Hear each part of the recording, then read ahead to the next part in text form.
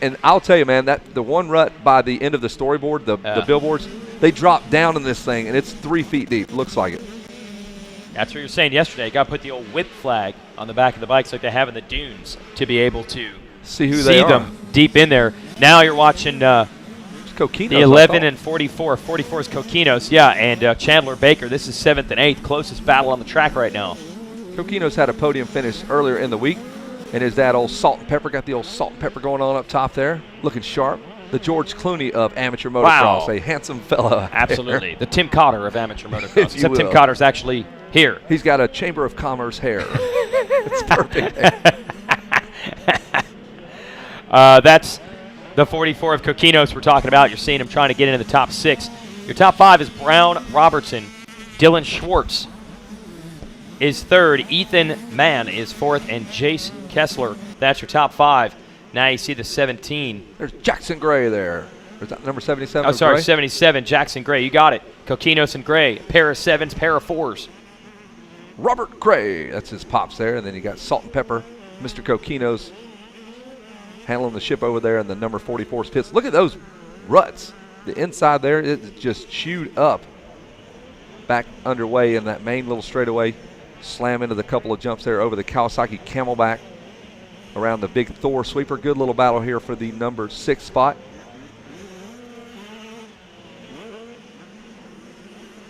And this track is rough. That's one thing that has not changed, though, Jason. The track is super rough. Put all that sand in there. The sun's not here, but we've made the track extra rough for you guys this year. We ordered it up.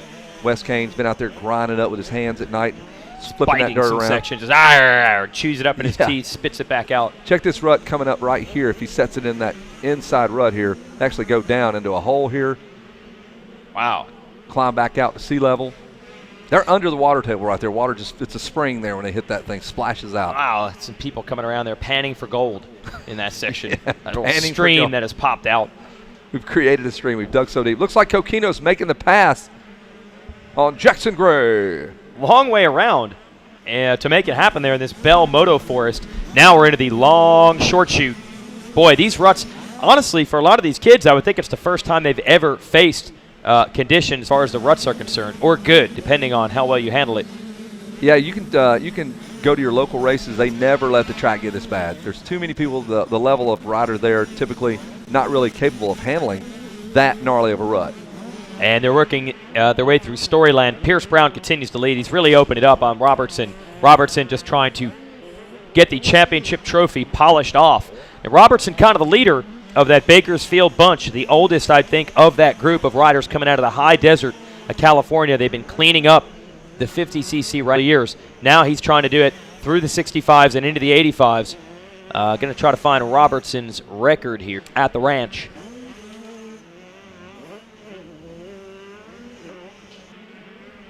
Watching Brown here, Jason's going through the record books. I think Mumford might be from that area as well.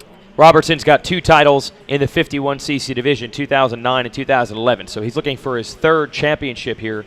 Oh, yeah, you're talking Jericho, a whole bunch of them in that Bakersfield gang. With Ryder Robertson. would have been back to defend his title. He would have had a 3rd shot at a championship in that 50 class. Did it on a PW, I think, came back, defended it, and would have come back as a 3-time 50 champ. Does not happen very often. Yeah, but what happened? Arm injury? I think so. He's riding now, but I think the arm injury forced him out of the Upper regionals. Arm. Oh, man, that's terrible. So Bakersfield still well represented. Now we're watching the 74, Dylan Schwartz. He's in 3rd. Ethan Mann in the 52, trying to track him down. Got a rider that's a lap down right behind them. That's the Yamaha mechanics area. New addition to the track a few years ago. Now we get the double decks for people to watch for them. And you can fish off that, too. Really? During the moto. Oh, when you cut that stream with those deep ruts. Cast it out there. Mm-hmm. There's the number 74 way back on that bike there, making it look easy. Dylan Schwartz coming into the Cometic right-hander, into the GoPro 10 Commandments. That is a little fella right there. Of course, they're supposed to be little, but, man, just barely learned how to shift gears. Oh, Schwartz. Keep tough. Did you see that? Just about stopped the motorcycle. The KTM rider there. New life for him on the number 52 of Ethan Mann. I will be eating up there. Are they set up to serve those fresh veggies? And Can't believe this. We've been talking about this. I'm more shocked. Internet access and cell phone service at the ranch. I thought I had seen it all. But we're actually going to have fresh fruits and vegetables for sale at the track. Getting started right now. Bread. Geez. And all they did was just take that bread and leave it out on the track and let the sun do its job like they do out in Desert Storm in Iraq. Yep. Well, actually, it wasn't hot enough this year. MREs. So we got a big Red Bull tent behind our announcer's tower here. Bread, some fruits and vegetables. Eat healthy. Kind of ironic underneath the Red Bull tent there. Love the energy drink there. And then you've got these fresh veggies underneath it. Yeah, whatever you want to get it all canned up. Grab or you a want to Red have Bull. it fresh out of the ground. Good battle here for 30. Is trying to make this pass on Schwartz. May the Schwartz be with you. And he's about to be with Ethan Mann right there, side by side. Look at those ruts. I know we keep running that into the ground, but those are ruts you see at a pro national, not. They're the ones running into the ground. Oh, that's right. If they'd stop riding so hard, just kind of ease around the track, stop kicking all that dirt up, wouldn't be nearly as bad. Can you imagine riders meeting? Listen, guys. Don't have time to be fixing this track. Track's Take getting it too easy. rough. Let off. I don't have Easy diesel to the fuel to go turns. out there and be fixing this all day. You guys are tearing up my racetrack, digging trenches in these turns. Come on now. There's Mann and Schwartz going at it. Schwartz on that 74 Kawasaki, and Mann follows him up and over the decision maker. Those things are so evenly spaced out. They've got them wide enough, tall enough to where it just is even no matter the inside, the outside. You wouldn't think that's possible. Here it is. You'll see it. Yep. And How they're could about two the lines same. be this different, be about the same, and they are? And what's the small difference that there is, maybe, one will be a tenth of a second as you see Mann go to the inside and finally make that work. There's 3 corners in a row he had to set that up. I think Schwartz would have been able to hold him if he got to the inside at the end of the tack there. Now look at him come back. I'm back now. What are you doing up there? This is my spot. I'm going to run the inside now. I'm going to drop it in this rut. And look at that pass back. Yeah. Man, on the outside, can he double out? And that's how you do it. There's lines abound this racetrack. And, rethought that outside line there. And, man, they're going to be side by side. Man, they are. Mann and Schwartz. And they get a lap rider to deal with. You cannot say this track is one line. They have found 2 different identical lines, literally. He got him for back. almost a whole lap now. The feet coming off the pegs there. They both choose to go up on this anthill, and they got to deal with this lap traffic. Here we go, different lines. Mann on the inside, Schwartz way up on the outside. And that one worked out for Schwartz. Lap 8 now coming to you. Pierce Brown out front. Styles Robertson, he is going to be your champ if he can stay put in the number 2 spot. Dylan Schwartz battling in the number 3 spot with Ethan Mann, the number 52 KTM, right behind him. And Jace Mickey Kessler in that number 5 spot. Justin Kokinos the 6th. Jackson Gray 7th. Joe Shimoda 8th. Chandler Baker 9th. Top 10. What a great battle there. And there it is, the white flag lap. One more to go. Champions here in just a moment. When I was in 3rd grade, I had a teacher, Mrs. Hay, internally. Oh, what is she related to Mickey Kessler? Ha, ha, ha. She had no idea. And then one time I let her split, and she's like, oh, yeah, Mickey Kessler, he's my cousin. Really? Yeah, it was a true story. How about that? Actually was. Yep, motocross royalty, at least in the Garden State. That's crazy. Utah's own Pierce Brown out front here. Are you eating a Now job? it's cough drop. Oh, okay. What, you can tell? Yeah. How can you tell? Everybody in the tower can tell. How can you tell? Everybody, oh, tough our break. leader is down. Pierce Brown goes down. And now Styles Robertson was about 6 seconds back. There's Styles. And he is going to get right by our leader. New leader, 1-1. Styles looks back. He's going to go 1-1-1, it looks like. No, he's not. He's going to go 1-2-1. Okay. I think he was surprised by that as See much the as look Brown back? was, yeah. Still looking over his shoulder. You watch where you're going, Styles. You're going to run somebody over. Keep your eyes on the road. Run that thing right off the side of the road. I got the roadside assistance package. Careful, Styles.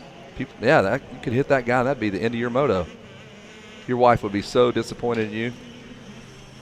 Brock Pappy and Chase Evans to registration and bring your medals. Brock Pappy and Chase Evans come to registration. Bring your medals. There's the checker flag. He is going to take the win. Don't crash. Easy. Put your hands back on the bars there. The number 23 of Styles Robertson. That's the police officer running through the roadblock there. Going to check your license registration on that Kawasaki. Pull the vehicle over here, sir. It's obvious you have had some Kool-Aid to drink today. Chase, big face. Chase got his gigantic face down there at the podium He's got area. enough face for everybody. All right. Chase off. Chase Stallion. Chase Stallion. Here is checker flag coming out. Will Pierce Brown be able to hold on for second? Man, he had that moto win. He was tied with Ethan Mann in points, and I believe he will take second. And there is Ian Runyon of One Industries there, waiting on Styles Robertson there. Hug there. And we finally got a smile out of him. There Wasn't he is. happy with those moto finishes earlier. Hadn't won a title here in a few years. Now he's pumped. He's back at it. The moto, that battle he had with Mann. Then Mann must have made a mistake. Ended up about 7 seconds back and forth. Jace Styles Robertson wins the moto. He goes 1-2-1. And he's going to bring another championship back to Baker's. Mom does her job. That is Precious wiping her baby's nose. Yes, you are. He's a good boy. Get those biscottios off your face. Mwah. Good job, buddy. We're up front, man. We're in the mix here. I feel like I'm just You right love down there this. with them. This is your deal, bro. My favorite part. Hey, congratulations. All right. Hey, buddy. Good job. Mwah. All right. It's too easy. All right. Rodney's going to pop a ribbon here. He's laughing so hard. Hey, there's Miss Camarada there. Taking a picture of all the kids down there. Wow, what's up with all the moose seed?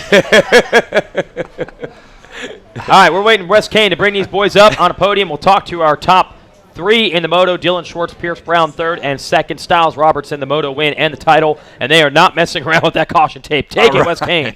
Take it, Wes. Turn your mic on. Turn your mic on. I see. He goes, it was on, I promise. There's the Sheik, Wes Williams, the Shaw of Verb Moto. Wes is going to just give up. Look at Wes just shaking his head. The microphone is DNF'd. Look at Team Green Kawasaki. Maybe I should run a microphone down there. What do you think? What's going on? Wes, just yell real loud. He could do that. There's Doc Hollow on the action.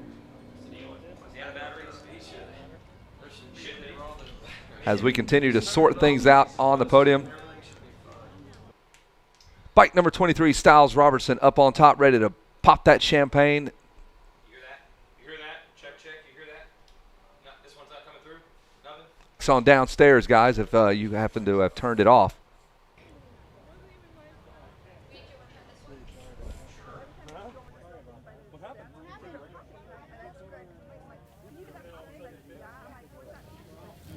Check. Come on. Here we go, guys. I'm going to talk to my 3rd place. Dylan Schwartz, come on up here. Rider number 74 is going to finish up 3rd in this moto. Congratulations. Let's put the bronze on him. All right, Dylan Schwartz. Congratulations, guys. Let's hear it for Dylan Schwartz. Tell the good people here about your race. Got a pretty good start. You know, we're just working my way through the pack and pushed a little tired at the end and just tried to keep in front of Mann. What's it mean for you to get up here and get this bronze medal here at Redlands? Feels good. I mean, I'm not really up here much and love being up here. And I'd like to thank my mom, my dad, Lynx Racing, Maxima Racing Oils, Body Armor, Answer Gear, Motor World of El Cajon, Vase Power Sports, and everybody else. Thank you so much. Congratulations, Dylan Schwartz. This guy right here, give it up for him, man. He's got the passion right there. All right, we're going to talk to our 2nd place finisher and Bell Helmets Whole Shot Award winner. Let's talk to Pierce Brown. Come on up here, Pierce Brown. Grab that. We're going to throw this. Ladies and gentlemen, Pierce Brown. He's got the Bell Helmets $100 Whole Shot Award and 2nd in this moto here. Pierce wanted, I could see the passion in your eyes. You wanted that win. Tell us about your start. Yeah, that was a good start. I'm just powered my way up to the front, and I was leading the whole race until the last lap. Just bike bogged over that single over there, and I went down. What does it mean for you to be on this podium here representing everybody here at Loretta Lens? It means so much. I can't even explain it. I couldn't do it without KTM Orange Brigade, West Coast Chill, Thor Parts Unlimited, Scott, Quick Roofing, FMF, Lynx, everybody else. Thanks so much. Congratulations, ladies and gentlemen. Come on, put your hands together for Pierce. And now your 85 911 limited champion, the number 23 ride. Come on up here. We got the gold medal, Styles Robertson. Snatch that medal. Kid Bigelow with the number 1 plate. We've got the shield here. Also, Come on, let's hear it for Styles Robinson. Congratulations, Styles Robinson. We also have the bottle of that you and your wife can share. Celebrating your championship. Let's talk about it. Hold on, championship. What's it mean here to get this title here at Loretta's? Oh yeah, I haven't won here since 15. Can't thank Ryan Holiday and all of them for just putting faith in me, and felt like other people, but I guess I proved them wrong today. I mean, it means a lot to me. I look at all the pros and they all won 8.5 limited class, so it means a lot. Tell us about your moto a little bit. Pierce Brown was out front there for a while. Did you know you had the championship wrapped up even if he won? Kind of knew that. I didn't want to do that because last time I counted championship points, I ended up 7th overall. So I just was all, he could beat me.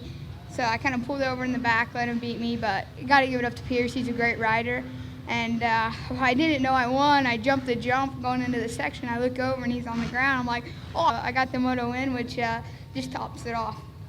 Tell us about some of the good people helping you out, Styles, making this championship. I want to dedicate this one to my grandma and grandpa. If it wasn't for them, I wouldn't be anywhere. They take me everywhere riding. I just can't thank them enough. My mom, my dad, my sister, Monster Energy Kawasaki, Team D, Motion Pro, One Industry, Oakley, Alpine Star, Leat, NTS, West Fur. They get thank them enough, and oh man, just everybody, DBS, Monster, Aaron, so cool, and well, yeah, I'm gonna forget her. All right, congratulations out there. Give it up one time. Your champion, hold it up. Let's hear it one more time for Styles Robinson. And yes, Ryan Holiday, he has proven you wrong. He is the congratulations, guys. Let's celebrate. Back to you up in the Under Armour studio. This guy's fixed over here.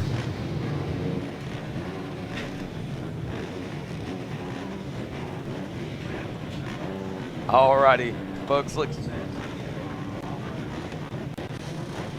Luke Shaft Drive class, you need to report back to rider registration. And Aiden Shaft Drive class, you need to report to the MX Sports race track office, trackside office, I guess is what they are. And Lorenzo Locurcio to the MX Sports trackside office as well. Wow. Lorenzo Locurcio, who did you have, Rodney? Lucas Amos. Lucas Amos, Lorenzo Locurcio to the MX Sports trackside office. Sorry, buddy. Let's go 85s. Now, this is the Open Pro Sport. Your leader going into this one, of course, RJ Hampshire, been perfect all week, but he's got 2 Kawasaki's out front. Or maybe that's a Yamaha, I believe, in the number 2 green spot. gear, I'll give you that. And another Kawasaki's right in the picture. The leader of the Colt 45 out front, the number 73 in that number 2 spot. That's Aaron Plessinger in Hampshire back to 3rd. Your whole shot actually officially goes to, remember this guy, the number 85, Jerry Robin. There he is. is. Won last year. Now he's on a modern bike. Pulled the whole shot, got shuffled back. I think he's about 4th place right now. Hampshire up to 3rd, battling with Robin to get that spot. And you've got Plessinger in the number 2 spot. Colt Nichols, Kawasaki betting big on him. Nichols, Hampshire, there's Robbins. And Axel Hodges rounds out your top 5 on the number 96 machine. Oh, Axel's theme. You know, interestingly in this, I'm surprised at that number 7 Suzuki. Sorry, Rodney, There's go ahead. Nick well, Way. I was just going to point out this 450, or is this the 250? Open Pro Sport. Open Pro Sport class. 2 of the riders that we're seeing up here in the top 5 actually came out of the seat ranks just a couple of years over the course of the last couple of years, actually. Yeah, Hodges for sure. That's really cool. See these guys. And this. There's the pass. Hampshire now going after Aaron Plessinger, and he has done it. Made it look so easy. Went around the outside, nothing to it. Plessinger rips that tear off. You know he's not happy with that pass. He is so locked in this week. See him jump down that? Yeah. Has Nobody anyone else? gotten a clean double like Plessinger Cooper just did? Webb and Jeremy Martin did yesterday in the parade lap. So they share that line. Whoa. There's a kicker on the face of that little inside bump that Hampshire hit. Other riders have hit it all week long. He was able to recover. Right now, it's Colt Nichols, the Florida kid. Hampshire trying to track him down. And then Ohio's Aaron Plessinger is in the number 3 spot, although Plessinger at this point might as well just claim Georgia as he spends all his time down at Matt Walker's motocross compound. Ow! Little dab there for RJ Hampshire. Comes out of the Bell Helmets Forest. We will go down the long, straight, medium-sized, flat, uphill, whooped-out short chute. Excellent. Hard pack, loamy, muddy, dry, dusty section. And Hampshire going after Nichols now. Even with a mistake, he draws up alongside the number 45, so it seems like at will he can close in. Oh, man, a little hook in the rut there for Nichols. That's going to slow him up. Hampshire going to draw up alongside. Not close enough to pull off the pass, but he's definitely putting some heat on the Kawasaki man. Different lines there for the two of them. And he has been the class of the field, working on his 5th straight moto win, is the number 22 of Hampshire. They have pulled out from Plessinger. And this race now becoming a two-man deal here with Hampshire kind of putting the pressure on, being patient back there, not really running hard. Hampshire around the outside. Are they both going to go for this anthill or not? It's been the line so far today. Yes, they both want it. Sometimes that outside's better. Apparently not. Early on a Friday. Hampshire again trying the outside. This is where we got Plessinger. He's got a good run. Steps down here. Slams into the face of that next one. Up and over the Kawasaki Camelback. Thor Sweeper now next on the list. Here comes Hampshire. Just pins the throttle around the outside. Can he make it happen? They're going to meet right down here. Nope, Colt Nichols will still have control. And the crowd now get a little more anxious here as Hampshire really ramping up his assault on Colt Nichols. Shout out to Jerry Robin there in 4th. He's keeping Aaron Plessinger honest, looking for his first podium, I believe, of this year. Robin wanted looking to get his name back in the books. As we watch this battle for the lead still, Nichols and Hampshire. Obviously, Hampshire would win the title. Nichols has a 3-2 coming into this. Hampshire's a pair of 1s, but he wants to sweep them. They're close in on Nichols. A perfect moto sweep up for grabs. That may be the only carrot that he's kind of going after. Into the GoPro 10 Commandments again. He's got something cooking now. He triples where Nichols cannot, and boom, just like that. And that is 2 big hitters. He has passed Plessinger and Nichols now. Nichols going to try to go back after him using this outside line. But R.J. Hampshire, this is the way you want to do it. Not a terrible start. Didn't have to make himself nervous, but just a few steps back. Nichols, no slouch. Doing some work down there. Beat Tyler Bowers down in Costa Rica. Nick Way and a few other guys on some little race he just returned from. Look at Nichols hucking that double from the inside. Nichols seems more comfortable here in 2nd than he was fight in the lead. Down to the inside again, finding some rough on a rough track. Almost made it work. That was not very smooth. That was rough. On the inside, Nichols now still showing some fight. That's what you have to do. You got to go right back at the guy, or he just that Hampshire did on the outside. Nope, he's going to follow him right along the inside here. Little old school motocross here. Remember pacing themselves, and they'd let dudes by so they didn't steal their lines. It's like that velodrome racing. never happened. Nichols trying to do it now. You thought the way Hampshire was on him that he was going to pull away, but instead Nichols, as they go over the Tunnel of Love. Stop it, man. Sorry about That's that. a terrible name for that section. And this track, I don't know if I've ever seen this level of variety of lines on this track before. No, like we were talking about it earlier, they normally have to, you get a rain day. What happens when you get a rain day? Jeff Russell and the crew has to push all for this reason off the side of the track. It never makes its way back on the track. Right. They've got to water this track how they want to, work it how they want to, and that is what you would have if it doesn't rain here. We always push that slop off. That's a great point. Plus, the track hasn't gotten baked in spots. They haven't had to overwater it to Correct. compensate. They've gotten to do exactly what they want with a racetrack. And look at how it's turned out. I mean, every section of this track, these guys are in a different spot and setting each other up. Nichols now has followed Hampshire for a couple of laps here, and he's got something cooking on the outside, which will put him on the inside of this right-hander coming up. He's got it working here, folks. And on Nichols, the outside, he might pull it off, Jason. This is smart for Nichols to fight back in the championship chase. If he could pressure Hampshire into a big mistake, and Plessinger and Robin, 3rd and 4th, can get by him as well, Nichols could be looking at a title. So he wants to pressure the 22 as best he can. Nichols lifting that front wheel up, trying to find some kind of speed. Had a little problem in that little double he was able to double last lap, excuse me. Couldn't do it, had to kind of roll it and manual it, and he lost a couple of bike lengths. So that could be it right there. Yeah, pivotal part of this moto. Back after Hampshire. Got to hook back up. We're into this Thor Sweeper, and then the beach right next to it. They don't know that they can double that. You haven't done it all week, but it's got a little bit of a lip now. And Aaron Plessinger actually doubled that, just 50 especially. Now, if you're running the inside line, maybe you don't want to go swing wide and jump it and give that guy behind you the ability to pass you, but something to think about. Past the billboards goes Hampshire out of Florida. Of course, backed by Amsoil and Factory Connection. They'll have Geico logos on that bike. A week from now, we expect to see him racing championship up at Unadilla, and he's going to be coming in here potentially with some titles if he can hold on. But, man. Nichols is closed back in. It yeah. looks like he's kind of getting back in the game here. There he is. So a good lap for Colt Nichols after that little bobble. That's how perfect you have to be to beat R.J. Hampshire. Have you seen a mistake out of that guy? No, he has been super solid all week. And in case you're just now joining us, look how Colt Nichols almost throws it away. He's got that thing at 12, tosses the bike away from him.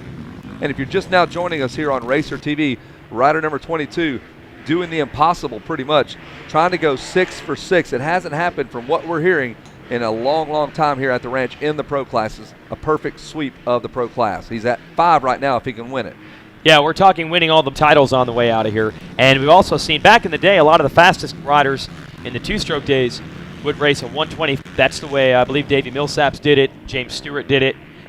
So to have the fastest rider enter 2 pro classes and then win all 6 motos, we've heard it's been quite some time. R.J. Hampshire has not ever won a title here at Loretta Lynn Ranch, but he is a totally different rider these days, and he is on fire. Watching the 47 of John Short on the Yamaha in the number 7 spot. He's trying to close in on Keith Tucker on the number 64, 5th. Behind, we mentioned Jerry Robin and Aaron Plessinger battling for 3rd. Carlos Bidali is 8th, Axel Hodges 9th, Marshall Welton in 10th. And we're only about halfway in, and we've already had a good bit of action with Hampshire and Nichols. Less than a second separating them as they hit lap number 2 now. Now it's up to 2 seconds, so a 1:59 for Nichols, a 1:57 for Hampshire. Good lap for RJ. Just saw a little clip of Plessinger hitting that double before the final corner, and now over the Tunnel of Love. Jeez. And now past the billboards. He's broken free of Robin, but he wasn't able to run the pace of Hampshire and Nichols, so he is all by himself right now. Probably feels like he's back in his old woods racing days. It's an adventure out there. Just comfortable, got the jersey untucked. Just make yourself at home. We're going to take a commercial break here on RacerTV.com. We'll be right back with the finish of Open Pro Sport.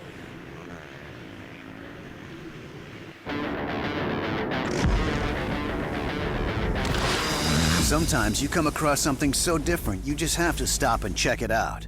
The Rocky Mountain ATV MC website has everything you need, from our huge selection of apparel and gear to dirt bike accessories and OEM parts. Our extensive inventory means most orders arrive in 3 days or less. Get low prices, quick RockyMountainATVMC.com. Get ready. No matter where you live or what kind of bike you ride, there's a common bond and passion every rider feels when they turn that throttle.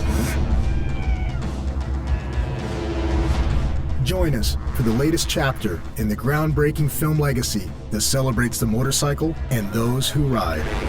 It's a disease, and once you have it, it doesn't leave your body ever.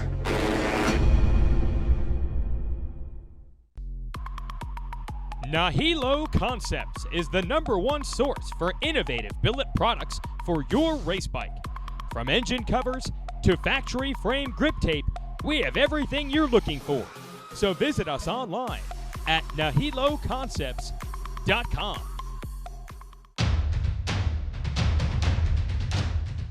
Any engine, any season,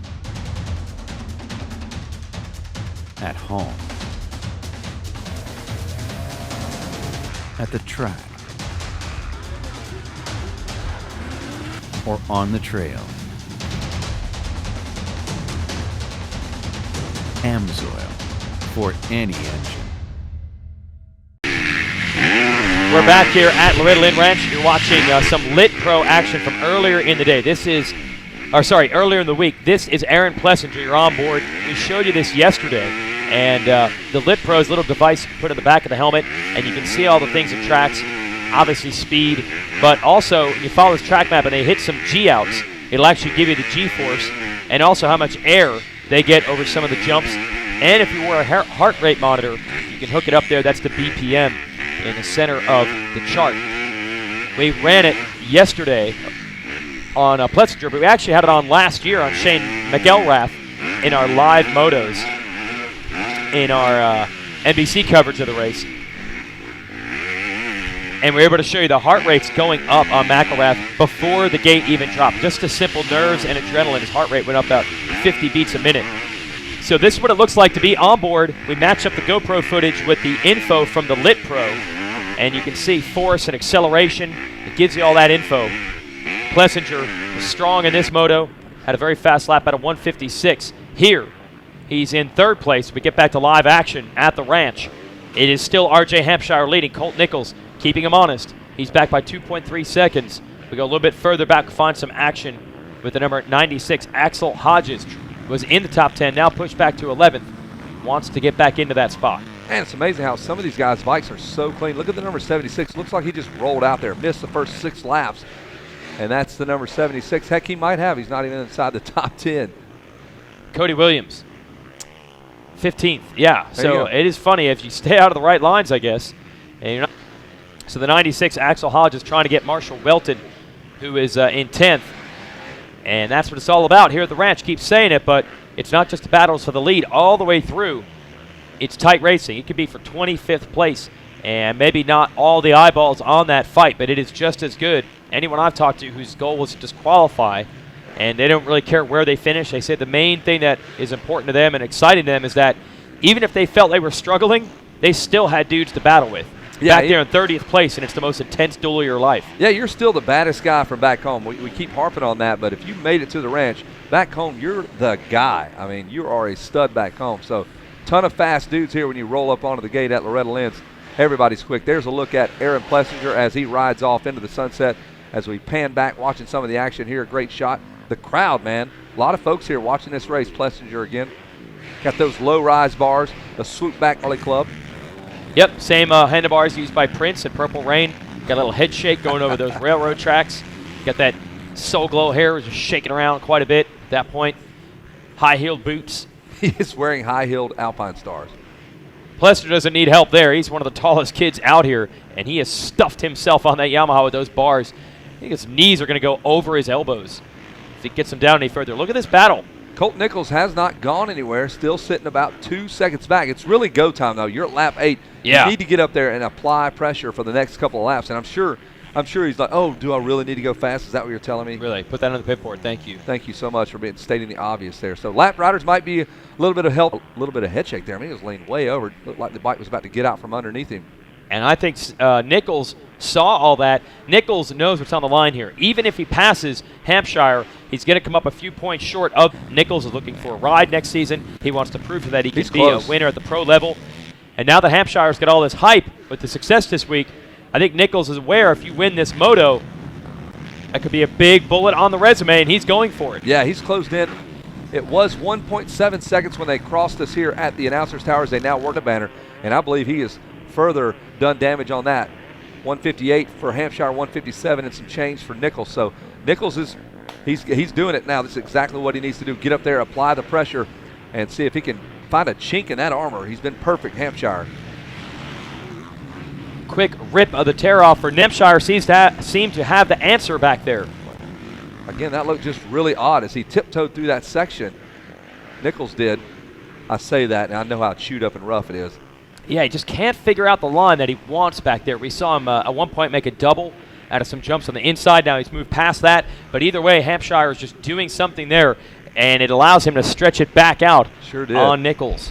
Yeah, I'd love to see on what he says about that back portion of the racetrack because it cost him a good second and a half back there on that lap alone. That's where it happened.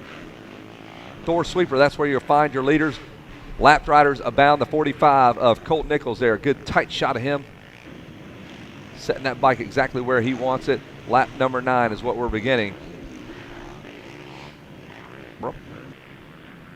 You gave him a little prop? I did. Watch that. I do that all the time. I have to make myself not make noises. I wish you could do that more often. Make myself not make noises. Yeah. That would make my life a lot better. Where they got this headset wired in to everything you're saying. Yeah.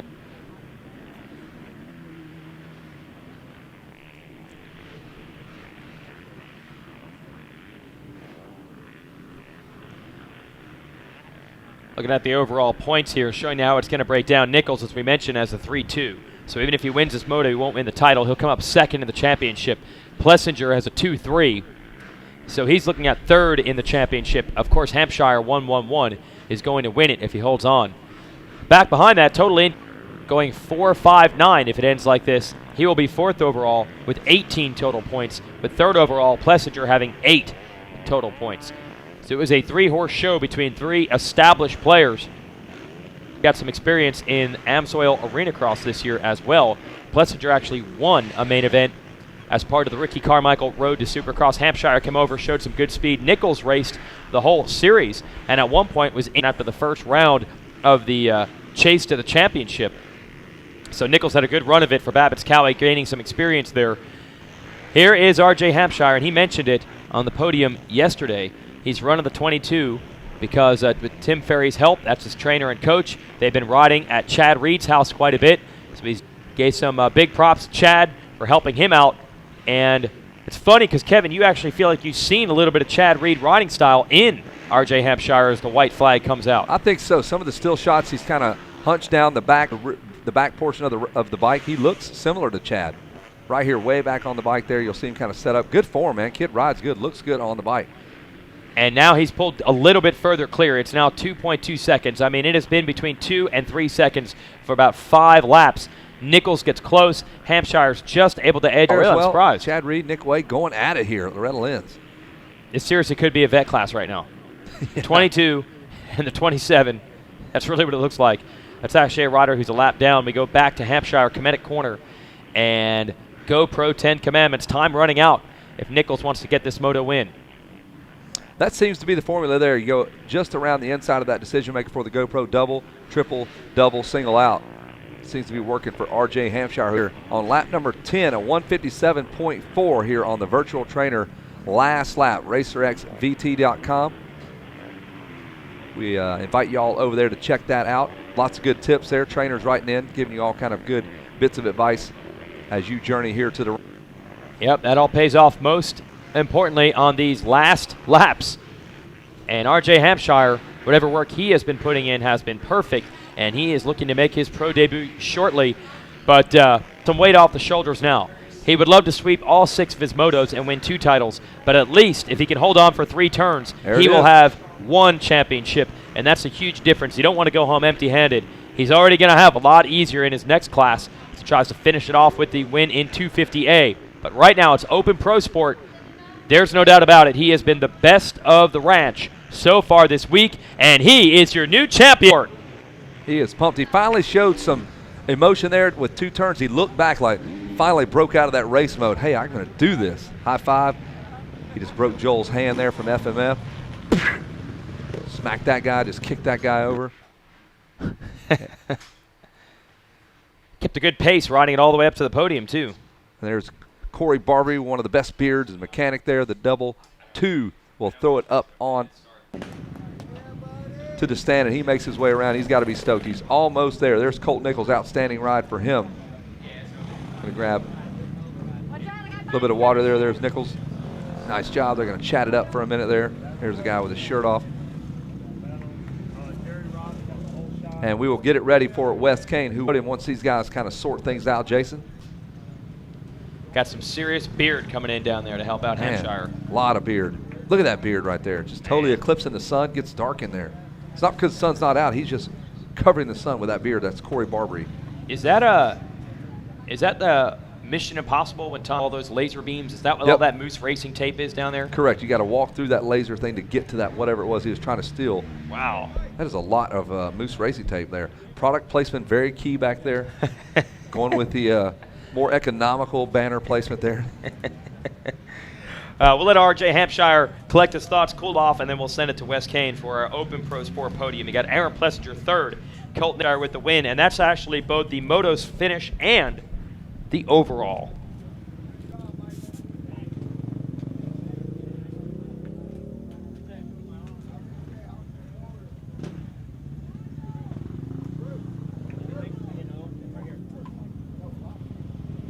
All righty, down here on the podium, I've got the 85 ride of Jerry Robin. He got the Bell Helmets $100 Whole Shot Award. We're going to talk to Jerry Robin. Come on up here. Congratulations. Come on, guys. Let's hear for Jerry Robin. Tell me about it. Tell me about your start. I got up to a grip, just shifted into third right away and leaned back, and I got it. Tell me about the rest of your race. I felt all right. I felt really tight again, like always. And I'm just having a hard time finding a flow at the track. But I'm definitely tired and ready for tomorrow, though. Who do you want to thank for this $100 gift certificate, compliments of Bell Helmets, whole shot? I'd like to thank 6D, Alias, One Pine Star, Dunlop, Motorsport, Ice Castle Fish House and RV, Hammer Nutrition, my parents, and my sister and brother, and everyone back home. Thank you. Congratulations out there. Come on, put your hands together one more time. He gets the Bell Helmet whole shot. Now for the bronze medal, he's going to finish up third. Come on up here, Aaron Plessinger. There, Aaron. There's the bronze medal. Congratulations out there. I know you're riding hurt. Tell us a bit about that. Oh, yeah, I got off to a great start, and it was me and Colt out there in front, and then RJ got by me, and I just rode my own race. I need to step it up a little bit to run with these guys, but I think I can do it in the 250s, and I mean, that was a good race for me, and I'm in third. Tell us about the track out there a little bit. Oh, yeah, the track is gnarly. Props to all the track workers out here at Loretta Lynn's, and it's awesome. I mean, it's one of the best tracks, one of the best amateur tracks around. You got to be focused the whole time and be on your marks, so it's an awesome track. I know you got a great team backing you up on this one here. Who would you like to thank? Oh, yeah, first off, I'd like to thank my whole family, my mom, my dad, my sister, everybody. I wouldn't be here without them. The Yamaha Blue Crew and Donnie so much. Star Racing, Brad and Bobby and everybody, Pedro, Maniac, and everybody over there, Rockstar, Smarne Boots, Enzo, Suspension, Yamalube, GYTR, Dunlop Tires are hooking great out there. My mechanic Wes, Matt Walker in the Moto X compound. We've been putting in motos, and just to get up here on this gear is awesome. And Pro Taper and everybody else, thank you so much. Congratulations out there. Job well done. He gets the bronze medal. Let's give it up for Aaron Plessinger. Now with the silver, he's going to finish up second. Come on up here. There he is. There's the crowd. Well, let's go this way. All right, guys, one more time for Colt Nichols. Colt, part of that Team Babbitt's team. You brought the rig down here for you. Tell us how that makes you feel. Yeah, it's awesome, man. Me come up with a little deal. I got lucky. Kawasaki Team Green had an extra bike, and they asked me if I'd be interested in racing, and I said, you know what, why not? I didn't have any plans for the summer, so we decided to come here and try to mix it up with the best in the business right before they go pro. So, man, I got really lucky that Team Green and Babbitt's, they came together to try to help me, so I couldn't be happier with the way it turned out. We have been doing well down in Costa Rica. Yeah, Costa Rica's been awesome, man. Tyler Bowers got that gig set up, and he invited me to come down there and dirt bike and get paid to do it. So, man, I couldn't be more blessed with that opportunity. So, hopefully we got up here and mixed it up well enough to get us an established ride for next year, doing some outdoors and supercross, but we'll see how that turns out. Who would you like to thank? Man, my mom, my dad, just everybody, man. Team Babbitt's, Team Green, Amsoil, RTC, Robbie Rayner, that dude is, and the rest of the crew really been pushing me hard this summer. Thor, Shoei, Scott, EVS, Alpine Stars, Turfs Up, Works Up, All Sport Dynamics, Def Family, DT1, Factory Connection, Ziggy's been awesome trying to get that suspension dialed. Pro Circuit, and hats off to RJ, man. He rode a hell of a 3 moto, so good job. Congratulations. What a spokesman here for the sport. Guys, give it up for Cole. And now, all the way from Dade City, Florida, his first championship. His sister has one. He has one. Please welcome your Open Pro Sport champion, RJ Hampshire. The number 1 plate, the shield. We've got the shield right here. I want you to hold that up. All right, guys. RJ Hampshire. Congratulations out there, RJ. You've been working hard. Tell us all about it. Yeah, you know, I'm back home with my trainer, Tim Hurt, in February doing the arena crosses. And, you know, I was bummed after that. And, you know, I just put my head down as soon as I came back. And, you know, I've been working for this. And, you know, I want it bad, and it's showing. Tell us what it means. This Loretta Lynn's has been in your family. You've come, your dad, Ricky, and Marissa. You're finally up on the box. Oh, you know, it's amazing. My sister used to rub it in my face. I never had one of these. So, you know, let's give it back to her. I want to top it, get another one. So I have 2, to her 1. Proud to be up here. Tell us what it means to you. Not only, you got a lot of people helping you out. Tell us all your help, what it means to you. Oh, you know, I can't thank everyone enough. You know, the man above for keeping me safe. My mom, my dad, you know, they've done everything for me, my whole family. The whole Grondel family, you know, they're the ones that started this whole run. And, you know, my trainer, Timmy Ferry, Evie, Yoshimura, my whole Amsoil Factory Connection Honda team. Rock and Ziggy over there. You know, they're amazing. Yoshimura, DVS Shoes, SMS Audio, Dunlop, EVS, you know, 6D helmets, Padge and all them at Oakley. You know, I'm bummed out to leave them, but, you know, I can't thank Padge for everything he's done for me. And Congratulations out there. I'm going to let you take some more pictures out there. You guys celebrate. Your Open Pro Sport champion is RJ Hampshire. You guys up in the Under Armour suite. Yes, up in the Under Armour studios. Jason Wygant and Wes Kelly. Yeah, that's right, Rodney. Rodney. You did it. You finally did it. That's awesome. Wes Kelly. Wes Tomlin up here in the tower. And we got Rodney Kane down at the podium. Mega West. The roots. We got Mega West was helping us out this morning. We got the 51cc championships, about our 4 50cc classes. Parents down there fanning the riders. Not even that hot today. Got to do something, man. He's actually getting spanked. That kid just got spanked. Really? I will just for that. Good enough job. You're not doing your hot lap. I want to ride it. I'm sorry. We told you to clean those dishes last night. We get a commercial break in here on RacerTV.com. We're in the Under Armour studio. We'll bring you all the action of the 51cc class when we return to Racer TV. Podium interview presented by Arc Umbers. Never break a lever again. Racetech Gold Valves provide a plush feel and drastically improved bottoming resistance for minis and pros. 100% guaranteed and made in the USA. Expect to be impressed.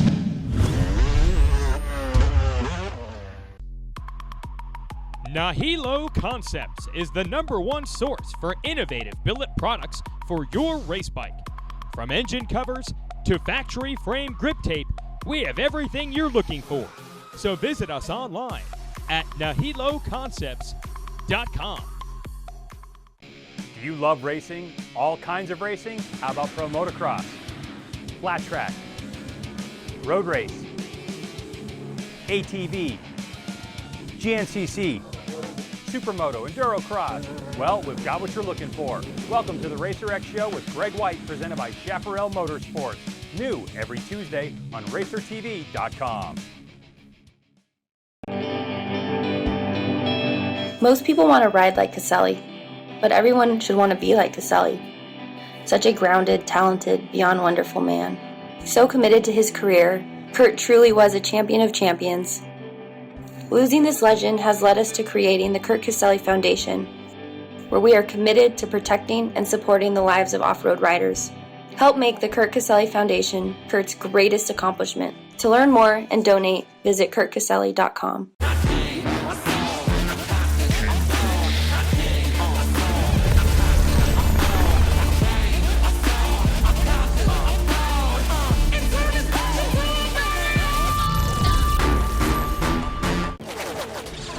I'm a sore loser. I'm a sore loser. Losing is not an option for me. Be the best. The best? The best. You have to have the best equipment under the hood. That's why I only use Cometic products in my engines. Cometic gasket. Cometic gasket. Cometic gasket. Cometic gasket, a superior quality gasket for those of us who demand the highest level of performance. Yeah, you better show it. Yeah, you better show me how you. Yeah, you bounce, bounce.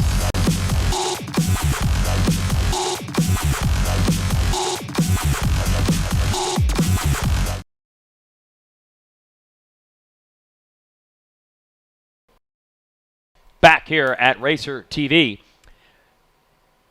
Still some track maintenance here as we smooth this place out, make it a little bit easier for the little guys and gals What's on that the guy little using? bikes. Is that like a floaty from the pool there, the guy to the left? Yeah, the blue. Yeah, that does not look like a pit board. It's Smack like one of your those kid. He's actually hitting his kid. That's not right. That you put gasoline in. It's the thickest pit board ever. It's one of those pit board clip boards inside it.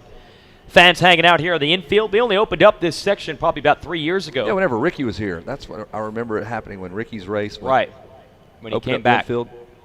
And that's been a hit. The kids love it. The beach sand, the water, they can hang out. And the Thor sweeper goes right around that, so you can see the riders coming and going. So the kids get to play.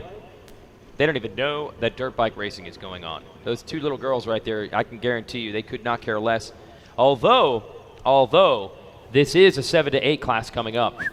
So their demographic. Hey, fellas. Take it away, whoever's whistling. Hey, guys, up in the Under Armour. Nice. RJ Hampshire just signed that helmet. Everybody that's winning championships, they're signing this helmet. It's going, people are taking pictures of it. You can go to Verb Moto and still get those raffle tickets. They're over there. We're going to give it to the talent show. We'll have one more run of it before the fashion show, a chance to look at it. It'll be back down here tomorrow for the rest of the champions to sign it. All proceeds are going to Keegan McDade, one of a kind Villapoto, Jeremy Martin, and all the 2014 Loretta Lynn's champions will sign and autograph this helmet. It's a chance for you, somebody here, to take it home. His son, he has leukemia. He's 2 years old. He's going through a lot of chemo. So anything we can do in his family, let's do this. Go to Verb Moto right on the vendor's row and get those raffle tickets. I'm telling you, it's a one-of-a-kind helmet. And there, look, RJ Hampshire has already had a baby. He's won a title. RJ Hampshire, where did he come up with a newborn child here on the podium? I got to talk to you about this. This is the first time I've ever seen anybody down here win a title and also have a baby at the same time. Where'd you get that child? Oh, walk over to the fence, just popped it out real quick. Tell me about it. Introduce that little. My nephew Zayden, my sister. He was born Monday, so this week's for him. And He was born Monday. He's gonna be a future champ. Wait, was that child born this Congratulations. week? Hey, I was at a race at Baja Acres, and some stuff was going down. Me and Kevin Keller are announcing a jump contest. Somebody crashed, and a lady handed Kevin Keller and ran down there. I turn around, and RJ Hampshire's got a newborn baby in hand at the podium. You see stuff like this right here, Dude, and it's awesome. They're celebrating down here. They're already talking about the little baby. He's in Pampers, only a couple days old. Marissa's talking about we got to get this one down here at Loretta's for a championship. So Hampshires are all about Loretta Lynn's and things happening. And babies. And Ricky, too. He's got the moonshine going on over here. Take it easy, oh, man. All right. This is a celebration down here, Hampshire style. Babies. Wow, what a trophy. They have literally brought a child. Not even a child. That's a baby.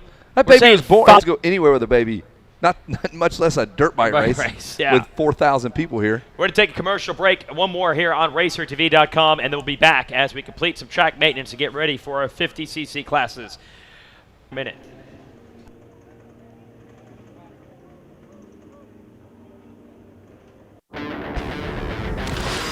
Sometimes you come across something so different, you just have to stop and check it out. Everything you need, from our huge selection of apparel and gear to dirt bike accessories and OEM parts, our extensive inventories are less. Get low prices, quick shipping, and incredible customer service. Rocky Mountain ATV, get ready. No matter where you live or what kind of bike you ride, there's a calm every rider feels when they turn that throttle. Join us for the latest chapter in the groundbreaking film legacy that celebrates the motorcycle and those. It's a disease, and once you have it, it doesn't leave your body ever.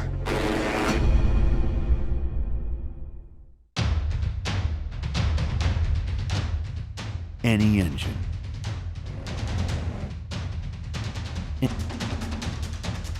At home. At the track. Or on the trail. Amsoil for any engine.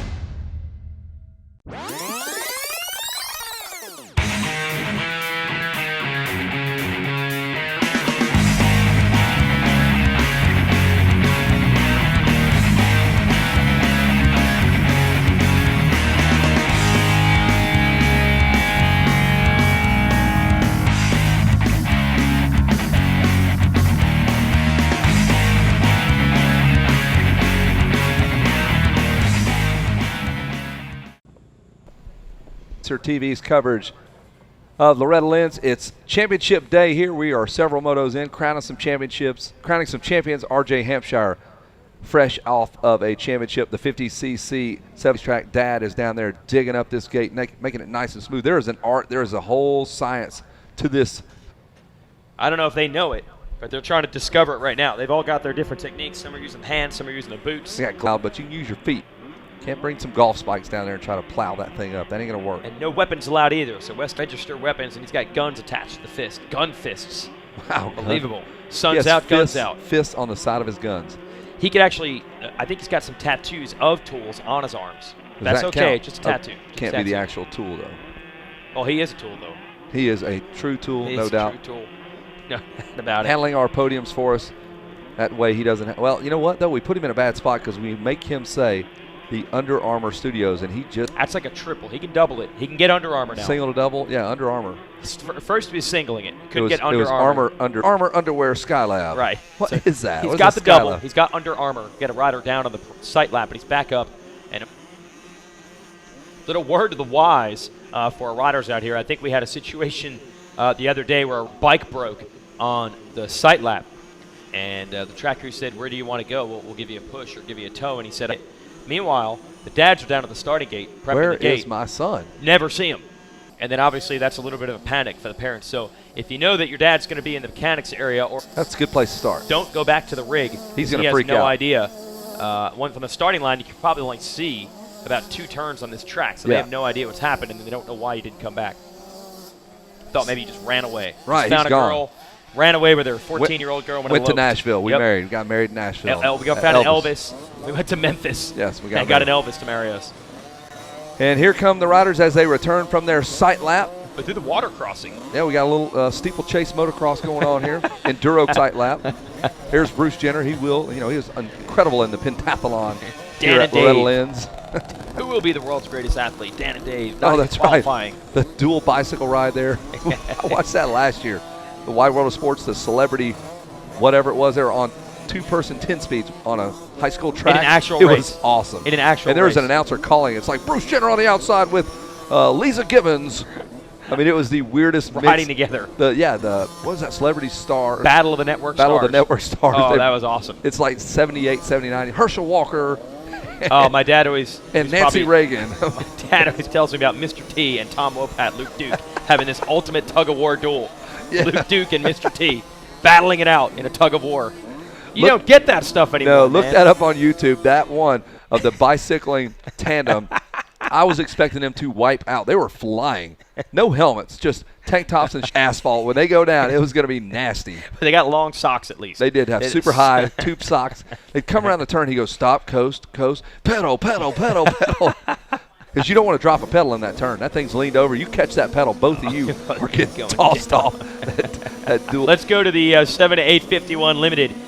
Kevin earlier mentioned Nick Romano. He's sitting on a pair of pocket aces. Hope he doesn't get sciatica. Oh, yeah. Sitting on his wallet, sitting on those moto wins. But he's sitting on a pair of them coming into this third and final moto with a 1-1. Noah Geyer is a 4-3. Man, those kids look cool. Look how cool these bikes look. Really? Yeah. That's your analysis. I'm just looking at them. Yeah, they're all just here. The gear, the whole setup there is on point. The super cool iridium lenses on the goggles. Look at that kid, number 76 Look at on the elbows outside. up over the tank, man. Yeah, this 7 to 8 class, we've been making the joke all week, but these are actually the established veterans of the 50cc game. These guys they've been around the block. I just won't let them go. Still Just not to the allowed to corner. go? Been around Okay. the corner. Been to the corner, not around the block. Not really till you get up to a guy like Styles Robertson. They let him go around the block. Check back in every 30 minutes, Styles. Okay, so these kids have been to the corner. The other one's in a 4 to 6. They're not even allowed out, not even out of the door. front yard. Yeah. If I can't walk see into you, drive traffic, too far. Traffic is not a sidewalk. Street is not a sidewalk. Wait a minute, we got a problem for the 56. He's in timeout. I told you, man. Got to follow the rules, man. I think he's spanking the motorcycle. Wait, Dad's going to race it. Well, Oh, this Dad's cannot gonna be. take over. I don't know if it's going to be legal, but the power to weight ratio. Shades of Gray putting out some great helmets there. Josh Gray, one of his many riders. Check that helmet out. Custom helmet on that little dude. That is Nicholas Romano working on a championship there. Hey, coming out of Bayside, New York. Forget about it. Chop you in the face. He's about to karate chop this camera guy. Be Bake careful. you some cookies and some moto wins. Make you a cookie in the shape of a gold moto medal. We got 2 of them. We got the mold. We're going to throw it away. Boom. We're going to throw it out the window. Now, look, do good in your curves. That bike up in the air there. Lifts it up. Lets the kid ring it out there, blow it out. Any carbon that might have been around and in the area of the cylinder, gone.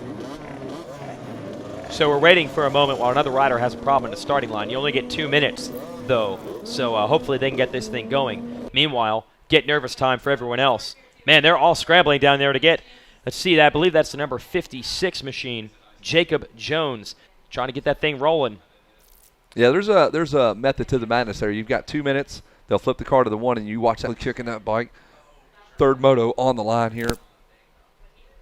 Got the umbrella technique there to cool the rider down. Feel like Oompa Loompas there with their umbrellas.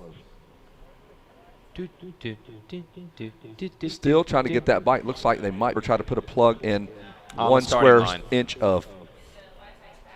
square inch to work with there. Yeah, between cylinder head and gas tank shroud. Uh-oh, is he going to do it? Is he going to fire it up? They got it going. I think he got it. West Gang rejoining us in the tower. Good work down there with the Hampshire baby. Nice job. Telling you what, got a shield, a gold medal, a #1 plate, a baby. The #1 card goes out. It's going to go sideways. Look at that. Watch these little chicken legs right here. They're going to chicken arm that thing. They're going to drop that arm down. We'll go up here, and we are racing. Look at him leaning back there. I did have a baby up in Detroit. Wow, real quick, huh? Yep. All right, we're into the first turn. 57, I believe. It's going to be close. 52 Woo! with the whole shot. But quickly edged out by Romano. So the 52, I believe, is going to get credit. That's Leland Lazewski getting the Bell Helmets whole shot. He had one earlier in the week. And look at this. It's a 64. Oh, he looked right over him. What are you doing? Ryder McNabb, trying to get around. Eye contact. That straight away. He looked dead him in the eye. Do you want to do this? On straight. I'll go all the way to this turn. I will not chop the throttle. In Supercross, they do that in midair over the triples. Yeah. But that's not going to happen. There aren't. Day to try to pass me. Yeah, see what happens. Playing a game of chicken wing. Oh, a couple of riders down in the GoPro 10 Commandments. I can't promise nothing will happen to you in that storyland. Go ahead. Yeah, no worries. Romano trying to get away. Love watching this kid's riding style, man. He rides that bike through the foot pegs. Those boots are just locked on there. Yeah, he clips in. Those are clips that way on the straights. Getting some distance now on Ryder McNabb in second, trying to challenge him. Those were the two on the long short shoot. And Leland Lazewski. Hey, I'm going to jump in here for a minute. His feet are locked on those foot pegs just like Big John is locked on that four-wheeler, just not coming and just surgically making a way implanted. Yes. Went to his doctor, said, I need you to take this four-wheeler, surgically implant this into my lower body. I want to lock these legs in. Sew it to me. And get you guys later on that. Sorry, I'm twisting it more and more. Twisting that knife. There's a 34 is now down in the Samwash. That is Herschel Walker. Number 34. Heisman hopeful, Herschel Walker. All right, one lap in, we're picking up the number 41. And it is Nicholas Romano's Cleaners out of Bayside, New York. Hey! They've got the cleaning materials at their RV, though, so if you want to drop some gear off here, it'll be ready by 5. Really? They got the big machine that spins it around, takes half an hour to get to your gear. Just a couple lunches there. We'll take 8. Take 8 lunches. Thank you. Yeah. Grab and go.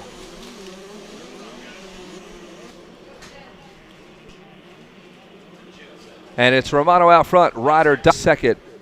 Noah of the Ark Geyer is third. Dexton Bennett is fourth. Kristen Yannick is fifth. Dix Maddox Owen seventh. Randall John Mayer is eighth. Owen Covell is ninth. And Jordan Torrey the books, Jason. All right, let's mark it down. I got the book out. Going to put one lap in it. It's a thick book at this point of the week with John Danes. Everybody handling the results. When you go to the mxsports.com site, that's John and his crew downstairs. And they're the ones that keep all this straight. Who would have thought live timing and scoring? That was another one that's seen here at the ranch. Now that's just an afterthought. Kristen Yannick making the moves on Daxton Bennett. That is a broad spot. No fighting, kids. They're in 4th and 5th. Noah Geyer has climbed up to 3rd, and Ryder McNabb 2nd. Nick Romano in the lead. So much for the old theory of lack of consistency in these young moto finishes are all over the place, but it has generally been the same 5 guys in each of these motos. You got Romano working on a 1-1-1. You've got Noah Geyer working on a 4-3-3, and Ryder McNabb working on a 3-4-2 in these moto scores. We'll bring up our good friend, the graduation tonight for On Track. Andrew Lee, just talk about that little. Finally, these kids get to finish their. Yes, I am so excited. We actually have our largest graduating class ever of 2014 of 24 graduates this year, and 8 of which are here tonight. Make sure they meet us about 8:20 on the left side of the stage, and Mr. Tim Cotter will call your name, and they will just go up there. And we've got families and grandparents here that are ready to scream and holler. Also, we've announced the scholarship winner tonight. I read an essay last night, and I've got to keep the name a little secret. Okay. Just a tearjerker of what it takes a family to get here, which you all know that. So thanks to the Fallen Rider Foundation for the generous gift of $4,300 to help 3 students out. Excellent. Okay, and on track, as we were talking about yesterday and earlier in the week, and through the years, studies while getting their racing and traveling schedule in. Yeah, I mean, parents can try and homeschool, and believe me, we still have a privateer that we help support at our house. And I know that it's hard, but we try and keep our tuition low enough. It ranges from $3,500 to $5,500 depending on your grade level. Teachers, the full curriculum, the accreditation, and most of all, we understand what it takes. Flexibility, whatever it takes to send in assignments, whether you upload them, email them, take pictures from Is it possible, actually, with the program that you have, that the riders could even graduate and get the high school racing time? Yes, absolutely. Michael graduated 2 years early. Well, he had to wake up to a school principal every day. And the way, you got to take advantage of that. But yes, we can cut off a year of high school and test out what you don't know and then focus on that instead of all this busy work. A lot of the charter schools that we are competing with, because they're free, they give these kids necessary. So we cut it down to 3.5 hours a day, the nuts and bolts of what they need to know. And still, all that would allow them, let's say, we got a crash here as a 64 of McNabb and Geyer. You saw them battling it out for second and third. Tough break for McNabb. Probably going to cough up third, I bet you, to Yannick. There he goes on the 27. Okay, he's going to get back up in that section. It was just on a rut there. It wasn't in the air or anything like that. We go back to Geyer, who has now won that battle. That'll put him up in a podium spot. If the rider wants to choose, say they're 27, 28 years old, they've accomplished what they believe they're going to accomplish at the professional level, they can then potentially even go back to college using what they learned and the degree they got via On Track? Yes, because we have an accredited diploma, our students can get into any college or university throughout the United States. We also just added this year online, so that works out nice for a couple of reasons. You can take those college courses, get a head start. Yep. You could take those college courses and have dual enrollment and help accelerate your program as well. Wow, that's awesome. And you folks have graduation tonight, but are you still set up here on the boulevard? I am. I'm next to Thor, but I will be out there Razor today, going out to the back 40. All right. Thanks for stopping by, Andrew Lee. Thank you guys so much. Bye-bye. Go to a commercial break here on RacerTV.com. We'll be right back. We'll finish up our 51 7-8 class. Nahilo Concepts is the #1 source for innovative billet products for your race bike. From engine covers to factory frame grip tape, we have everything you're looking for. So visit us online at nahiloconcepts.com.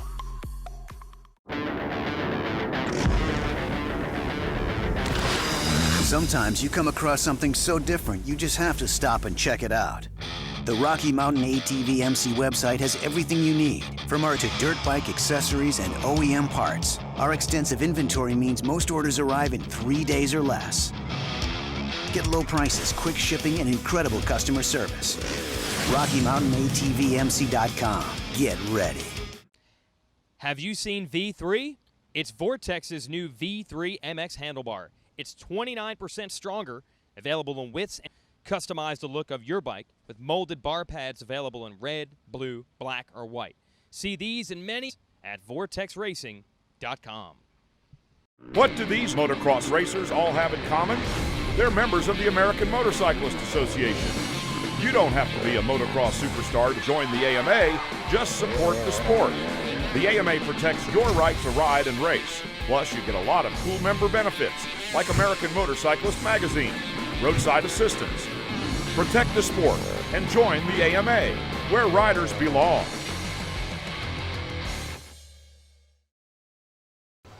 Back here on RacerTV.com. This man is not standing on a box. He's just yeah, thank you. We mentioned RockyMountainATVMC.com. Obviously, all week we got Raymond Butts here from that organization. Have you had a good week so far? Oh, it's been great. You know, I mean, the racing's been phenomenal. Unheard of weather, no mud. Yep. You know, so it's been a great week. On and off on the racing, but overall, just incredible. Yeah, it's pretty cool. You got business and. Yeah, he's in the 7 to 9 65cc limited. You know, it's been fun. You know, it gives you the full experience of Loretta's. Now talk about Rocky Mountain ATVMC and what they do. I know that you've been over on that section of real estate for a while. You've been involved in this event, helping riders out for a long time. Yeah, I mean, mail order company and deal with all kinds of OEM parts, aftermarket, anything you can imagine for your bike we carry. What we've done here is we've had an offer that people, if they break something and can't find it, come over to us and we'll give them next day air free. Comes over here to a shipping depot. They pick it up the next day, put it on their bike, and they're ready to roll again. Wow, that's really cool. And I know that the way you guys have your warehouses set up and things like that, you can ship that stuff. Last year we launched our Kentucky warehouse. It's just outside of Lexington, a little town called Winchester. And it gives us the ability to cover the entire U.S. in 3 days, like 85% of the U.S. in 2 days, and that's ground. Across stuff. I mean, obviously that's the focus here. Yeah. But I know the way this industry works, when it comes to parts and accessories and the type of things people are into, with ATVs and side-by-sides and things like that, there's a whole big market that you service also. Oh, for sure, as well as street. I mean, we have all your street apparel, parts, accessories, anything. I mean, has a motor and a couple wheels on it, we can help you out. Now, I want to know, what is your background? How did this company get started? What's your passion? What's your background? How did you get to be where you are now? Actually, it kind of started with the owner, a dealership back in the 80s, and back when prime was like 20% and the economy was just killing them. Yeah. And you know, if he could sell parts and stuff through mail order. I mean, we started before the internet, so in '85 he threw out a quarter-page ad and started selling ATV tires and wheels, and basically we could even afford an employee. And about 10 years in, I was hired to mount tires, and here I am. So. About that. Do you still have to do any of that, or the hand's pretty clean nowadays? Oh, I still do my own. I'm just, you know, to do something I can do. So. That's right. But now, you know, it's kind of fun every once in a while, jump back on the machine. And Christmas time, you know, the owner and I, everybody, we'll still go out and pull orders. You know, we jump in the racks and help everybody out. And you know, it's just a real family. It's a real team effort there. Absolutely. Well, we thank you for all the help here, not just obviously for everyone at Racer Productions and MX Sports and Racer TV, but I'm sure for out a time or two, not just here, but at any point during the week, whether it's a Wednesday and they're working on their bike and they realize they're not going to race, the next day shipping can save the day. Yeah. I mean, I've been getting a lot of compliments, and I sure appreciate it. I mean, I love all that. That's what pays the bills, and especially back east here, you know, I mean, in the past we've kind of lagged in some products, but I've been getting a lot of people telling us that it's great. They can order on Monday, they have it Wednesday, they're back on the track Friday. Cool. Well, appreciate all the help. We're going to finish up this 50cc class, but Ray Butts and everybody at Rocky Mountain ATVMC, we can't thank you folks enough. Sure enough. All right, that's good stuff. We'll turn it back to the racetrack here. It has been crazy behind our leader, Nick Romano. He's been aces across the board, 1-1, and now working on a third. Chris and Janik have been battling. Then we watch Johnny Weber and Daxton Bennick battling. He even figured out the headset microphone. Man, he's pro, dude. Very handy. Mr. Butts there helping us out from Rocky Mountain ATVMC. 6'6", he's a Rocky Mountain himself. Of course you're going to have the tallest guy in the building. He is a Rocky Mountain. The centerpiece of the Rocky Mountains. His name is Rocky. Yes. It's to deal with the elevation change way up there. You got snow on the top. Still got snow this late in the year. That's crazy. On his head. The white caps and the high elevation. Yeah, the O2 levels way back. Gets tired. We should probably wait till he leaves before we say all this stuff. Yeah, I like to see him and Big John square off. Wow. Damn quad. And the we'll Viking take Ray here. and his giant Polaris. We'll have a tug-of-war, a push-off. Biggest of the big. Romano's got this. He's got a 14-second lead right now. Geyer will end up second overall. As we mentioned, tough break for Ryder McNabb, who was battling for third of this moto and probably would have been third overall. But that crash in that rutted section right before our final sweeper has cost him big time. Asfit, how you doing? Hi. Ross is involved too. He's pit boarding for him. Ross is. Good job. I don't know why. Why is Ross so depressed sounding? Rachel, we're on a break. So Romano has swept these motos, bringing it back to Bayside, New York. Look at that, doubling and doubling again. as he goes into that Storyland section. And I'll tell you, I love this riding style, man. He gets those feet and ankles locked onto that bike, and the rough stuff lets that thing work underneath it. Motocross 101. Don't need to go to on-track school to learn that one. He figured it out in the school of hard knocks on the race. Riding that bike through the pegs, lowest center of gravity. Make that thing go where you want it to go. Look at him standing up again. Barely ever sits down in these motos. Probably going to dab it just a little bit here around the outside, and then in the exit, I bet you'll pop right back up, sit down in this corner here, and then watch Romano will pick it back up. Yep. Back standing. Many different ways to do it. Look at him sky out that tabletop, getting the front end high, picking it up to make sure he gets all the way to the backside. Really have the traditional, like you'd see at a supercross track, perfect backsides. They kind of roll in the edges so you can kind of spot the landing goes from 9 feet long to like a good sweet spot of like 4 feet, and then it just goes reverse. It's weird. Yeah. Check 1-1-1. The fire-breathing, angry Watch out, dragon. kid. Whoa. End up in crutches. Even 41 of Nick Romano has won it and speeds it right to the podium. 18, Noah Geyer. Great run. Photo, and I believe second overall. Look at that. Scotty Sheik must work with that young guy. It makes sense. Both of them from New York. Yep. Throw that thing way up on the podium. Looking for a third-place finish. It's coming right down to the line here. And he's got it.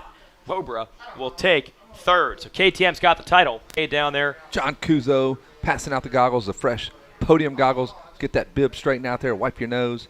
Down there. We're going to take the Chest Pro off. There's Rob Fox inspecting those tires. Action hooking up there. Had to take all that 51cc horsepower and hook it up. Good job, son. Good job. We'll send it to Wes Kane for our Podium Championship celebration in 51.7-8.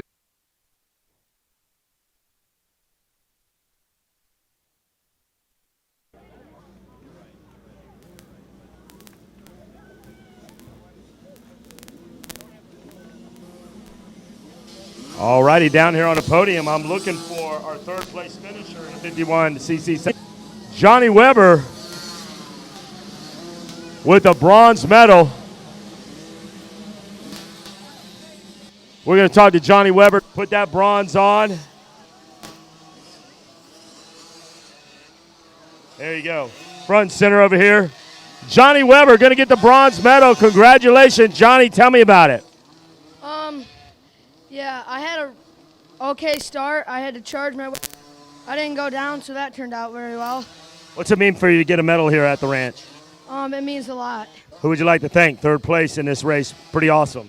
Mom, Dad, Jesus, Allegan Motorsports, Cobra, Pro Taper, 100%, 7, and all the other guys I forgot. Well, how did you came in third? Because I kept charging and I really wanted third place. Well, congratulations. I'll let you celebrate. You got a bronze medal out there. Pop's happy. Johnny Weber. And we're looking for our second place finisher, Noah Guy. The 18 ride of Noah Guy are going to get the silver. Come on up here, Noah. Silver for you. Front center. Hey, say hello to everybody. Tell us about your race. It was pretty good. How was the track? It means a lot. Who do you want to thank?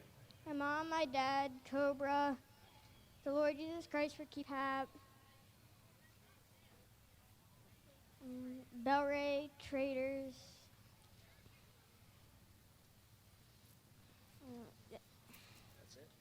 Congratulations on the little guy. Hey, it's only the beginning for these guys, you know. They learn how to get up here on the podium, and it's a learning curve. So this young man right there, Noah Geyer, finishing up second. We've got our Bell Helmets Whole Shot Award winner. Come on up here, Gazanatsky. All right, Leland, stand right here. Hey, guys, let's hear for Leland Gazanatsky and a great whole shot from the Bell Helmets Whole Shot Award. Look at that, bigger than him. Look this way, get the shot, yeah. All right, Leland, your start. I just kept it pinned, and I just got the whole shot. And how was the rest of your Bad. All right, tell us, you got to be happy up here. You're getting this Bell Whole Shot Award, Bell Helmets Whole Shot Award. Who do you want to? God, Mom, Falcon Wire, Mark Molina, Mini Motorsport, MCR.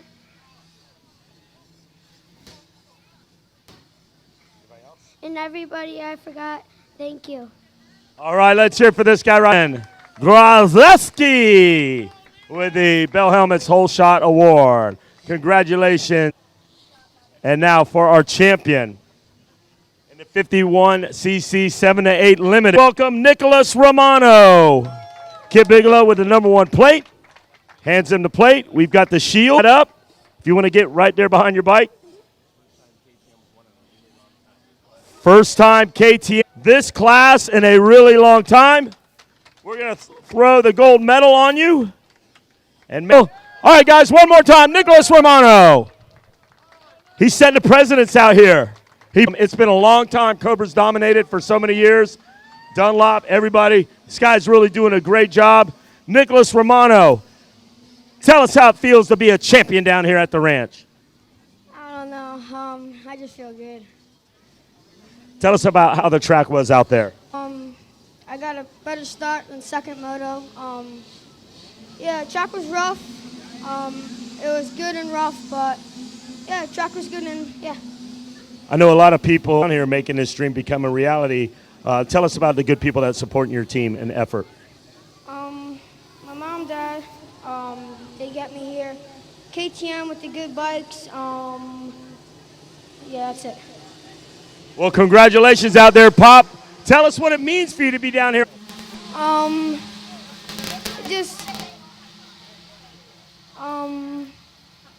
All right, we're going to let him. Hey, he's a young guy. Everybody knows. They got love for him. You get the bottle of champagne. Save that. You're going to pop. We got a lot going on up here. We're going to put the shield right here. Mom, Dad, you guys get up here, celebrate, get the picture, get the shots. It's great times down here on the podium, celebrating KTM's victory in a long time. That's right.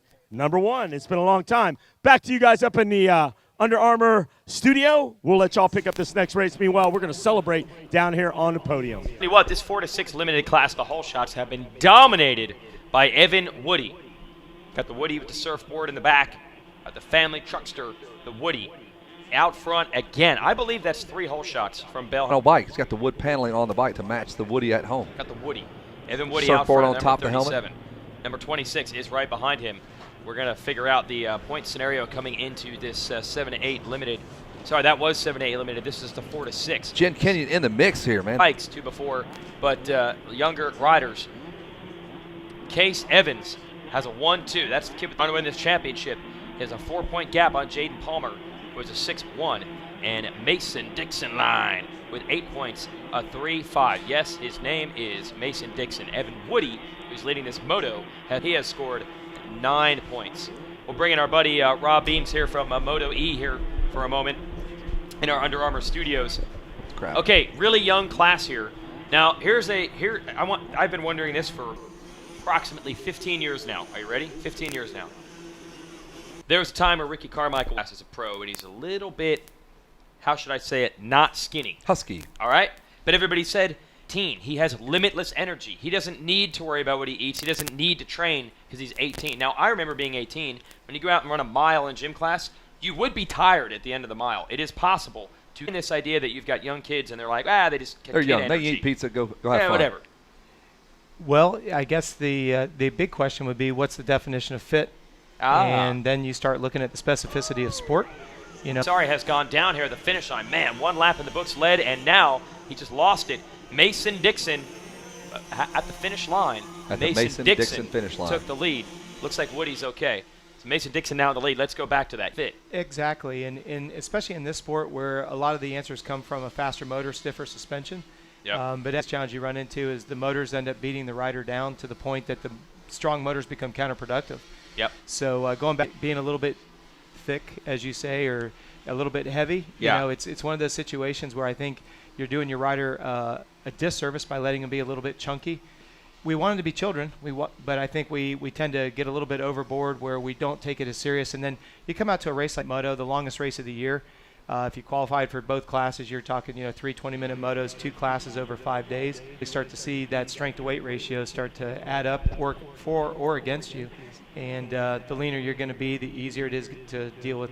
We don't have this. So there's your bottom line. Eat a little better, you're going to do yourself better in the long run. 3 months old, like that baby in RJ Hampshire's arms. I've got Braden Johnson in the next race, who's a ripe 7 years old, and wow. And how do you make a 7-year-old kid? Was he pounding egg whites in the morning? Literally, and this is from his mom and dad. They were doing that before they hired us to work with them, and we work with them on the sports psychology side of things. But really, yeah, 7-year-old. I want to hear some sports psychology stories of 7-year-old. That is awesome. Well, draw some pictures and smiley faces. Think positive. Well, it's one of those things that we like to make fitness fun. Wingle gym, and we play freeze tag on the playground. There it is. And that's fitness. For them, they think it's a game. And what we do is we just we say when you stop having fun, we go fishing or we go swimming or something else. We'll take them to a pool tag. We'll do porpoise and whales. We'll do things like that. They don't realize they're holding their breath and sprinting from one side to the other, and that's a sprint interval. They don't have any residual fatigue. They don't have any of the joints getting jacked up. So next thing you know, they have been working hard a full hour and a half, and they don't even realize it. They take good naps after. Instagram. Yesterday I Rob posted is a huge proponent of naps. Well, I'm a huge proponent of naps. That's where your body releases human growth hormone naturally. So if you want to get leaner, naps are part of the program. It doesn't mean that you're soft. It actually is it's a sports tool. Our athletes nap twice for 2 hours on top of 8 to 10 hours of sleep at night. Dude, I'm in on that program. Well, and we talked about this even on the show. The biggest challenge you run into, quote-unquote, adults, the first 2 things we don't do is we don't eat well and we don't sleep. And then we wonder why we gain 15, 20 pounds in college or whatever. You could blame it on maybe some extracurricular activities, but for the most part, it's staying up late, not getting enough sleep. You're going to get heavier. That's all there is to it. Add stress, cortisol levels go up, another fat magnet, and next thing you know, you've got that freshman 15. Yeah, and you look like Wes Kane, and you're wondering where your life went. I'm not touching that one. Yeah, literally don't. Mason Dixon on the 26 has taken the lead. Woody is third. The rider we got to look for is the rider who's leading the points coming into this, Case Evans on the 96. Had some trouble in the second moto, ended up second. He is ninth. So right now, Mason Dixon with a 3.51 could be your champ. So we're going to have to focus back in this moto in a second. Now, the coolest thing, Rob, a Moto Suzuki right by the shower houses here, and you are offering help to any rider here, not just your particular clients who are paying you, but if anyone wants to stop by, you can help them warm up, cool down, things like that. Absolutely. I want to encourage everybody. I know it's Friday already. If you're still looking to get warmed up properly, come by. We've got some Concept 2 rowers thanks to Greg Hammond, and we've got some Normatec recovery boots, so when the race is over, come on over. That'll speed up the recovery quite a bit. Yesterday we had a guy, drove both of his heels through the opening face of the 10 Commandments, came over and both of his ankles were absolutely black. So we put him on the Normatec boots, covered him in some ice, got him elevated. He was able to walk away, so that was nice because they brought him over on a mule. So we just try to keep the guys back on the guys and girls back out on the track. If you've gotten banged up, if one guy was over here earlier, he had his first day yesterday where he raced twice, so he's like, I'm massage work, some stretching work on him, some foam rolling. And again, that's open for everybody. We hope you'll take full advantage of it. That's why we're here. Rodney Tomlin is raising his hand right here at the announcer's tower. He wants you to unpretzel him.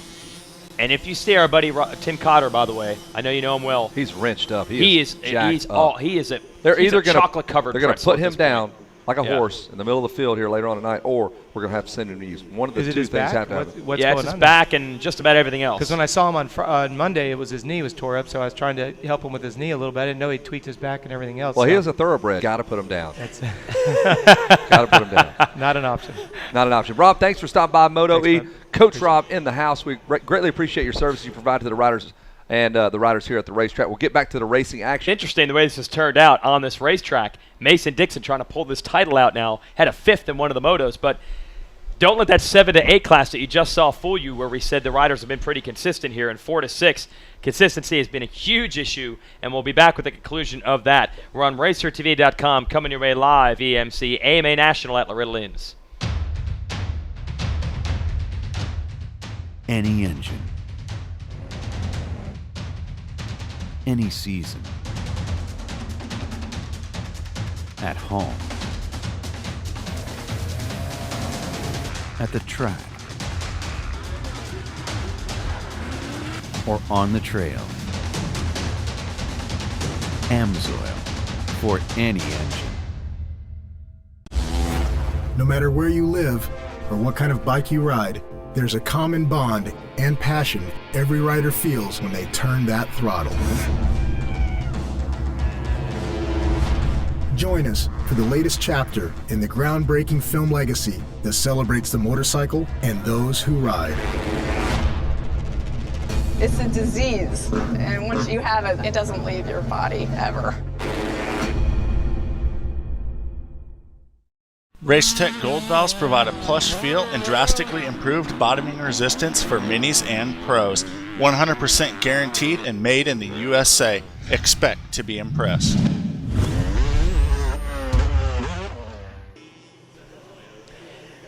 And Racer TV giving you live coverage of the 50cc 4-6 class. We're in Hurricane Mills, Tennessee. Your there we leader are. in the Look at moto. us. Oh yeah, we can see ourselves here. That's our announcer's tower. That was like a time-space continuum warp. Yeah, if you look at that, looking at us, it's like this mirror and a mirror and a mirror thing. So it's Dixon, Palmer. And that's the rider to watch, a 96. He's in 5th. Yeah, you're right. Dixon and Palmer are your leaders. But Case Evans on that 96 with a 1-2 coming into this was your point leader. He was in 9th at one point. He is. Yep, he's back into the 5th place position. And with this 5th, as he bounces to the sand wash. Got that Luke Perther visor placement there. Got it tucked in nice and low there. Keeps all the sun out of his eye. Yeah, man, barely any openings between the chin bar and the visor. But that tunnel vision has powered him up to 5th place, and that will be enough to win the title by 1 point. Now he's trying to get Evan Woody living room in the championship. And he has rolled right up on him. And I think some kids might have ADD, kind of pull that visor down, takes all the other distractions, the sun, the skies, the clouds, the trees, the crowd. And now he can just focus on Evan Woody right now, viewing out of those goggles. He made a little mistake in that sweeper. Like how the goggles lock down on the Mohawk. I think Kuzo and the folks over there could easily get a little Mohawk strip, I think, to match up on the goggle strap. On the side, a little side hawk. Side hawk. That's like a bro hawk. Mr. T. We're on lap number 4, so that's pretty late into the moto here for the 51 4-6 Limited. And we've got yet another batch of little 50cc riders. Guarantee it's their first trip to the ranch. Typically on those PWs, you haven't been racing for 9 years and finally decide to go race your PW at the ranch. Probably a little big for it at that point. Time running out in this one, 4 laps, and this will be closing up. And well done by Mason Dixon, who's going to try to dig out a moto victory and at least put himself in contention for the title. But that rider, the 96, Case Evans, coming from way behind late, and that might be enough for him to.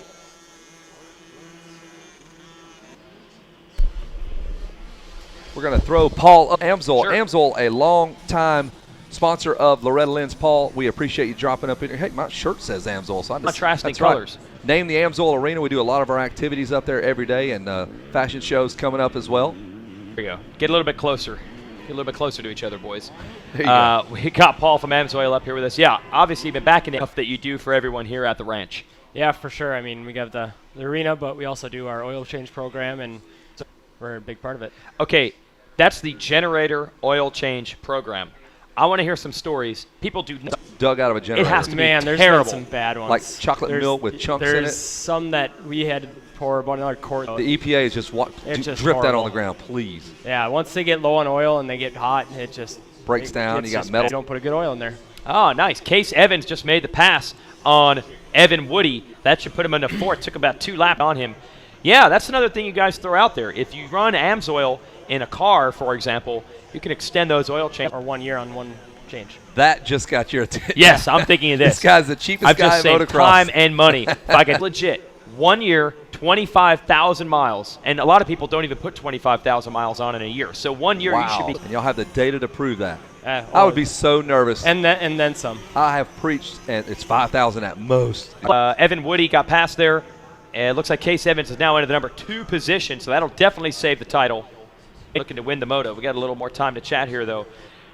Were you really? It says they're the first in synthetics. I was reading some of the info that you guys. Yeah, we were the first. Al Amatuzio, who started it, was airplane pilot, and he thought he had in all of his time and all of his effort to come up with the first synthetic oil-free car. Wow! And now the product line is just massive. Yeah, now we have. It's any kind of throat lozenger you guys could work on for announcers, kind of. I could use that. Lube that thing up nice. there. Yeah. Amsoil. Second place, nearly looped out in the 10 Commandments, almost threw the title away with a half a lap to go. He slammed his face. Has no business racing. I mean, I'm sure his dad has a program and a plan over there, but man, back it down, just mail that thing up. Again, how do you tip board? I didn't think about that. Yeah, Can't you read. can stay in second. He's just seeing hieroglyphics. Just I don't know what that Might means. as well be Japanese. What? I don't know what you're doing with that. I believe the throat lozenge synthetic lubricant. That's probably even the Amsoil engine. We'll give him a clean break on that one. But you guys are available if people want to see the other stuff. Yeah, stop on in the booth over there, and dealers can hook. About Amsoil, the way the dealer program works. Yeah, it's been great. I mean, it gives you a good way to tell everybody. Gives you a good sales force. All right, so they're down there. We got to get to the finish of this moto. Thanks for stopping by, Paul. Good seeing you guys. Help with presenting sponsorship here at the ranch, and of course bringing you all the events over at the Amsoil Arena. Look at this, Jason. Casey is going to go 1-2-1 if he can make this pass. There it is in the Thor sweeper, the number 26 of Mason Dixon, trying of Case Evans. That's unbelievable. And Evans nearly threw it away on the last lap trying to make this pass, and he did a win. I think, here it is, the finish line will also be, yes, Mason Dixon's line. First place in the moto, but Case Evans with the Brohawk, man, still charging, even jumping off the track. Mason Dixon is pumped. Yeah! I'm pumped, man. I did it! Don't crash in that gravel, dude. Come on! Matt Walker's pumped. Where do I go now? What do I do? My head's so big. Look at my helmet compared to my body. Compared to is exactly as wide as his shoulders. Yep. That's the way it is for these little guys. And he's going to wheel that machine. There's the Brohawks. Case Evans does it. He charges. At one point, the championship was all but lost in 9th place for Case in that moto. I'm sure they'll get him a new one to celebrate. Mason Dixon wins the moto. Case Evans second. Evan Woody, who had your whole shot, finishes second, and Woody will finish third in the overall as well. He's got some missing teeth there, man. You can tell they're young little hair. He's got it all slicked back. He went a little different this time. Oh, Pat Riley action up there. Upset that LeBron left. But on the podium here. Good to Rat have. Pack. Part of the Rat Pack. Yeah. It's like Antonio Banderas. He's looking for a look like the Rat Pack. Yeah, give me some on the podium, little water on the rocks here. Handing out a number 1 plate, and Wes Kane will be scaring them with his tattoos and huge body on the podium. Oh, wow. Give me some water. Mr. Varese. Yeah, that's my guy. What's up, little homie? All right, we'll toss it down to Wes Kane. We had the champ spike up first, so we're going to put our moto winner up. Let's talk to Evan Woody. And old man Varese's down here getting it going. I need to send Evan Woody up. We're going to give him a bronze medal for third. And the Bell Helmets Hole Shot Award right here broke the bank. Believe he got 3 hole shots in all. All right, front center. Give it up for Evan Woody. Finishing third. I think this is his third one. He is $300 richer. Compliments. Evan Woody, great job out there. Crashed real hard on this double over here. I jumped it. I hit some braking bumps, went over and my visor broke, so that's not really good. So still had the Are you helmets hole shot awards? $300. Bell Helmets. Now, what's it mean for you also to get a bronze medal? Good. This is my first one. Just good. Well, all these people want to hear about your sponsors. Do you want to thank them? My dad, my grandma and grandpa, Venom, Pro Circuit, Answer, Spot, Pax, and Congratulations out there. Hey, guys, let's give it up for Evan Woody. Bronze medal there. Now let's talk to our moto winner here, Mason Dixon. Congratulations out there, Mason Dixon. Tell me about your race. it was very great. Officers, and thank you for letting me ride here. Thank God that I just won first. Well, who else is out there helping you out? I know you got some bikes under you. Go down the list. Pro Taper, Scott, Model X Compound, Mom and Dad. Congratulations out there. Congratulations out there. And now we got to get the champ up here. Your 50th moto, gold medal, but gets the #1 plate. We're going to bring up. All right, let's do it. Let's do it. Let's do it. Where's K7? Come on up here, K7. I got the silver for you. There he is. Case Evans, Kid Bigelow, number 1 plate. Giving Case Evans a high five. A number 1 plate. Well, we're going to pull it over here, Case Evans. Hold that plate up high. Hold that number 1 plate up. There's your champion right there in the 50.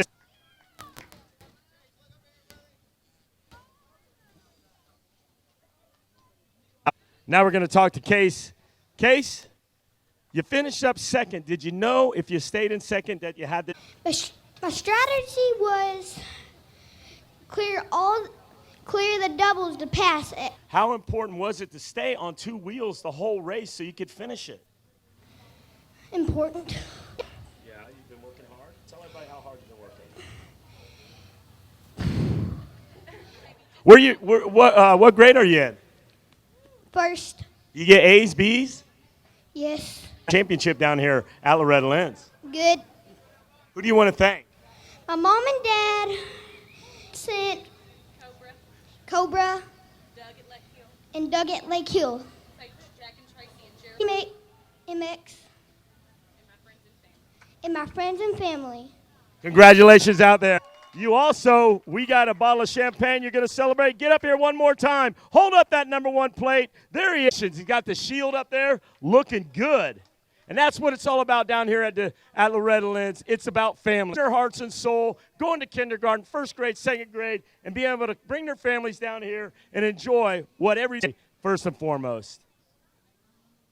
Congratulations to all these competitors here in the 51cc for Kevin Kelly and Jason Wygant. First and foremost, I want to say PSD 2 for 30. Everything's got to go. Stop by. They got underwear, T-shirts, all kinds of stuff at Pants Sagging Design.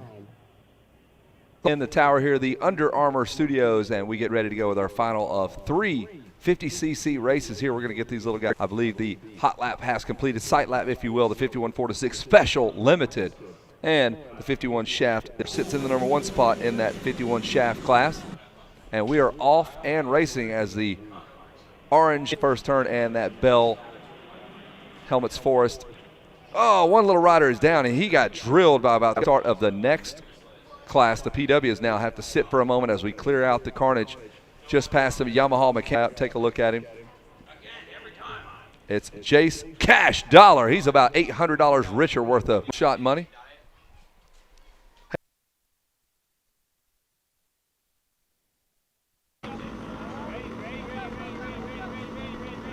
And we are still waiting for our PW class. They just now made it over the gate. Took about 3 seconds to get up and over the gate. And they now bounce their way down through the first. Easy to pick that little dude up. Man, look at the good form there. 6'2" on the PW. Looking for our buddy Jeremy Block from Red Bull. Red Bull tap on the gun. Susie flexes it up. Fresh can of Red Bull pops up. What do you want, Lime? You go to the bar, tap. You just go to him. Tap that arm. the hammer. Jeremy Malott. Tickets to the gun show. About in this PW class, see him rolling his way through the 10 Commandments right now. I believe it's LeMay Rivera. And the whole shot in the special limited class, a little bit further up the track, is Jace Dollar has taken all the cash and all the dollars with all the whole shots in this class.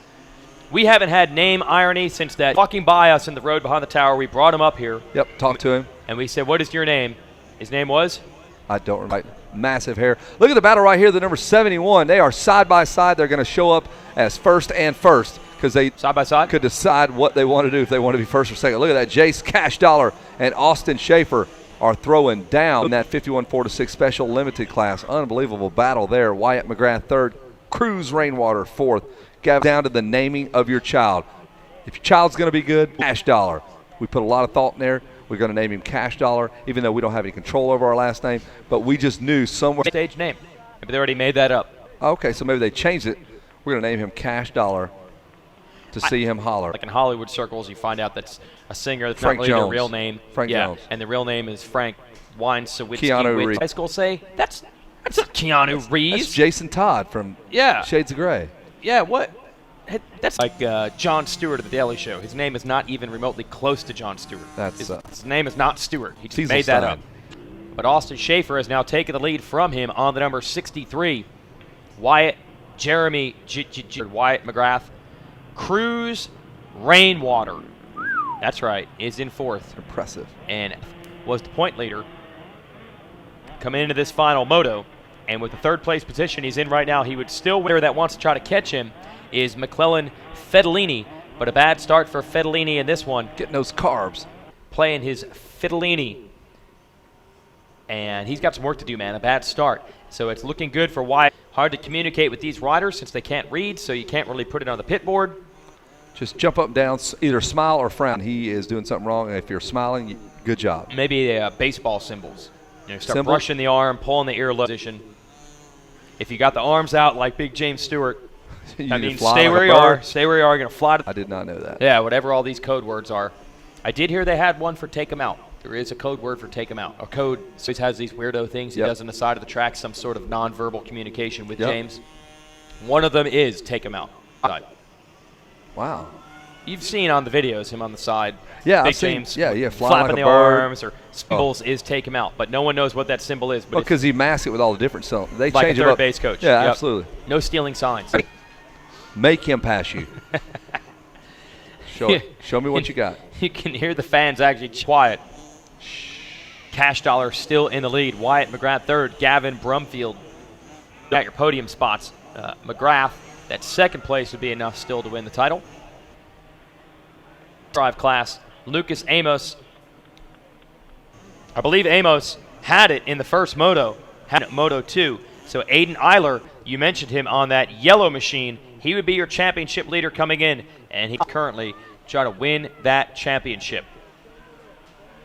Going to take a commercial break here in a moment on Racer to 6. Special limited class battling on your screen. Jace Cash Dollar trying to hold on to the lead into the Bell Moto Forest. We'll be back with the conclusion of this. We'll have what might be the most entertaining podium ceremony at Loretta's. Podium interview presented by Arc Unbreakable Memlon Levers. Never break a lever again. Nahilo Concepts is the #1 source for innovative billet products for your race bike. From engine covers to factory frame grip tape, we have everything you're looking for at nahiloconcepts.com.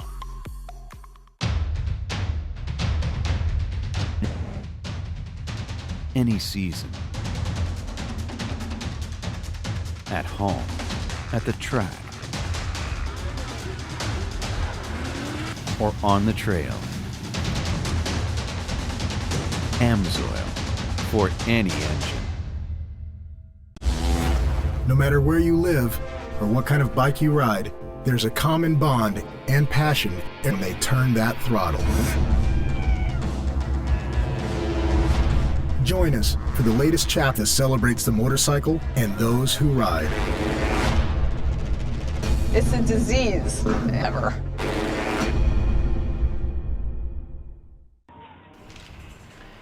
Back here. Oh, rider down in the 10 Commandments. He was trying to take the lead. Lucas Amos and LeMay Rivera during the commercial break. Thank you, boys, for cooperating. And that could be a tough break for the 79. Luke 2. Wow. Listen to the crowd. The crowd is into it, man. They're so loud. Yeah, you guys cheer away.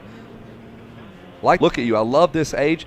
My kids, when they were riding this, I was like, hey, hey, hey, and they would almost stop and go, what? In the race. I'd be like, do what you're doing. Great work. Wait, he's got something to say. What? Somebody hurt my mom. I heard a bunch of people yelling over there. Is Aiden Eiler. He is the point leader coming into this with a 2 and a 2. Now with that crash, it might be a little easier, actually, now for him to lock that title down. Lucas Amos was going fast. The always popular 191 score. A lot of championships have been won with that. You never know in these 50cc divisions. It sometimes does get the number 20. Yamaha people doing extensive suspension testing to set these bikes up for this track, and then they race them. They race them. That's the suspension testing and setup. Put maybe 1 less pound of air in the tire. Mag wheel standard on these. That's a great little luxury here. They come with the LT model. No hubcaps. Go with the mag wheels or AM/FM stereo, but I always like the sport model with those mag wheels, a little racier. The bucket seat. And there's a battle. You're watching Tyler Mollett on the 20, and then Eiler on the 40 corner. No, they're not actually fighting, Mom and Dad. No, we don't condone that. 5 for fighting. Nope. They're just battling it out on the racetrack. Are you on yellow? Going to the principal's office. Not happening in the Kelly household. So Aiden Eiler would still be ahead of the 23 is battling with these KTMs, and he's doing a great job. Sounds like one of the moms is on fire over here. Might want to extinguish that. Oh, we just think it's a great fan. They're Yeah, just a pit bull so just into this. mauling Yeah. over this poor woman over No, here. help! No, Man, no, she it's loves just going that kid. crazy. It's normal. If we hear it during intermission after this moto, We'll come down and help you out. Sorry about that. We'll throw some meat down there. Maybe that pit bull will break loose. You're watching him on the blue bike. Shocker. They're blue. These PWs, for the most part, he is the leader. Aiden, see him grip it and rip it. Romping down on those plastic grips. Best grips in the business on those PWs. They last for years. Have a 99 amount that I bought it for. Really? Yep. Both my kids went through it. I know stupid Power Wheels. Power Wheels, $400. 3 months later, the battery's junk. They're faded out. They're crap. You can get a PW, same thing as that kid's riding right there, maybe $600-700, and you're going to sell that thing in 20 years, $600. The bike since really we Yeah. started this event in 1982, so anyone can race for the absolute lowest price of entry possible. That's why it's a great. And the 73 of LeMay Rivera going to try to win the moto, while Aiden Eiler is in second, looking to win the 4-6 special limited class. Wyatt McGrath has now worked his way into the lead, so your points leader is now your racing leader down there on the box. Wyatt McGrath on the number 38 out of Michigan, backed by Extreme Mini. Extreme. They're Small. not even small, they're extremely mini. Also backed by Answer Racing, Elusive. As for your championship leader in the shaft drive division, and he did it with consistency. Pair of seconds coming into this. He's at a NSF Racing, Leatt Brace, the Motocross Vest, Motorcycle Max, DM Jeffers, and Mom, and two moto scores to win the title. Somebody took the shield off the podium. I need that back like now. For the awards. There's no microphone here. It's all.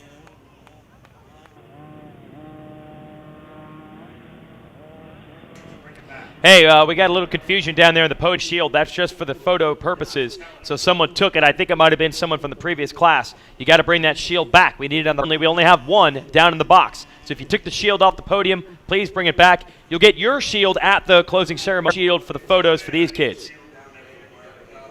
SOS, emergency, emergency.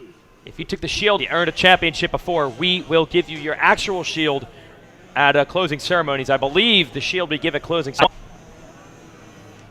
Wes Kane thundered his way on up to this tower. I need this now. In the special limited 4-6 class, KTM bikes now eligible for it. They've been the dominant runs, dominant performance by Wyatt McGrath.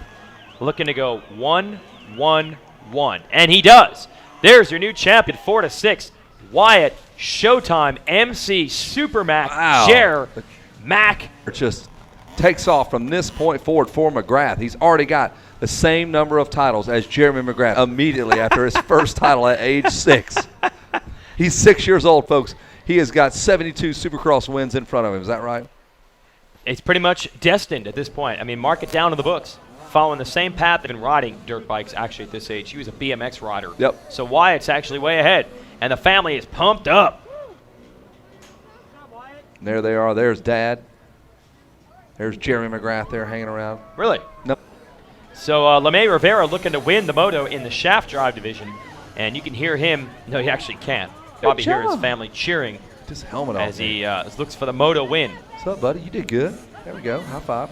Live on Racer TV. What's up, man? Oh, yeah, you wow. just gave Boy. your kids shaking baby syndrome. Easy on those hugs, Dad. Gee. That was number 71. Get the serious Oh, intense hug, man. Oh, man. Whip neck there. That was Cash Dollar. He's cashing out on those whole shots. That's a cool way to set that bike up. I like it. 38, Wyatt McGrath already up there pumping the fists like he's on Jersey Shore. And the Nations actually blew that Bell Helmet's giant check down off its spot. He's still got the arm up, showing the turning that bar. We're looking at you, Wyatt McGrath. Good job, man. There's that other little kid. Wake up, Dumping man. the water on. Just Yeah. dumping. Ah. Smelling the 115-pound welterweight division. Put a little Vaseline. Get him Slide ready to those go. punches off. Wow. Good job, man. I love having these cameras. I know we keep bringing that up, but it's just fun to be right in the mix down there. Hey, man, battling it out there. That's the number 4 of Aiden Eiler. And it looks like he is on his way to a championship with Super Dude. Still waving to the camera. Yeah. Give me something to eat. Can you get me a hot dog? You drink that water. You get on that podium. There's another little dude who finished just in front of the air. He was just a bike length away, which is only about 2 feet because the bikes are so small. Rivera win the title with those 2-2-2 finishes. So we've got our podium set now in both of the 4 to 6 drive and the special limited divisions. And only one more thing for these kids to do, and that's talk to Wes Kane, who's right.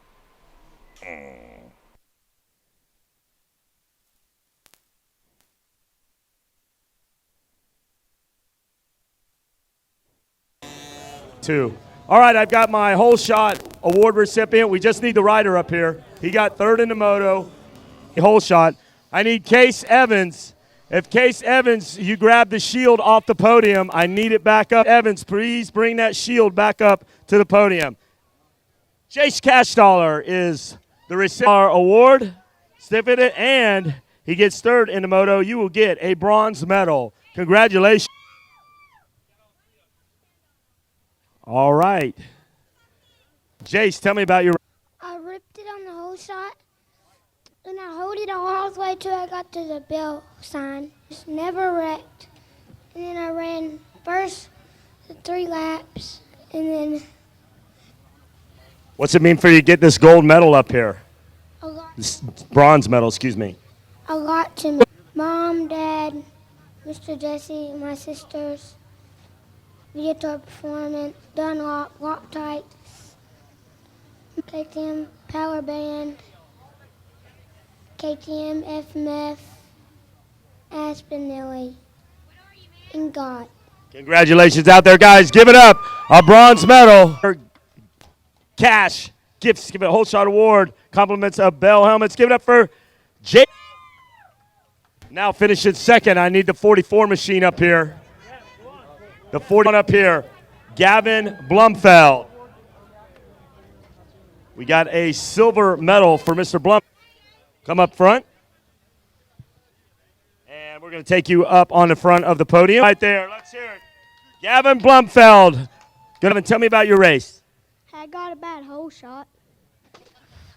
Well, tell me a little bit about why you were out there on the team for you to win a medal down here at Loretta Lynn's. Feels good. Who's helping you out?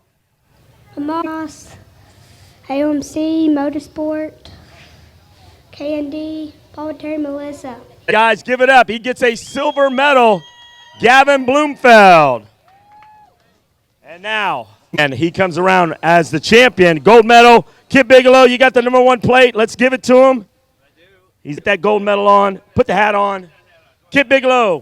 Hey, one more time. Congratulations. I'm going to give you this bottle. Hold this bottle up. There you go. Hold that up. There's your champion, CC 4 to 6. Wyatt McGrath.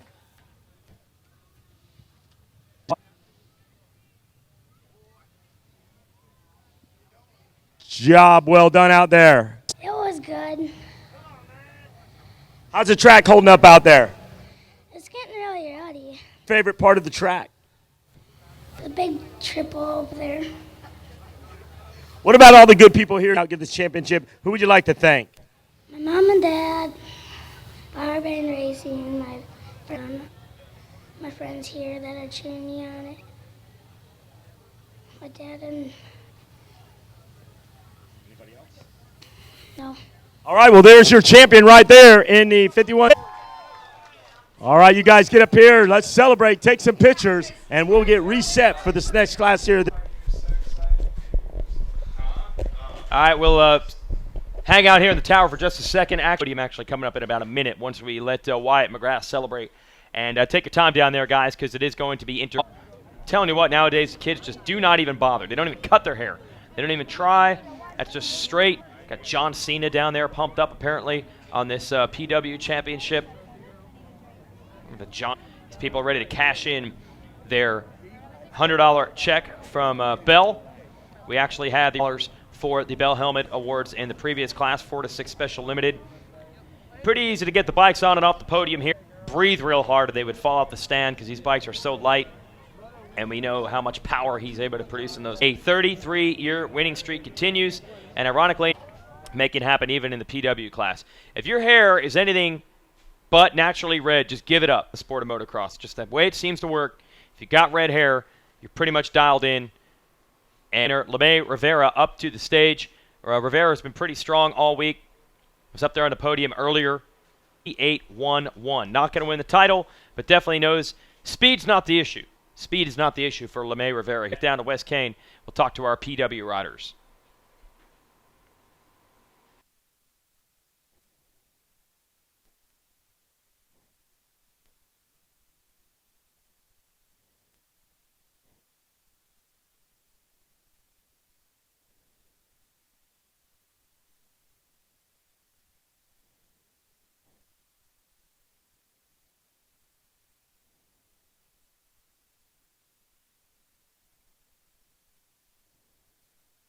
All right, our whole shot up here, I've got our moto winner gold medals. Hang on to that. Let me have that gold medal real quick. Thank you very much. And he got the Bell Helmets $100 award. Hold that up right there, my man. And we're going to put the gold medal on you. Let's hear it for this competitor here. The Bell Helmets Whole Shot Award. Also a moto win for LeMay. Congratulations out there. All right. Let's talk about your whole shot real quick. Your whole shot. I pushed the bike out at the gate pretty good. How's it feel to get you a gold medal down here in a moto win? Feels good. You been training hard for this? Yes. Came to school, the bigger farm, answer, Lano Barada, God, forgive me, Seminole, Power Sports, answer, Scott, status, just everybody. My family in Puerto Rico, Space Sports Cycles, Compound, and all my families and friends. Thank you. Congratulations out there. A $100 and also a gold medal. Congratulations out there. Now we need to talk to our third bronze. We want to talk to Tyler Mullett. Tyler Mullett finishing third. We're going to bring, we'll take this out to our third place finisher, Tyler Mullett. Come around to the front here. Congratulations. Great job out there. Got here. Hey, guys, Tyler Mullett is going to finish up third. Congratulations out there. Good. The track, they groomed there was a little muddy spots and the muddy spots. So, and the very outside, it was good.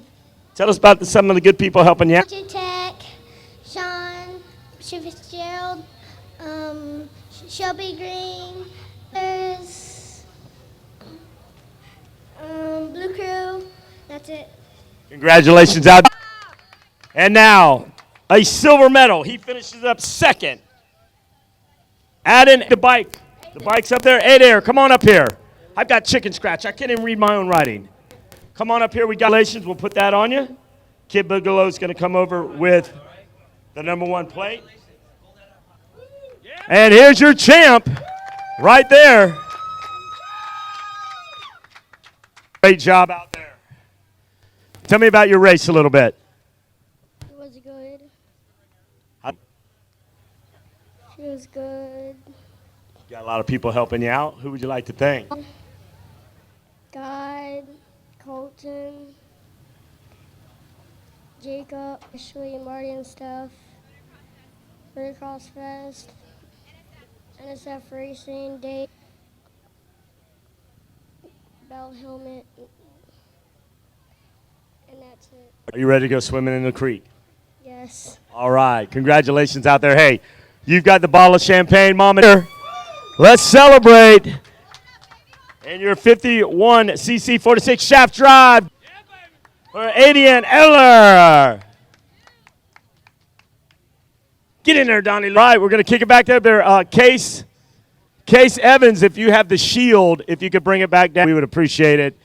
The shield that we're using for our photo ops, we need back on the podium. You'll get one. It's for you guys, but the shield is for photo ops only. So we need that back down here on the podium. Hey, family, if you want to get in there and get the shot with him holding the #1 plate, get on up there, guys. And we'll be right back with Podium interview presented by Arc Unbreakable Memlon Levers. Most people want to ride like Caselli, but such a grounded, talented, beyond wonderful man. So committed to his career, Kurt truly champions. Losing this legend has led us to creating the Kurt Caselli Foundation, where we are committed to protecting riders.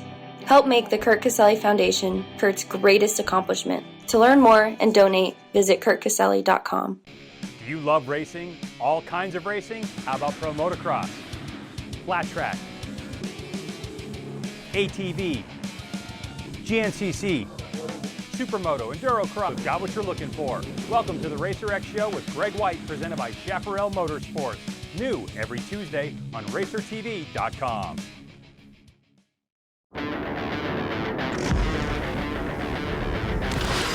Sometimes you come across something so different, you just have to stop and check it out. The Rocky Mountain ATV MC website has everything you need, from our huge selection of apparel and gear to dirt bike accessories and OEM parts. Our extensive inventory means most orders arrive in 3 days or less. Get customer service. RockyMountainATVMC.com. Get ready. I'm a sore loser. I'm not an option for me. Be the best. The best. The best. You have to have the best equipment. That's why I only use Cometic products in my engines. Cometic gasket. Cometic gasket. Cometic gaskets. A superior quality gasket for those of us who demand the highest level of performance. Back here at Racer TV, got a little break in the action. It's intermission on a Friday. We have wrapped up our 50cc classes for 2014. Congratulations out to our last set of champions, Aiden Eiler and Wyatt McGrath, who won it in the 4-6 shaft drive and special limited classes. We're bringing a few guests on here to keep the show rolling on Racer TV Power. And you're like, man, Ryan Hughes doesn't look like I remember. No, a different Ryan from Rhino Power. Yeah, Rhino really wanted to be here this year, and he had some guys in Australia that he's been training, and so he had to leave midweek to do that. So we kind of decided team and do what we can to make it work, you know. And just real few things left, so some discounts. You want to clear it all out. Yeah, you know, we shipped a bunch of pallets out here, and MX Sports was so cool. They received them for a fly-in. We weren't too thrilled about the 30-hour drive from San Diego to Tennessee, so we got to take a nice nonstop and meet the product. Extra stuff, and we wanted to blow it out, 40% off of all the products. And those of you that don't know what we have, we've got a carbohydrate powder. It's non-GMO.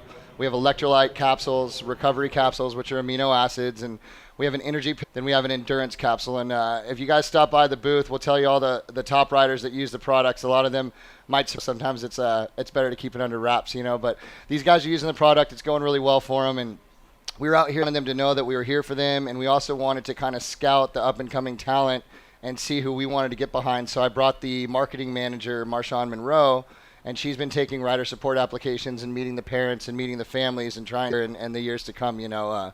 We're really proud of Austin Faulkner. He's had some killer motos this year, and you know it's so charging. 20 minutes, 85-degree heat, you know, 90% humidity, and they're going till the very last lap, and you know, that's what we're here for. Well, what you're representing is that legacy of Ryan Hughes, who had great success out here in his younger days. I guess now to race out here at the ranch. I know he's decided to park the motorcycles after a big injury a year or so ago, but with Ryan Hughes, you're always on the cut break. He lives it as extreme as it gets. So if it works, he's probably going to know about it, and then that ends up in these products. Did every supplement that there is, and yeah. You know, he through the years had different supplement sponsors, and some stuff worked, and some stuff he kind of decided he wanted to keep them a secret. And as he bought the motocross track Rhino Land, and he had his organics and all of these things, struggling with the whole business side. And so when he and I met, I saw these supplements as a good opportunity. He was looking for someone, saw this trend going through the motocross community as well as every other athletic community in the world, and it was bodybuilders alone. They're for athletes, and it's hard to find an NFL player or an NBA player or a top level who's not supplementing his training with amino acids and carbs and the right protein. And so it's not just some guy anymore, you know. Right. This is really clean stuff, you know. It's approved by the International Olympic Committee. Each ingredient is approved. What the riders have to be careful for these days, this huge controversy about the WADA and the drug testing, you know, we don't even let the ingredients in the front door unless it's been approved by the NSF. So they go from that in quarantine, they're tested to make sure they are what they say on the package. And then from that clean room, it goes into the manufacturing. So that near our products is impossible. Wow. I've never seen so many people in lab coats and face masks. And, you know, it confiscate your camera from you as on your way in, you know. And so they help me with the formulas, and, you know, we constant products better. And, you know, Rhino is so influential in that. And I always laugh because You know, it's hard to find a guy who goes time every day, never eats something that's bad for him, never drinks something that's bad for him, and is always exercising. So he's because I can give him something and say, Rhino, you know, we're really liking this, test it out, and he does that for us. Awesome. All right, well, good job. You, Ryan Hughes, any other Ryan that works for the company, where are you folks located so people at the ranch can come check out those blowout? See our tents. We have a 20-foot setup across from Thor on that main row as you come towards Fox and Oakley. And those of you, RhinoPowerEurope.com is our European distribution. And then we just redid RhinoPowerGym.com, and that's Hughes. And Rhino shows you how to do yoga, how to stretch, how to do complete workouts. You can follow along on your smartphone, and you can take it with you to the gym. So really awesome new stuff. Rhino wants to train everyone in the world, and now we're trying to do that. I think he might just accomplish that. All right, you guys, we're going to have another commercial break, but before we get to it, just want to let you know, if you're at the ranch, we got the Oakley Air Brake Challenge at 3 o'clock yesterday with the folks from Oakley. We're going to have people go head-to-head to see who can change the quickest. And because of the quick change system, they're thinking they do it in about 8 to 10 seconds. So you better be quick draw down there. That gets a free pair of the Oakley Air Brake goggles. So meet Oakley at 3 o'clock for that. Take a break. We'll be right back. Access is the #1 source for innovative billet products for your race bike. From engine covers to factory frame grip tape, we have everything you're looking for. So visit us now, HeloConcepts.com. Do you love racing? All kinds of racing? Track, road race, ATV, GNCC, Supermoto, Enduro Cross. Well, we've got what you're looking for with Greg White, presented by Chaparral Motorsports. New every Tuesday on RacerTV.com.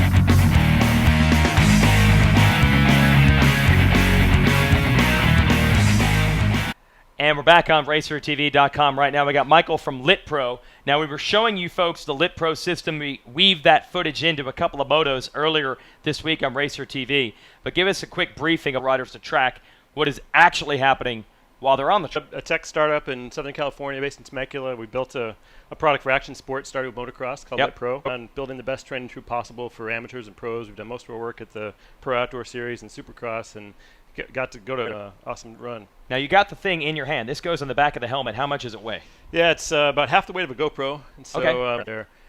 it tracks basically GPS, very what we call high-definition GPS, as well as a whole host of sensors around motion. Where you're at, how fast you're going, if you wear a heart rate monitor, what your heart rate's doing, what your body's doing, and then we integrate all the motion capture to understand if you're all the different analytics around ultimately making you faster as a training tool for MX. And we'll show you what the Lit Pro looks like right now. We have it on board. Now, what blows my mind the most, the speeds.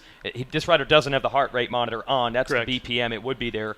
We had a little bit of that live on NBC. We had Shane McElrath of the Troy Lee Honda team. His heart rate literally went up 50 beats a minute by the time and the gate dropped. He had not moved his body a fraction of an inch, and his heart rate shot up, and now there was signs. That blew my mind then. What's blowing my mind now is that you have the G-forces you can calculate, and in the turns, without getting... Yeah, exactly. I mean, everybody knows it's extreme sport. This is a way to really help athletes understand exactly what's going on to their body while they're racing. As G-forces, airtime, we're only showing the highlights with the bubbles that come across, but all the data's in there. And the primary interface is in an app. And so we're primarily a mobile accessories company. We have an iPad app that we built that is basically everything MX session. Okay, so not only is it tracking, you can see it, we sync it up with the GoPro, what we did here. But then the rider can go back and I guess and see what they were doing. Yeah, exactly. So at the pro level right now, we help with on race day. We help with line selection. We can segment the track. Are riders using it at the Pro Nationals? Yeah, there's several riders: Cooper Webb, Weston Pike, Ivan Tedesco, all the RCH guys. Help kind of week to week on overall training, looking at the athlete performance, but also on race day, making it. So because we can segment anywhere on the track and compare all the times you go through it, we create this feature called Lap 99, which is the data that you have from your performance, just stitching together all the best laps. And that's a powerful tool to show a rider exactly what they need to do. So the GPS is so specific, it can tell the difference between 5 feet to the inside or outside of a corner. Yeah, in our product and a lot of the other GPS solutions out there. So we chose a fairly large antenna. Most of the device is, frankly, the antenna for the GPS solution frequency. So as opposed to you might get once a second out of competitive products, we're capturing data up to 50 times a second when really interesting things are happening. So you can zone in on exactly what happened in that accelerating out of the turn, and that's really the key to getting on the podium. So. Absolutely. All right, so it's no longer a guessing game. If you feel fast, showing how it happens, and how can people get info if they want to get a hold of this? Yeah, so we're still in development mode. We'll be shipping product early. To follow us on Instagram, it's LitPro, or to go to our and sign up to our newsletter. We're kind of in stealth mode right now, just working with what we think are some of the fastest guys in the world, and from there, we'll market this fall. So. All right. Nice to meet you, Michael. Thanks, Jason. That is excellent stuff, and for an analysis like me when we're talking about these shows, don't keep it too secret for too long, all right? Absolutely. We would like to have we'll that. So. We're going to bring on Celesta here from Suzuki. We'll swap the headsets. We do this. We had Celesta from Suzuki on. Nicely done. Thank you. That was pretty fast, actually. That was. I work on it. We were talking to you folks the other day. You had the 2015 Suzukis rolled out. They're still there. You didn't sell them all. People didn't steal them or anything. You know, people are trying to buy them, but we're not letting them because we want to show the good folks here. Okay. All these new 2015s. We have the RMZ triple chamber air suspension. It has it's a lighter weight bike. The gear shift feel has been made a little improved. So RM85, which people have been waiting for, trying to get something for the small kids. So we're definitely getting back, and it's good to have the term there. Woo. There was a time at this ranch, maybe 8 or 10 years ago, where I think Suzuki might have had, you could argue, the strongest amateur presence up. In fact, we keep looking at the track and we're like, okay, we know that there was a point where you'd look and every other rider was a Suzuki, and we look now. So we're definitely trying to get more product out there for people. We've got an incredible summer promotion going on. So right now people can under cashback. So lots of buying incentives. But of course, really, people know the product is so good. Yeah. So people really are just looking like, how can I get my younger kids into Suzuki? So we got a few things coming, and we're very excited about what's At any point, anyone thought that motocross bikes weren't good, or specifically Suzuki bikes weren't good. They just suddenly didn't have the money to go out there and just been there the whole time. And what I think is cool is no one has really rested. RMZ 450 might look similar to it did 5 years ago, but it's actually changed quite a bit, and people can go see it right now, right? Absolutely. Come on to the Suzuki tent right at the hub, right before you turn left to come to the track. So I've been looking for a name. The Hub. That's what we're going to call it. The Hub. Buddy, come to the Hub. Come to the That's Hub. where Suzuki is. And free iPod shuffles. It's kickstand plates, T-shirts, all kinds of great stuff. So we want people to come to Suzuki.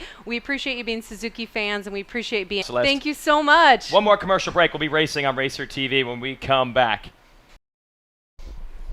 Things going on over there, and we'll keep on talking here at RacerTV.com. We're going to make it quick. We're going to make it.com, and we'll be back in just a few minutes. So if you're watching at home live, do not adjust your set. Do not adjust your laptop or your screen. We're just going to reset things, and we'll be right back here on RacerTV.com. And we're going to have racing from Loretta Lynn Ranch. So don't go anywhere. Everything's okay. Never mind the black screen for just a moment. We'll be right back.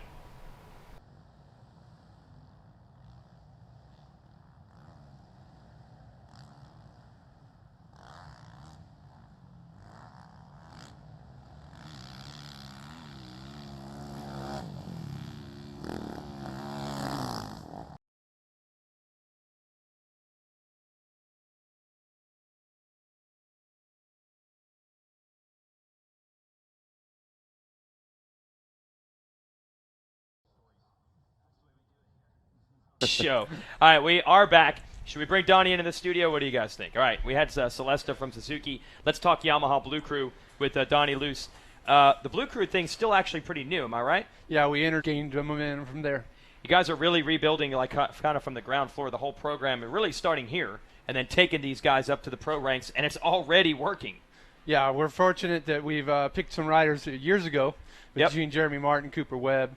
You know, those two guys, and even Anthony Rodriguez has been involved in our programs. And all three of those guys have came through our amateur program. Now they made that step into the pro ranks, and we're definitely excited to see them succeed. I think that's why we're all here, to see those young men exceed and achieve their goals. Now my question is, the success happened so quickly. I mean, we went from Jeremy Martin and Cooper Webb, neither having won a pro national before, to immediately going 1-2 at every national this year on an all-new bike. So when we get here, are you getting a lot more people saying, hey, could we maybe get on board? Can we ride that bike? Is the interest changing that quickly? Yeah, it's definitely changed that. But I think, like anything, it doesn't come easy. It's all hard work. And those gentlemen have been putting in the work, and we're seeing the success for their hard works, as well as all our engineers in Yamaha and our R&D and testing departments too.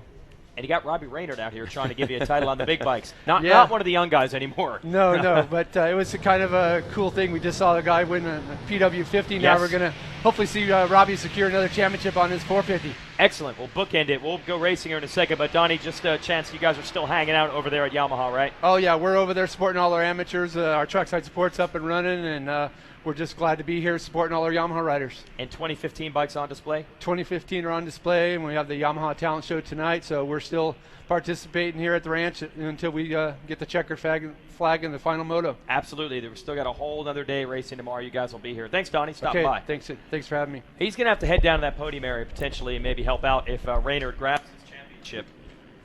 So thanks to everyone who joined us here at intermission at Loretta Lynn Ranch. And look at that. Raynard has put that Yamaha out front, and I'll tell you, Raynard's known for a lot of things that are great. The riding style is awesome. There's great talent and obviously enthusiasm for this sport. But I don't think these starts have necessarily been the focus or the positive of Raynard. But this week, he has been nailing those things. Maybe it's the Yamaha. I don't know. Maybe it is. But he has been excellent at the starts this week, and that has really helped him. Jimmy Pavone got the Bell Helmets whole shot, but Raynard able to quickly get around him. And it doesn't matter if it's 1992 and Raynard's down here as the hot shot coming out of the amateur ranks, or if it's 2014, that guy has awesome style, and you're going to see it here as he's headed to the Thor sweeper in just a moment in the 67. He is awesome to watch ride a bike, Rodney. He most certainly is. Pavone back in the number 2 spot right now, as it looks like Jimmy Evans has settled into the number 3 position as we kick things off here on lap number 1. We'll see if he's able to hold the pace there or not. He's got company coming in right now from that 52 of Frenchie, as we like to call him. Gregory Palmer back there in the number 4 spot as he sets 5th in the championship points race coming into the final moto right now. Looking back to the number 45 machine, that's Robbie Skaggs. Skaggs running 5th at the moment. He finished, looking at an 8th and a 9th, so a much better start to the championship moto for this rider. Skaggs sits 7th in the point now, but again, in the number 6 spot is Brandon Jones opens up in 7th. Sam Yanatelli, the number 35, is 8th. 9th place, Dennis Dooley coming up the holler there aboard the number 83, and John Boland, the number 85, rounding out the top 10 in the end of lap number 1. Then we got Edward Walston in 11th, Philip Hayes in 12th, John Agin is 13th, Jeremy Parsons in 14th, Jeffrey Pape in the number 15 spot. Tony Wink, I believe that's the Pit Pass Radio guy out there aboard the number 69. Birthday boy. Is it his birthday? Oh, yeah. Was talking with him up there. I think he's also representing Wiseco Performance Pistons here this weekend, so good to see him out there. Alan Flanagan is running in 17th place aboard the number 15. Frank Eckel is 18th. Mark Williams, the 46th and 19th. And Timothy Castrone rounds out your top 20. There's Carl Scott back in the number 21 spot. But as we look at the championship points breakdown, it would be Raynard, Pavone, Evans overall right now. But still a long road to hoe as we are looking at a 20-minute moto to complete. And we are only a lap and a little more into that. About halfway is our leaders as Robbie Raynard making his way around and stretching things out, and Pavone pretty much the same thing. It's back in the number 3, 4, and 5 positions where we're starting to see things really heat up in his plus 35 class. And the kind of great, intense championship motos that we have seen so far today are about to unfold before our very eyes once more, as it looks like we've got a new third-place ride, and Frenchie may have made the pass. He has. Gregory Palmer now in the number 3 position aboard the 58, or 52. Then the 58 of Evans is back in the number 4 spot. And there we see the 37, Tony LaRusso, moving up a spot or two, and Robbie Skaggs is out there. Jason Wygan. We need to do a live shot back in the studio with that. We need to do that. I got my corner man, Kevin Kelly, help me get through. It's been a long got a minute and a half break. Giving me the spreading that massive amount of Vaseline in the face and spraying water in the mouth in between rounds in this boxing match.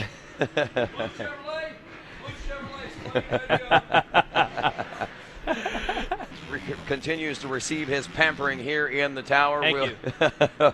We will turn our attention back to the battle on the racetrack, and that's the one for 4th place right now, with Evans being challenged by the 37 of LaRusso. As we saw them come by moments ago, there was only 1.3 seconds that separated them. Robbie Skaggs right behind LaRusso, aboard the number 45, but I believe it's become the LaRusso-Evans battle now for 4th. As we roll back over around the short chutes and actually now out into Storyland. Halfway through the story, I guess we reached the climax there as we are heading for the ending now. Evans still in the number 4 position as Palmer stretches things out some 5 seconds. The gap Actually, the lap times, look at this, 1:53.657. We're getting way down there now as Robbie Raynard has really pumped off a fast lap time. We're looking at a 1:59.144 for James Pavoni. And looking at lap times earlier in the week, remember, I think that, Aaron Plessinger turned a 1:54.064 was his fastest lap.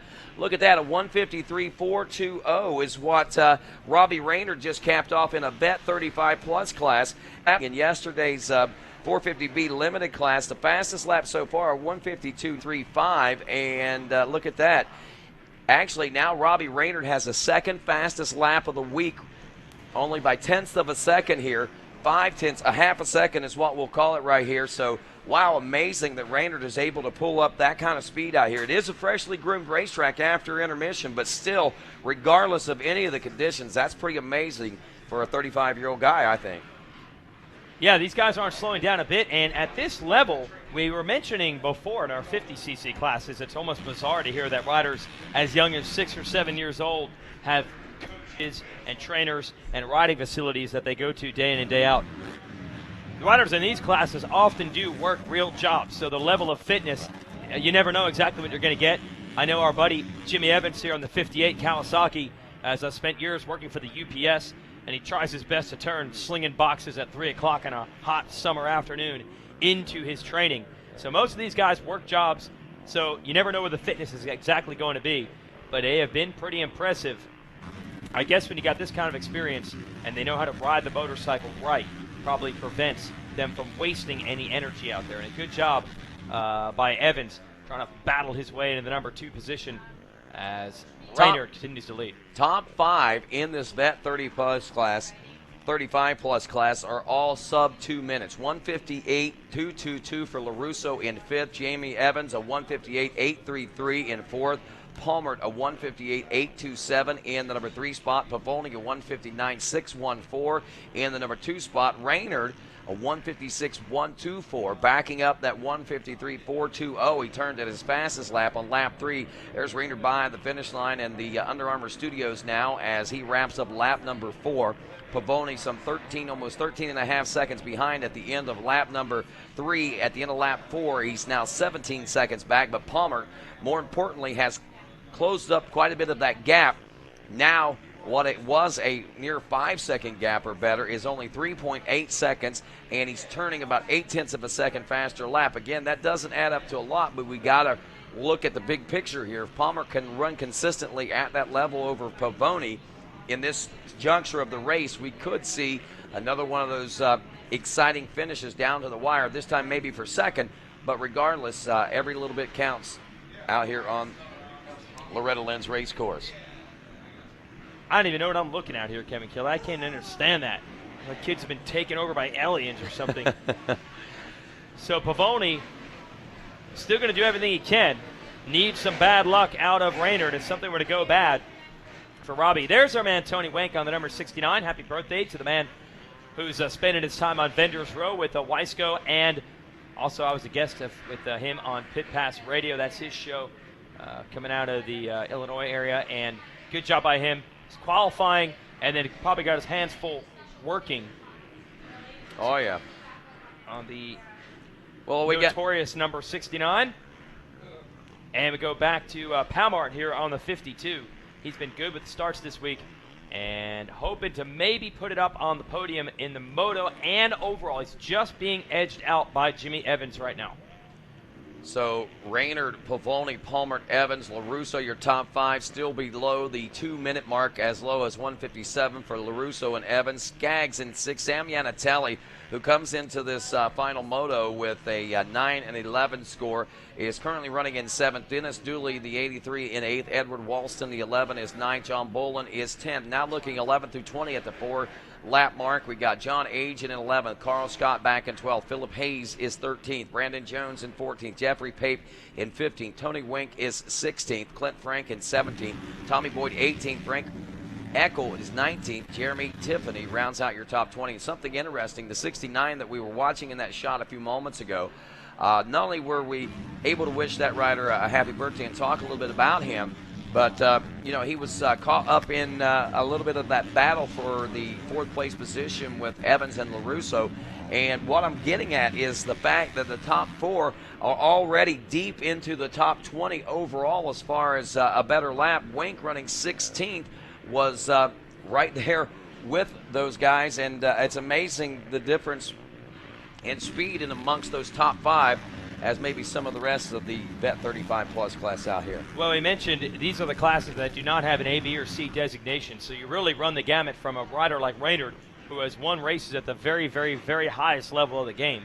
On any given day in his prime, you could make the argument that he was the fastest rider in the world. Then you're racing against the workaday guys, like we said. Their goal is just to qualify for Loretta's. They probably work full-time jobs. They've never been able to ride day in and down and test motorcycles as a professional. So they're all mixed in one class here.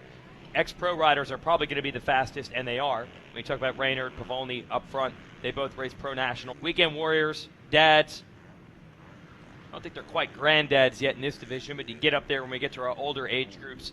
So here's Raynard. Still likes to moto down, runs a racetrack, and trains a lot of the top riders from the Oklahoma area nowadays. Still working with Justin Bogle, who is this year's 250 East Region Supercross champ. And did I not see Raynard actually take his hands off the bar entering that corner? Was he trying to get some blood flowing there, or was he just stretching out, maybe shooting somebody a wave off to the side of the track? Yeah, I'm not sure. Arm pump, sometimes an issue, but usually later in the week he's a little bit better as far as that's concerned. Hey, battle on our hands with Evans and Palmart. He's gotten around him. It looks like Palmer has made the pass on Evans. He'd been working on him for quite some time, actually, and now it looks like Evans is trying to strike back is exactly what's going on here. Evans has won himself a couple of titles here, I believe, in the 25-plus division. Going after it right now and makes it. Man, a little mistake there by Palmer as it is almost a gimme situation for Jimmy Evans, but you can bet your bottom dollar that this battle is not over. These two have been going at it since lap number 1, Jason, and you know, it would be likely possibly to see these guys doing the same thing when the checker flies after 20 minutes of this. Quick swipe of the tear-offs there for the 58 of Evans out of Pennsylvania. Palmert there on the Yamaha, but lost a little bit of ground. And Tony LaRusso's in this fight also. See him in the number 37 Suzuki. The 41 rider is about to go a lap down. But LaRusso, the long-time sand specialist from up in New England, who just a few years ago was still pulling down top 20s in the Pro National there at the WIC, MX338. And a long-time Suzuki rider, I believe, as well, is LaRusso. And sad story there. He mentioned on the podium earlier in the week that he actually lost his wife a couple of months ago. So he's doing this one for her and really making her proud, putting in some great rides here on the number 37. One of the good guys, Tony LaRusso. And he's chasing down Evans. So wow. We're going to have a battle. These guys just don't give up. He's not going to relinquish that position too easily, I don't believe. He fought too far back from that first moto with a 5th-place finish and a 3rd-place finish in moto number 2, and he's starting to feel it again. You know, he's thinking about it. He's tasting, and he knows he's only moments away from making something like that happen. And right now, it's going to take getting around Evans in order to get a 3rd-place overall position, not only on the podium for this 3rd and final moto. Pretty cool. Evans is kind of one of those lifelong amateur-type guys. Didn't race a ton at the pro level. Did every once in a while, I believe, did earn a professional number in the 2-digit range at one point. Now he's trying to split the lap riders. He's got LaRusso going to duck to the inside, try to make it happen. There we go. We got some of the tweets here that we're seeing on our screen. Some fans commenting on how long Raynard raced. Yeah, he came out of Loretta's in 1994. I believe he turned pro in the middle of that summer. And so we're looking at almost 20 years since Raynard turned pro. At Cole Seeley says lots of memories at Loretta. It's crazy how the track has changed over the years. And that's true. Very true. As we watch these riders like LaRusso work his way through this section, trying to track down Evans. Anyway, the cool deal on Evans, hadn't raced a ton as a pro. Spent most of his time racing at Loretta's. And then a few years ago, after he had finally notched that 25-plus championship here, he said, you know what, I'm signing up. I'm racing the Steel City National. I'm just going to see what I got at the pro level before I'm too old to get it done. Pulled a good start. I think he got himself like a 13th. Scored some points. Had to skip Loretta's the next year as far as racing in the age classes because you essentially disqualify yourself. But just wanted to give it a shot before it was too late. You get the other guys like LaRusso here in the 37, or Raynard, And Pavoni also is in second. They raced as pros forever. And then as soon as the day came where they were eligible to come back here, guys like Raynard did. So that's pretty cool. The memories that they have here, they wanted to relive them again. Pretty amazing, actually. I believe that what kind of a hook this place has on you. I was thinking about it myself. It was 1995 will be my 20-year reunion next year, I guess, of coming to Loretta Lynn's. And over the course of time, just like Cole said, I can't believe how much Loretta's has changed. Think about it over the course of 20 years, how much this place has changed, man. I mean, pretty amazing thing. I remember we used to run it one way one year and then turn it around and run it backwards the next year, keep the same jumps, just reface them in a different direction. It was a lot of changes back then, but even more since then. And right now, one of the biggest changes is, to me, the depth of talent in these plus classes like this Vet 35 plus class, because we've seen and had the opportunity for a lot of the former talents of Loretta Lynn's to go on, have their professional careers, and then come back like we have alluded to on so many different occasions. And I think that's one of the things that has helped the depth of talent in the plus classes, from the 25 plus, the 30, the 35, the 40, even the 45 and 50 plus. Riders from the days gone by have the opportunity to return after a professional career. And that's what's great about, one of the great things about Loretta Lynn's. And another great thing is that we have the opportunity to bear witness to them all. And right now we're witnessing the 23 machine of James Pavoni. Jen Ken has found her 172nd different place to sit and try to work on her laptop here in this Under Armour studio. Now she's out in the corner. Pavoni has never won a title here at Loretta's. He's come close the last couple of years as a vet rider, but going to come up short to Raynard. Nothing to be ashamed of there. Robbie's talent certainly still impressive, and like we said, Robbie still gets to ride and train a lot, I would assume. I know he's working with riders and owns a racetrack down in Oklahoma. Sometimes that ends up costing you time on the bike because you got to work with the kids. Pavoni actually has got a desk job as the white flag is now out. He works for Fly and Western Power Sports now, so he's representing his companies and still showing he can go pretty fast on a dirt bike. That LaRusso-Evans battle is actually going to shake up the overall podium. It could put LaRusso into third overall and push Evans back to fourth.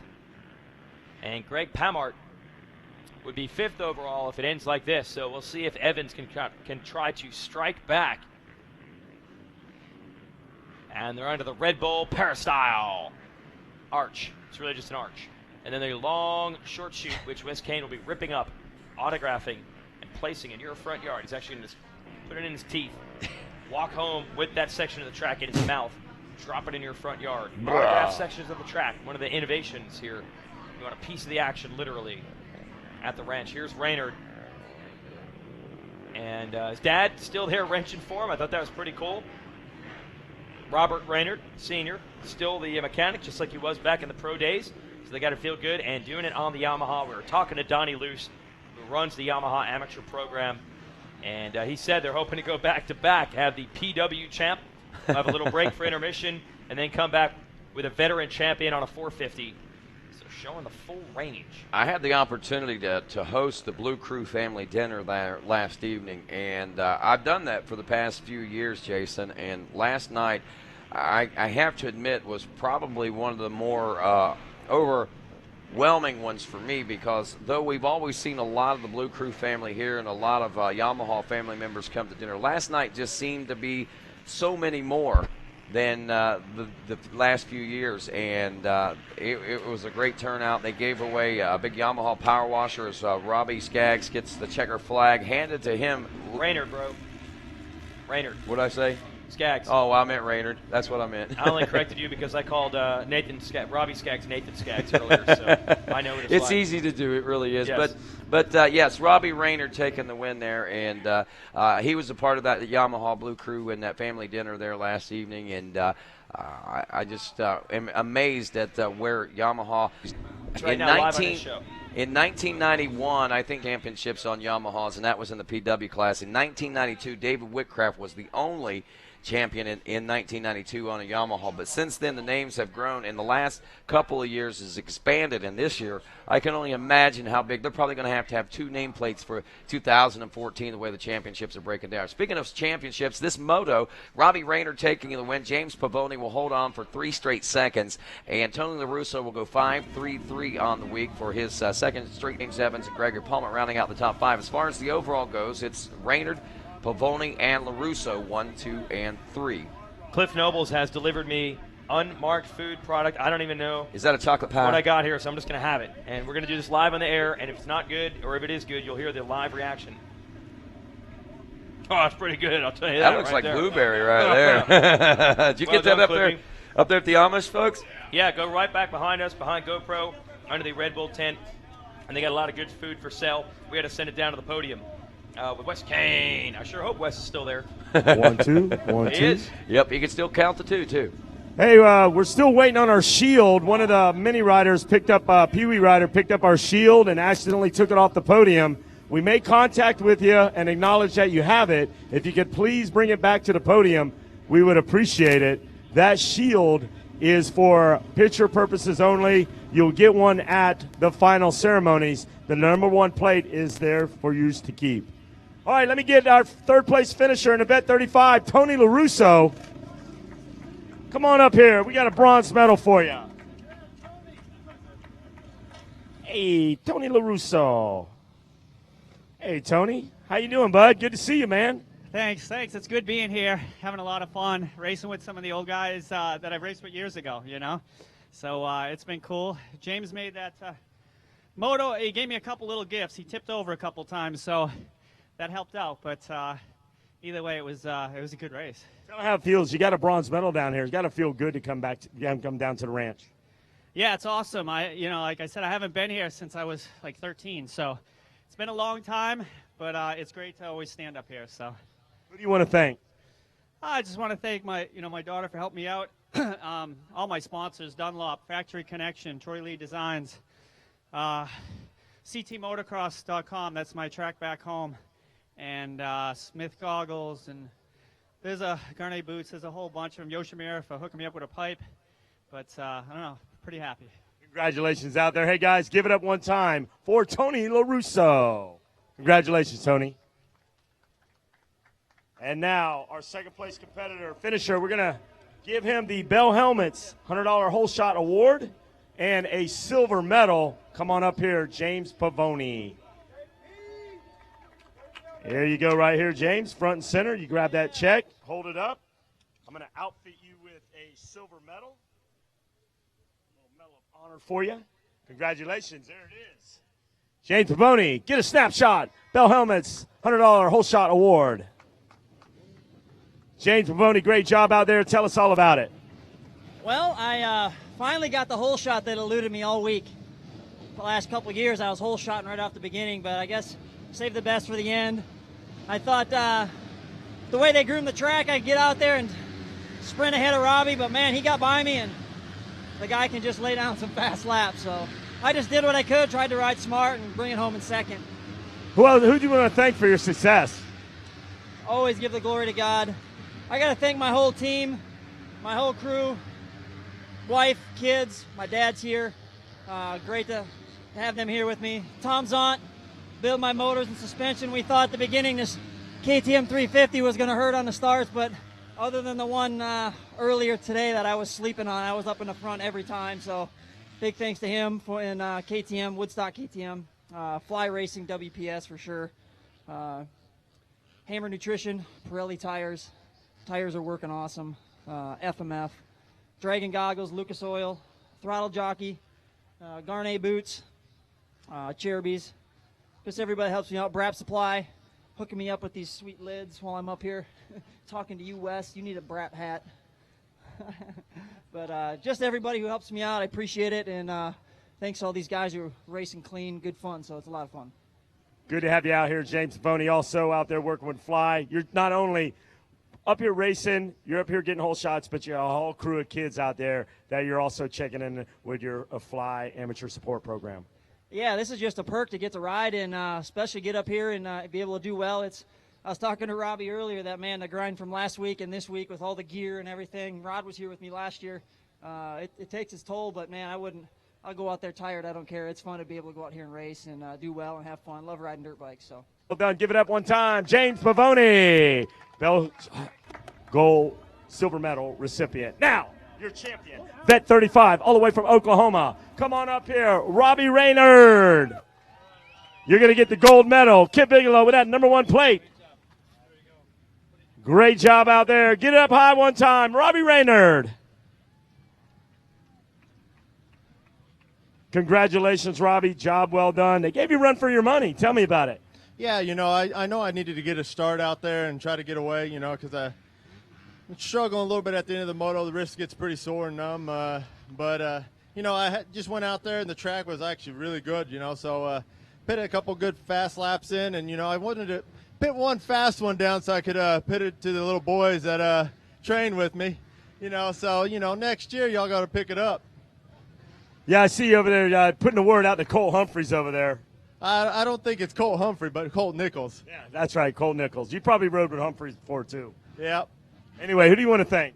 Well, I got to thank my parents for, spending their anniversary again with me at the races and everything. And Ashley, Yamaha, GYTR, Yamalube, Fox, Scott, Roost, Fenton Motors, Wichita Electric, Rainer Modification Pro Circuit. I couldn't do it with all, everybody out there. It's just great to be out here and have some fun and enjoy it with everybody. Well, I'm going to let you enjoy this championship here. I've got a bottle of champagne that says "You're the champ" on it. Come on, guys, get in there and congratulate Vet 35 champion Robbie Raynard. And we still like to get that shield back down here on the podium. If you pick that shield up, please bring it down here. We need it for photo ops. You will get a shield at the final awards ceremony tomorrow. But if you have that shield, please bring it back to the podium. We would like to have it ASAP. Back to the Under Armour studio. Impressive. Yeah. That's going 26 years. 1, 2, 3, 4, Yeah. 5, 6, 7, 8, 9. This is 10 Wow. championships. He's entering some rare air.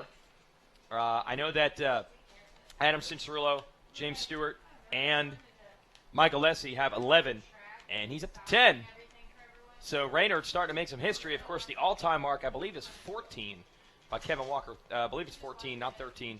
But who knows, in a few years, we talk about Raynard having the all-time record for titles at the ranch. Wow, wouldn't that would be a great full-circle opportunity for him to be able to be like that, one of the winningest youth riders, and then come back and be one of the winningest, well, not only the winningest of all time, but obviously the winningest vet rider also. Absolutely.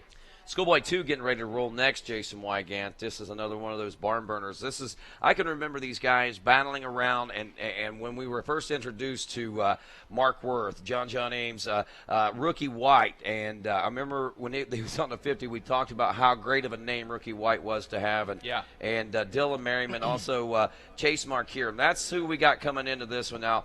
Also, Jake Masterpool, the number 95, who put probably one of the best rides on in a moto yesterday. I'm not sure which class it was, but he got off to such a poor start and had to work his way back all the way to the front of the pack. One of the amazing rides, to say the least. But Mark Worth comes into this one leading the championship with a 3-2. That's a score of 5. John Ames, a 2-4, is second in the points, and then Rookie White with an 8-1 is third coming into this one. Your Moto 1 winner having problems in Moto 2, finishing 42nd, Mitchell Harrison. Yeah, and Harrison was struck down with a knee injury. Got to talk to him, I believe that was on a Wednesday night. Said he just stuck his leg out in the turn, hit a clot of dirt, and it just tore his knee up. Wow. Didn't crash, didn't hook it in a rut real bad. Just the unlucky breaks here as you watch Mark Worth, your point leader, coming in this third moto, ready to take off and destroy this camera lens. Oh, get it out of the way. Shaolin Tennant there next to him as the gate drops. Tennant on the 71, and it's going to be Trey Kennard grabbing the whole shot of the number 41 in the schoolboy class. Are you kidding me? It is the 41. You are correct, sir, about that. But that, no, is not Trey Kennard. That is actually Chase Marquier out of Newcastle, Oklahoma, coming into this one. The pair of 7s on the EVS Axo Red Rock Fuel Yoshimura Shades of Gray back machine. Unbelievable what we're seeing. The 95 is Jake Masterpool, and he is on the 125, and he is looking to take the lead. He nailed the start on the 2-stroke, and Masterpool trying to get in the number 1 spot. I can't even keep track of what happened. Somehow, Masterpool was going for the lead, and in the same turn ended up going from 2nd to 1st to 3rd in 1 turn. That's how the lines worked, going in and out. So now, yeah, the 90 or 95 on that 2-stroke's been pushed back. Look at the 95. A 12-3, 6 coming into this. Yeah, it's going to be pretty tough for him to get this championship, no matter how it works out. Rookie White, who you said we were looking at, he needs a little bit of good luck here. Where, though, is Mark Worth on that number 34? Kevin Kelly up here, he thinks he might have saw Worth down in the 10 Commandments. That could change everything. Shelby Peterson is the other rider fighting through this pack on the number 99. There is Worth. Wow, next to last. So he's like 41st. Coming around that big sand wash there. He only has a 1-point lead, but it's on John Ames, who I also don't see up front here. If Ames can get to the front, maybe get on the podium, that might be all he needs to win this title. And then Rookie White, who we mentioned with that 8th in Moto 1, it's going to be tough. And none of those riders who are championship players are up front right now. You mentioned Chase Marquier. Look at that, 7-7-1 will win the championship if it finished like that. Take that back. But it is changing every lap. Yeah, it is, and it will. A 4.54 right now. Well, I'm sure it's going to change quite a bit over the course of time, but even right now we got Marquier out front, Shelby Peterson running in the number 2 spot, Jake Masterpool is 3rd, Dylan Merriman in 4th, Samuel Redmond in 5th, Taylor Barnett in 6th. Whoa. Battle for the lead, the 99. Peterson got the drop on Marquier. They're still going for it, Rodney. Whoa! Good racing on this long short shoot. Marquier is going to take it back. They already swapped it twice. Wow, amazing battling going on. It's not over yet. Peterson on the outside bounced off of that 10 Commandments and then tripling them as Marquier, and he still is going to hold on to the lead. Wow. Good racing. That is, side by side as they go into Storyland now, and Marquier is still feeling the pressure from Peterson. Peterson trying to thread needles. If it's going to happen, it could happen right there. Can he hold it as they make the drive out of Storyland now, side by side? It's a drag race. 31st position right now is where John Ames is sitting. Mark Worth, who was sitting in the points lead in this one with a 3-2, is in 35th place position. Are you sure that's not Trey Kennard of the 41? He just scrubbed that thing like Trey on the 41 Honda to hold off Shelby Peterson. These two are going at it like it is the race of their lives, and you know what? It just might be. Marquier could have a shot at this title. He has a pair of 7s coming into this moto, but your point leaders are way back. They spent this whole lap side by side, Rodney. That is amazing. And the cool thing about it is I don't think this one is very close to over, because I believe that Peterson is feeling the adrenaline, as is Marquier. These riders are all trying to make things happen out there.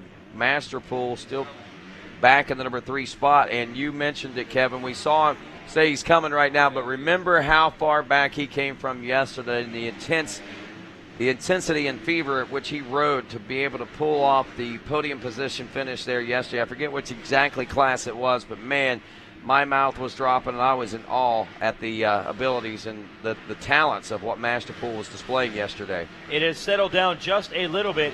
Chase Marquier on the Honda pulling away just for the moment on Shelby Peterson. Rookie White would be 3rd overall right now with 818 scores. But I say the rider to watch could be White on that number 15. He's back in 8th, but he's got a lot of ground to gain. If you're Marquier, you cannot do any better than this. This is as far as you can go. He has a 1 in this moto at the moment. That would give him 15 total points. He cannot lower his score any further because he's in the best possible position already. Rookie White would only be 2 points behind him right now. Here's an interesting fact. Doing some mathematics right here, right now. I'm thinking. Good luck. Oh boy, we're I'm thinking right now, if it was to stay the way it was, if Merriman and Marquier were to stay where they are right now, actually, Rookie White in 8th place would only have to pass up the 6th place at this point to secure the championship. And then you got Dylan Merriam looking at 4.54 scores. So this is just bizarre. Dylan Merriam with 4.54. He's your leader. So Marquier, he can't get any better. Merriam can improve, White can improve, and the biggest opportunity would be for Worth. And Worth is in 34th place. John Ames, though, John Ames has climbed to the 22nd position. So watch out for the Yamaha man. He's mid-pack. He's gone from about 34th to 22nd. Oh, and Jake Mashable is on the move. That's going to be good work, exciting. boys. We have found rookie White on that number 15. He is trying to make up ground to get back in this title hunt. He's got Ashton Hayes right in front of him. This would be for 6th.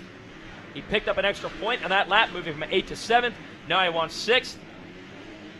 Actually, he is in 6th, and we're doing the math. I recalculated. I actually looked at the wrong place there. He actually get the 4th in order to take the championship. I said 6th, but it's actually 4th.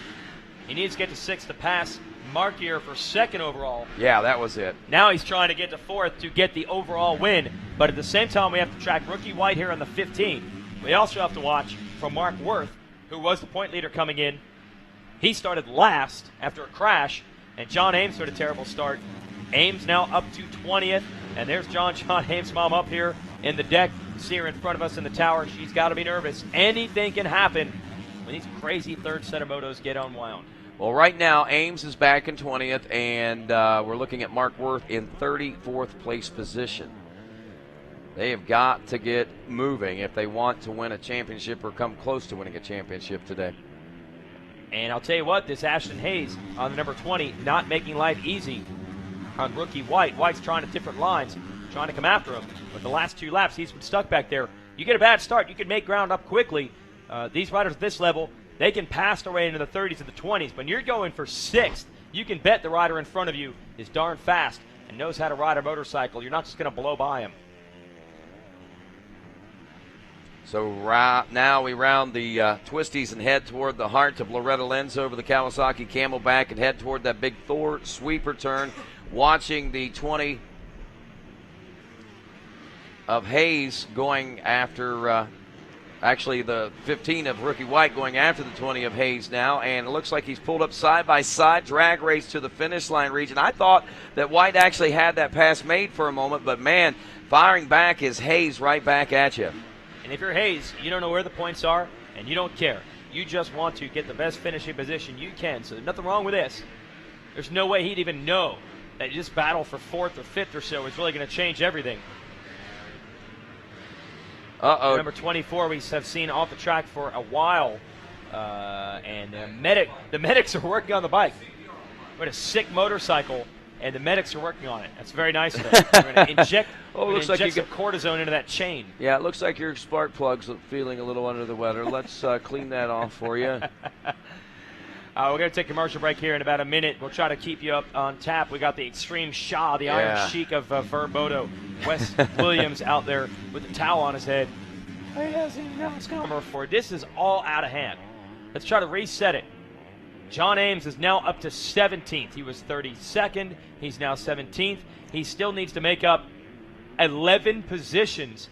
He needs to gain 10 points plus on Dillian Merriman because he'll lose the tiebreaker. So he needs to gain 11 possessions for the number 37 on the Yamaha. He'd have to go from 17th to 6th to win this title. John Ames, that is going to be very difficult. As for Mark Worth, he's still in 33rd. Worth is not moving up. I think Worth might have coughed up this title. Something must be wrong back there. He's not making up much ground. We got high drama here in the Schoolboy 2 class. We'll be back on Racer TV after this break.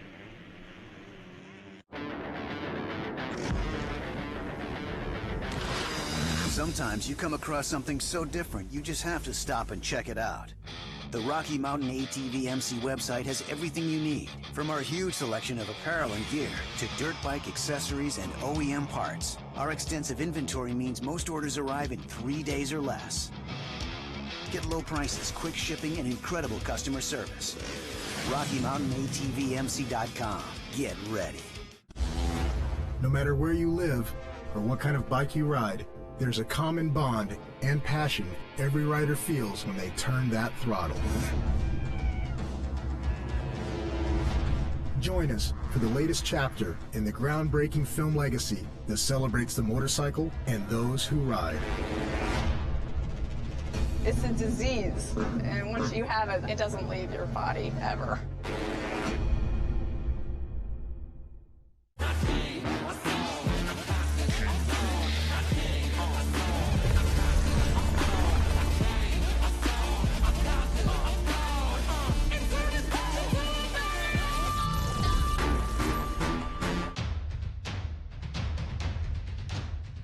Any engine, any season, at home, at the track, or on the any engine. Nahilo Concepts is the #1 source for innovative billet products for your race bike. From engine covers to factory frame grip tape, we have everything you're looking for. So visit us online at nahiloconcepts.com. Back here at Loretta, Lynn's Rodney Tomlin, Jason Wygant, Kevin Kelly, and Wes Kane, along with Jen Kenyon, bringing you the call. Loretta's live as we watch John Ames, the 37 machine, trying to battle his way up through the pack right now, currently in a 16th place position, actually maybe up to 15th at this point. He was 16th whenever he rolled through at the end of lap number 5. In amongst that traffic, he was turning lap times in the 1:58.6 mark, where everyone around him in the 2:02 range right now. Problem for Ames, he was second in points coming into this moto with 2-4 scores. Terrible start, was back in about 32nd place. He's now gotten halfway through the field, like you said, now 14th actually, so more than halfway through the field. And he might be able to make a pass here on this number 11, Hunter Sales, to get into the 13th, but it's still not going to be enough. He would have to get all the way up to the number 6 spot. Actually, it's worse now for him. Dylan Merriam on the Honda, number 18, has climbed to 3rd in this moto, Wow. and that would give him the title with 4.53 moto scores. Wow.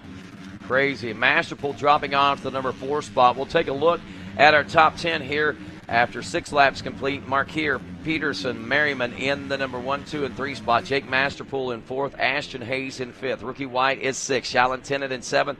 Blake Green in 8th. Buddy Wentworth in 9th. Samuel Redmond rounding out the top 10, 11 through 20. Tyler Pantley, Jeremy Hand, Hunter Sales 13th, John Ames in 14th. That's the 37 we're watching. Taylor Barnett, Cam Cannon in 16th. Justin Cooper in 17th. Jace Pennington in 18th. Alec Mellick is 19th. And Jake Pinhankos rounds out your top 20 aboard the number 75. Yeah, Ames sitting with 20 points right now. Merriam sitting with 12. So Ames would have to gain 9 on him because he's not going to beat him in the tiebreaker. He's going to have to go ahead of him. So he's got to gain 9 positions from 14th. That's a long way to go. So the rider to really focus on right now, Shelby Peterson is in the number 2 spot. Dylan Merriam, he's the second rider in your screen here, number 18. He is making his case for a championship. He's already gotten that 95, a Masterpool. Now he's going for second. I have no idea if he has any idea that each one of the passes he makes on that Honda is another key component to winning this title. When you come in with a 4 and a 5, you know you're on the outside looking in. I don't know if he realizes that Worth and Ames are having terrible motos. They're way in the back. So this pass on Peterson, one more point, make it that much harder for Ames to do anything about it. Mark Worth now up to 25th. The beauty of the 3-moto format is playing out before us right here, Jason Wygant. Made the pass. Got around Peterson for the number 2 spot. So Dylan Merriam, hey, it's a clutch ride, man. He was in 5th at one point. He's climbing forward. Yep, he most certainly is making it that much tougher for riders to best him in the Schoolboy 2 13 to 16 BC class right now. Out of Storyland, we roll with that position. Still Markier out front.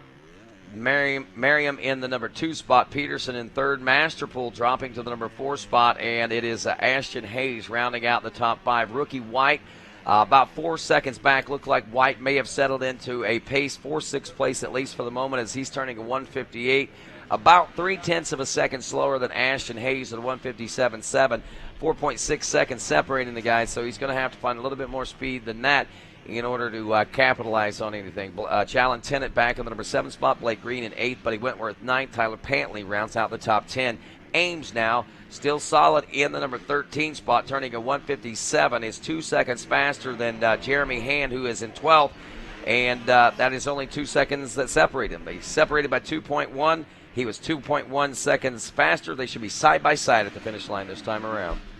Speaking of side by side, that's what Peterson and Masterpool are. Masterpool riding that two-stroke 125, and he's got that thing pegged, and he's nailing the outside of every corner and keeping the momentum up.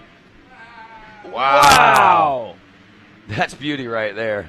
Long way around, but then he hit that little hill at the split line, and Peterson able to stay out front. I'll tell you what, Masterpool's putting a lot of work on that little 125 to get around these guys. Most certainly, and it's got to be a big confidence booster for him to be able to come out here and perform against these guys on the. And that's funny because he was. I mean, that's how much emotion he was, positive energy he was emitting there last night, and rides like this, I'm sure, are helping brighten that mood quite a bit. Yeah, down to the podium. I don't know if anyone gets cheers like Jake Masterpool. Obviously, everyone knows the story of the family situation. Jesse Masterpool, his brother, one of the up-and-coming great talents of the sport. We lost him a couple of years ago at a race. And number 20 of Ashton Hayes. Remember, he was battling, and now he's got Peterson. Ashton Hayes on a roll. Yes, he is. Currently sitting in 6th of the championship with a 13.65. A lot of inconsistent finishes in this class. One of the more inconsistent classes I've seen so far, I think. Even more inconsistent than some of the C classes. It has been almost impossible to keep track of this title. We were looking at Mark Worth, points leader coming in. That was focus early. Then it went to Rookie White. Then it went to Dillian Merriam. And then we wondered if maybe John Ames could dig this one out. But I think it's all Dylan Merriam right now, who's in second place of the number 18. As you watch Ashton Hayes, who is up to 4th. Going to try to pull that podium position away from the 95 of Masterpool. I think most likely right now that John Ames just has time against him. They are on lap number 9. He's turning about a 2 to 3 second faster lap than most of the folks around him right now, but he's in 13th place, and a lot of gaps looking at 2 and 4 and 3 seconds to where he needs to get to. So time is going to run out for him, unfortunately. And Masterpool's a pretty big kid, too, to be being pulled around on the 125. Unfortunately, had some bad luck in his previous class where the 125 was the way to go for everybody because those are the rules. Here you can ride either the little bike, the 125 two-stroke, the Tiddler, or the Thumper, the 250 four-stroke.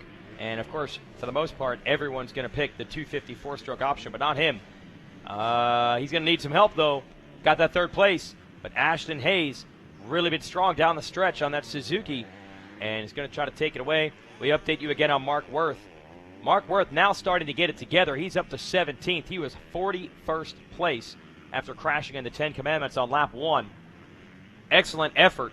But he's still going to come up way short of the championship on points. Only 11 spots out of a championship right now. Oh, man, that's got to hurt. Yeah, it does. Can you imagine? I mean, if he was able to pull off 11 passes and put himself in position, would be remarkable, to say the least. But, yeah, that is a long road to hoe for anyone, I think, at this point. Even the way Masterpool was racing yesterday. See Dylan Merriam, they'll take the white flag. Now it's Masterpool in 3rd. So Merriam, your 2nd-place rider, is the one who will win the title if he can hang on for one more lap. And we watch this podium battle. It'll go down to the finish. Oh, way to find a smooth line there, Dylan. Playing golf out there, getting into the grass, the fairway. All right, so Merriam, as Wes Ken would say, this is the ride that dreams are made of. Looking to go 4-5-2. Doesn't matter how you do it. If you get the least amount of points, you are the champion.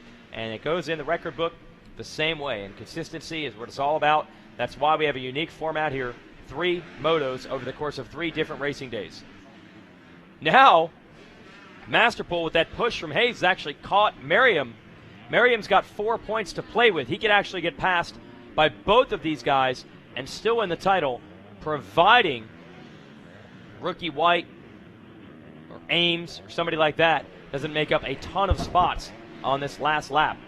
Rookie White is in 6th, but he would have to get all the way up to 2nd on this last lap to change things. I wonder, again, like you say, I wonder if Merriman even realizes that he is in position with the 4.52 to take this championship. But can you imagine what kind of a surprise it would be to roll off the racetrack after finishing second place and not even coming close to a podium or anything in the previous motos, and they tell you won the national title? That would be something else. That is a great point. We'll see his reaction. We'll be able to judge in a second because he's closing in on it. Checkered flag is going to be coming out.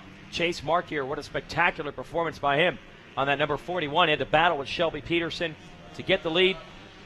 Then he held it all the way to the end. On the RacerX virtual trainer, that's rxvt.com. Last lap. Checkered flag is out. The 41 has taken it. Trey Kennard style. Even got Amsoil Honda. Let's keep keep it on his face. He's thinking, yeah, I got a second in moto. I got a second in the moto. Well, that's your moto winner. We're waiting on the 18. Oh, okay, yeah, that's what. Yeah, we're waiting on the 18. That's what I want to see right there. I think they're he's getting explaining it to him right now. They What? are explaining it to him right Really? now. Huh? Are you serious? You did it. Look at him. He's not. Yeah! Oh, I wish I could have seen his face right there.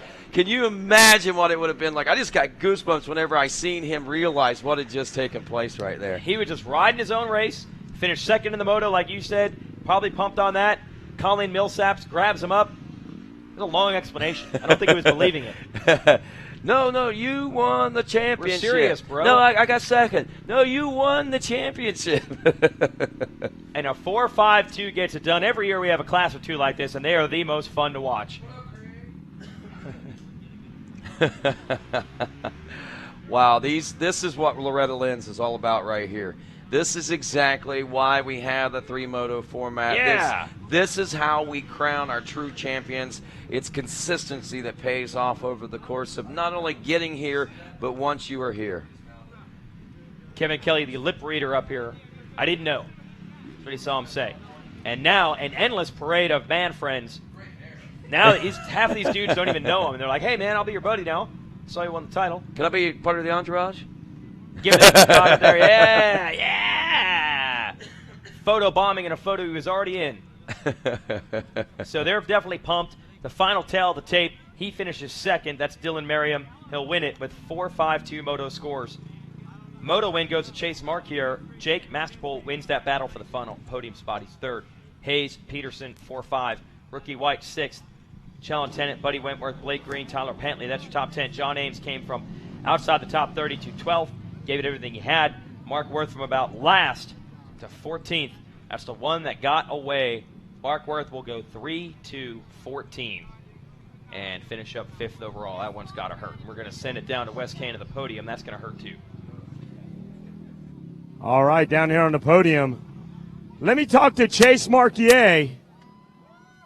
Then we'll talk to Jake Masterpool, and then we'll bring up the champ. All right, Jake Masterpool, you're going to be coming up right after. Come on up here. Chase Markier. You got the Bell Helmets Whole Shot Award.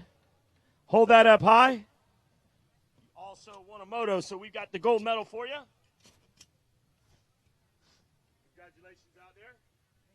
All right, let's hear it for Chase Markier with a moto win and a Bell Helmets Whole Shot Award recipient.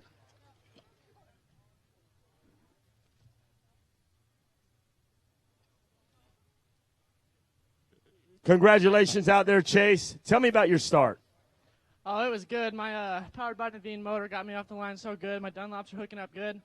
I actually didn't really get the jump I wanted, but as soon as I came out, I rocketed it out. And I know I was ahead of everyone's helper pin. Tell me about that gold medal now, how it feels to win a moto down here at Loretta Lynn's. Oh, it feels amazing. I've never even got on the podium here until just the other day. So to get a moto win, it's awesome. I wish I could have got the title, but I'll take a moto win. Who would you like to thank? I'd like to thank Lord Jesus Christ for keeping me safe. My mom, dad, brother, my mechanic Dan, Axo, Micah Metals, Shades of Grey, Factory Connection, Yoshimura, Scott Goggles, Def Family, Speed Graphics, DT1, anybody else I forgot. Thank you guys so much. Before I let you go, one more time, tell everybody what it feels for you to be down here. Tell us about it. It's pretty amazing. That's all I know. It's amazing. It's hard work out there. All right, congratulations. Enjoy the Bell Helmets Whole Shot Award, a gold medal. I'll talk to our third-place finisher. We'll switch the bikes out. We'll put the champ's bike up. Jake Masterpool, come on up here for the bronze medal. We got that hair all tucked in. It's all been picked out. It's looking good for the shot. Come on up here, Jake Masterpool. Congratulations out there. A bronze medal. Let's hear it for Jake Masterpool. What a way to charge up. Tell me. Oh, it was an outstanding ride. I can't thank everyone enough. And gosh, it was just an awesome run. I have nothing to blame, nothing. It was just an outstanding race with all the guys, and it was awesome. Tell us a little bit about the track out there. The track's actually really good. They just groomed it a little smooth, but it's pretty good. So. Tell us who's helping you out. Just thank God's helping me out the most. He's been with me through everything, and I just want to thank Fox, my mom, Dad, just everyone, Dunlop for the sweet tires getting that start. I don't know where I would be without that. And gosh, it was just an awesome race. And I got a little off track. I want to thank No Toil, Dirt Tricks, Synergy Balance, Maxima, and just Yamaha, and just for all the support that they're giving me, and just can't thank everyone enough. Tell us about that hairdo before we let you get away. Tell us what kind of hair care products are you using in there? It's a little something called nothing. It just kind of goes. All natural. All natural. All right, well, keep on doing what you're doing, Jake Masterpool. Congratulations. It's always a pleasure to have you up on the box. Give me a high five. That's my man right there. Now we are getting ready for our champ to come up on the podium. The 18 ride in your Schoolboy 2, 13 to 16. He's going to finish second for the overall championship. Come on up here, Dylan Merriam. You get the silver. Jen, you got the shield. There's the number 1 plate. Here's the shield. Hold that shield up, guys. Your champion, Dylan Merriam. All right. Thanks, Miss McGrath. We got the shield back. All right, there's your champ. You got to be pumped. I see you grinning up here. You're trying to white knuckle and hold on that number 1 plate. Nobody's going to take that thing away from you. No, this one I'm holding on to the rest of the week. Tell me what it means for you to win this number 1 plate. I can't even explain how much it means to me. It's just worked so hard all year, just all the pain and suffering to go through to get to this point. It's paid off, and I'm so excited. Let's talk about your training program a little bit. Where are you training at? Who's helping you? After last year, I ended up moving out to Georgia with the Millsaps training facility, and man, the stuff that we do out there is unreal. You know, I had a good program before that, but nothing like they have for me. You know, they put in so much work, and they have just as much dedication and passion as I do. You seen the checkered flag. You knew you had the championship. Take us back. How'd that feel? Actually, I had no idea I had it. I was in second, you know, and I was like, all right. And last corner, I knew Jake Masterpool was close to me, so I didn't get too much to look. But I looked back just to see if Markey and John Ames, because I knew they had to be worse than 4th and 5th. And I wasn't really sure, but then I came over and everyone's like, you did it. And I was just like, no way, in shock. Well, a lot of people helping you out. Who would you like to thank? Oh, my God, Factory Connection Racing. First, God for keeping me safe. Factory Connection Racing, Scott Goggles, Pro Circuit, C4MX ODI Grips, Magic SC Customs, my mom, my dad, Troy Lee, most of all, giving me all the gear, and Dunlop Tires, just everybody, thank you so much. Congratulations out there. A bottle of champagne to help celebrate. Here you go, your champion. Once again, Schoolboy 2, 13 to 16, the 18 of Dylan Merriam.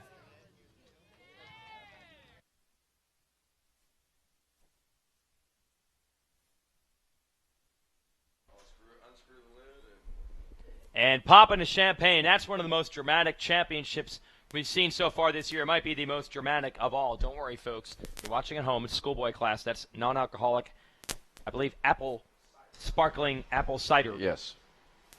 Pour that, drink it, do whatever you want. It's cool. It's legal. And he's got the number 1 plate. 4.52 moto scores for Dylan Merriam.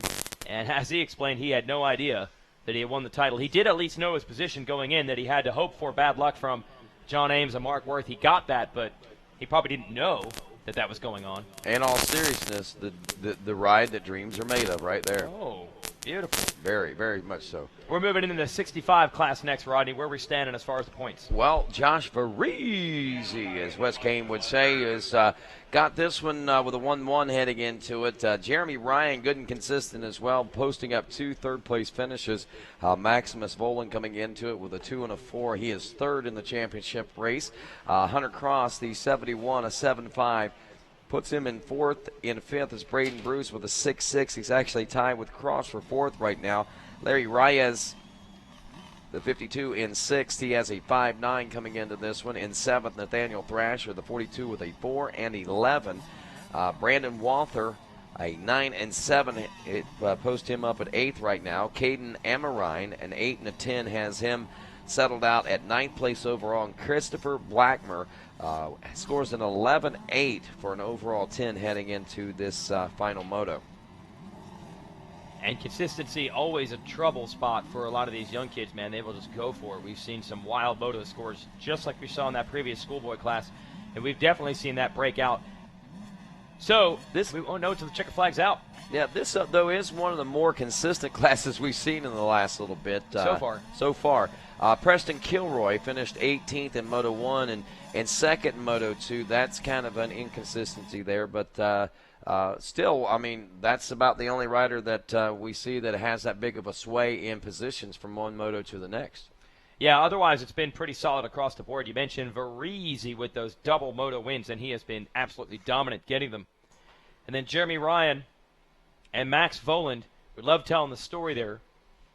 Jeremy's dad, Ricky, was a top pro back in the day, won the Daytona Supercross, that legendary first ever privateer main event victory, and Max Voland is the son of Talon Voland, who is a top gunner as a professional as well. And both Ricky Ryan and Talon Voland are from Northern California, so I'm sure they raced each other at one point, and now their kids are second and third in this 65 class. Our man Megawatt up here getting a little misty-eyed, had to put the sunglasses on, thinking of that Honda taking a privateer win, the Daytona Supercross. Oh, yeah, hopped off the bike, was holding his knee, was hurt.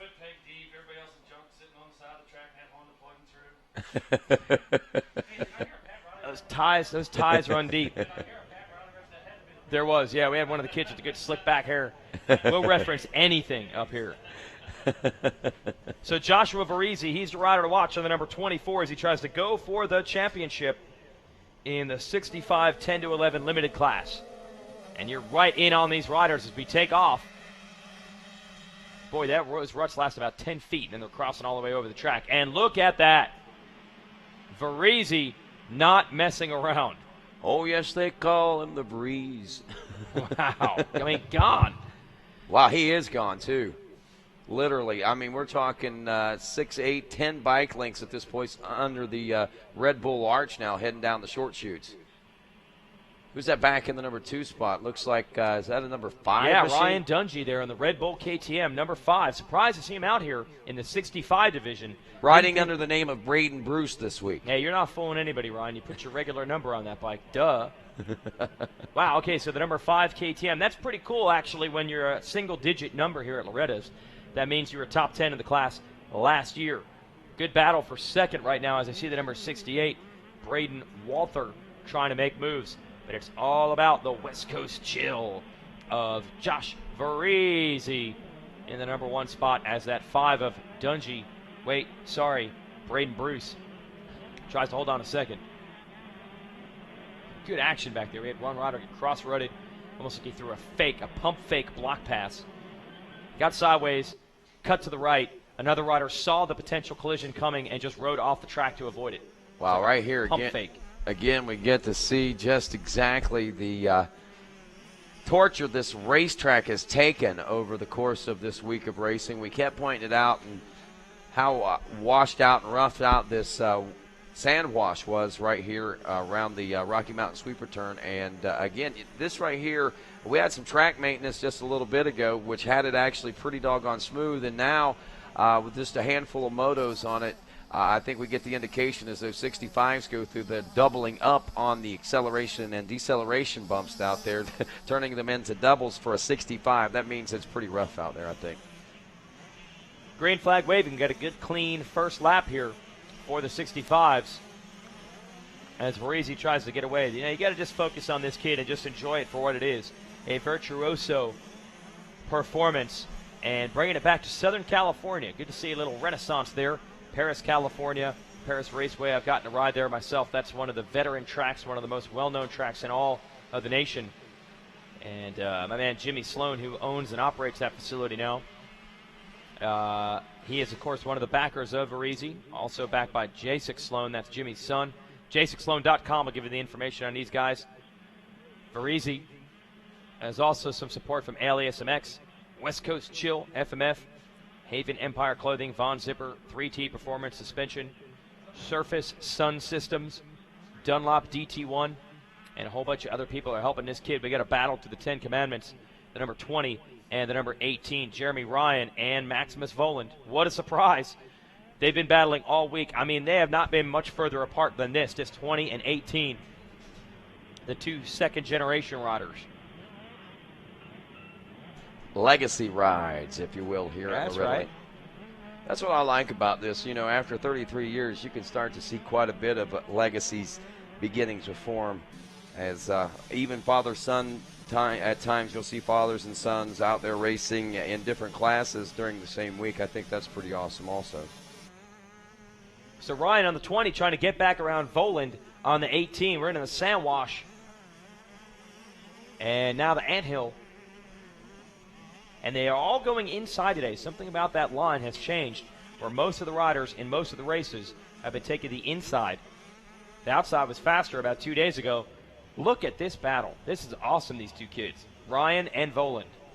You know, a lot of that, I've noticed that too, Jason, but it seems like it happens in increments. For a while, you'll have the outside of that anthill being the fast line, and then eventually the outside line starts to get a little faster as the inside line gets chopped up and rougher.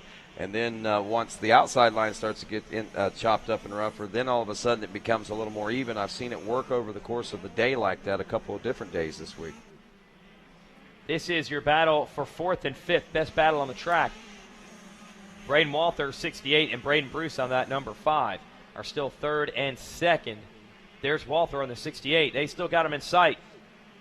I think Voland and Ryan are actually pushing each other right now to go a little faster, and they're closing up on 3rd place, Walther. A little further back in the pack, Nathaniel Thrasher is 6th, Christopher Blackmer in 7th, Hunter Cross 8th, Larry Riez in 9th, and Preston Kilroy rounding out the top 10. Jacob Piccolo is 11th, Cade Britton 12th, Caden Amarine 13th, Ty Glass is 14th, Gage Steberg in 15th, Bryceton Adams in 16th, Cole Bradford is 17th, Wyatt Lieback is 18th, Jack Kinney in 19th, and Nicholas Igo rounds out your top 20 after 2 laps of racing here in the 65 10 to 11 limited class. Headed into the Storyland. 3 riders together now, 3rd, 4th, 5th. And next up you see Nathaniel Thrash, Nate Thrash in 6th. That's Thrasher. Oh, Thrasher, sorry. Yeah. Cut off on my screen there. That's exactly what he is. Yes, he is. Thrasher. And he's in 6th. 216 or 213.63 is our fast lap turned by Varese here on lap number 2. A 214 by your second place ride, and Walther a 215. Maximus Voland a 214.4 with Jeremy Ryan with a 215.8. Thrasher in 6th with a 217.3, and Blackmer with a 217. So really all the way up through our top 13, make that top 11 riders all within 2 minutes and 20 seconds. But mainly, in order to be competitive, you've got to run under a 215, it looks like, in the 65, 10, and 11 limited class. Got our boys from Nahilo Concepts up here watching the moto, of course. You guys make a lot of components for these bikes, so I'm sure you watch this moto with a little extra focus. Oh yeah, for sure. We got actually Maximus Voland is one of our top guys, and you know he's been killing it all week, been pushing really hard. Yeah, what is the focus when you're sponsoring riders and making products for bikes this young? I mean, you got to let the kids be kids. You don't want to push them. Yeah, you got to kind of see find the kids that want it themselves. You know, if dad's having to really push them and make the kid ride hard. Sorry about that. Let me just cut you off. Walther was in 3rd, went down, so that'll put Voland up to the number 3 spot with Ryan right behind him. So, yeah, you don't want to push him too hard. Yeah, you got to kind of find the kids that want to work themselves and, the kids that really want to win, they're going to be hard on themselves. Dad's not going to have to yell at them. The kid's going to want it, on his own. And what kind of stuff do you make for these bikes? We have the billet clutch and ignition covers and all kinds of, that you can customize with your name and number and all that, and all kinds of different stuff, axle blocks and, all around. Can you get cool graphics like he has on his bike? Like that? Oh, yeah, for sure. We sell that kit, too. Man, it looks good. The Nihilo graphics on the number 18 coming at you. And you guys are located over by KTM? Yes, sir. Yep. We're right next to KTM. So go check out some new stuff, and they got the grip tape. I did notice the grip tape on a couple Yamahas and some other bikes, so you're really starting to branch out now. Oh, yeah, for sure. Trying to branch out as much as we can, and, kind of got to do it a little bit at a time. We can only do so much as a company, and, just trying to get everything together and put all the pieces of the puzzle, together at the right time. Looking good and feeling good, Rodney. That's what happens. Put the cool-looking stuff on your bike. You go to the starting line, people know, okay, this kid knows what's up. That's For critical. sure. Means something, right? It means Oh, something yeah. more than just looking good. All right, well, thanks for stopping by. Go see the Nihilo folks down there by KTM, and they're going to keep watching the number 18, Maximus Voland. Maybe going to try to make a run for second in this moto. He's already up to second overall, but Josh Varese is long gone, kids. Nobody's going to be playing with him today. He's by himself. Not unless they meet him at the creek about 20 minutes after this moto, quite possibly. Because Yeah, maybe they can hang out afterwards, because he's got podium celebrations and stuff he's going to have to take care of. Looking at 3-1s, one of the few of those we've seen so far this season, so far as crowning champions here in 2014. More consistent, one of the more consistent classes we've seen, the 65, 10, 11 class. Varese, Braden Bruce looking at a 6-6. Wow, there's a little better ride for the number 5 of Bruce. He finished 6th in the first 2 motos, running in second right now. If he was to stay there, best he could do was still be 4th overall, but what a great statement to be able to make in that final moto, to be able to come out here and finish second. There's a battle we got shaping up now. It is Larry Riaz and Preston Kilroy battling it out for the number 6 spot right now. Half a second separating the two, and Riaz is under the pressure. I think he actually just made the pass, if memory serves me correct. Riaz was 7th and Kilroy was 6th, and Kilroy is not wanting to relinquish the spot, I don't believe. He's doing a good job hanging in there. And these kids are feisty, man. They do not let up. I don't know if they know what position they're in or how it affects overalls and things like that. And watch out for that 68 of Walter, who was 3rd. He's creeping back into this battle. Yeah, he could be. Whoa! It came together. Good job of the 52 And of there's Reyes Walter to not right fall. there. Yep, Reyes is almost into the clutches of him. So there we go. 3 riders in the same shot heading through Suzuki Storyland now. And Riaz, followed by Thrasher, followed by Kilroy in there. So we got them all mixed up and trying to make things happen out there. Here they come out of Storyland. The 80 of Kilroy, the 52 of Riaz.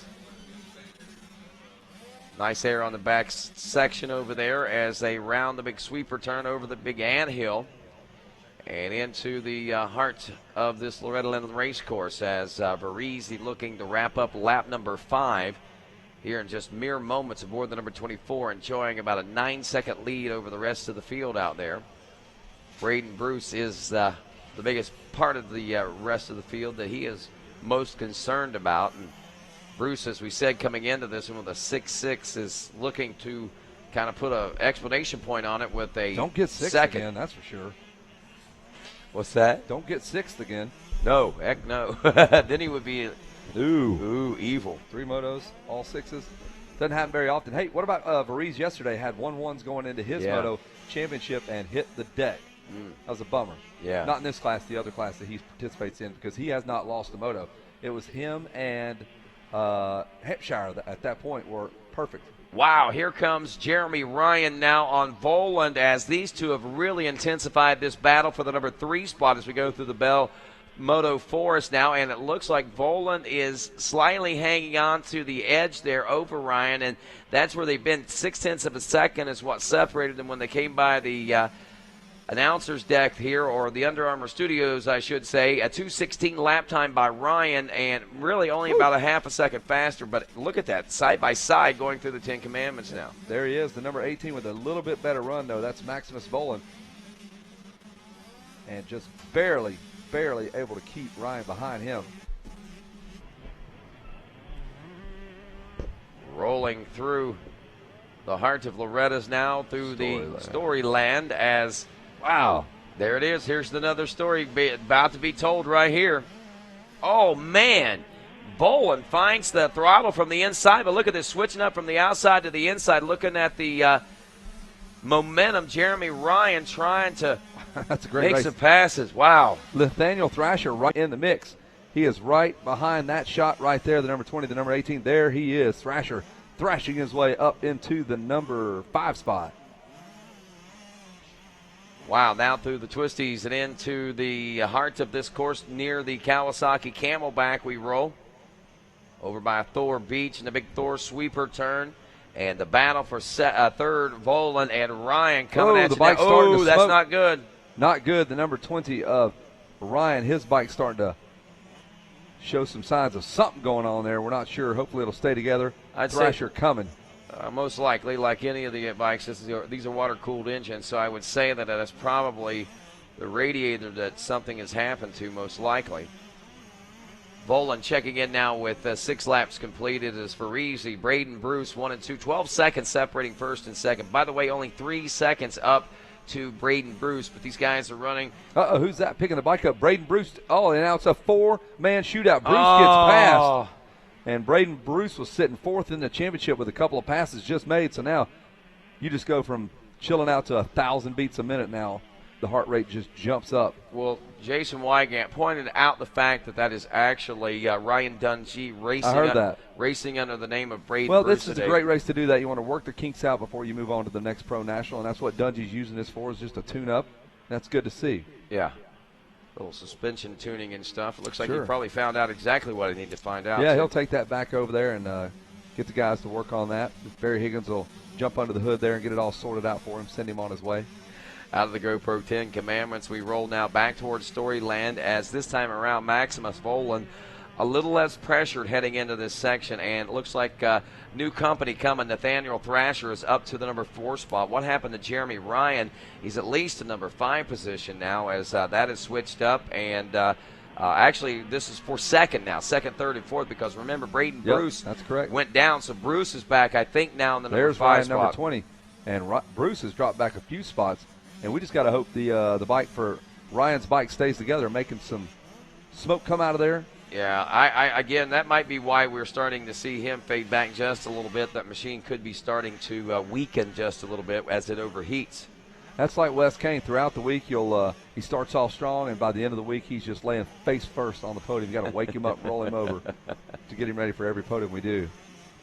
Got a cattle prod down there, just zap him one good time. There's the number 18 again, Volan under the attack of 42, Thrasher. Thrasher is really bringing the heat now. On the inside, man, we got 2 good battles there. Bruce and Ryan going at it. Look, he looked right over at him, and Volan says, "Uh-uh, man. See you in this turn right here."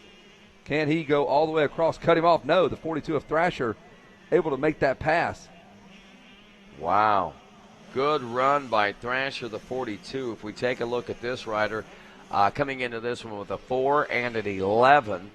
Talk about the inconsistency, and a 2 right now would score him strong enough if things were to stay the way they are for 4th place overall. Right now, Varese up front going 1-1-1. Maximus Volan looking at 2nd overall with a 2-4-3 if he holds there. But I think that's going to be a 2-4. Yeah, it's still going to be a 2-4-3 because even with that, we see that that Braden Bruce has dropped off to 6th place. But Thrasher getting that 2 here in this score again, 4th. So it's Varese, Volan, Ryan top 3 overall. 2 lap card is out, and we got Varese, Somebody's going to Thrasher, check and the Volan. pulse of that flagger at station number 5.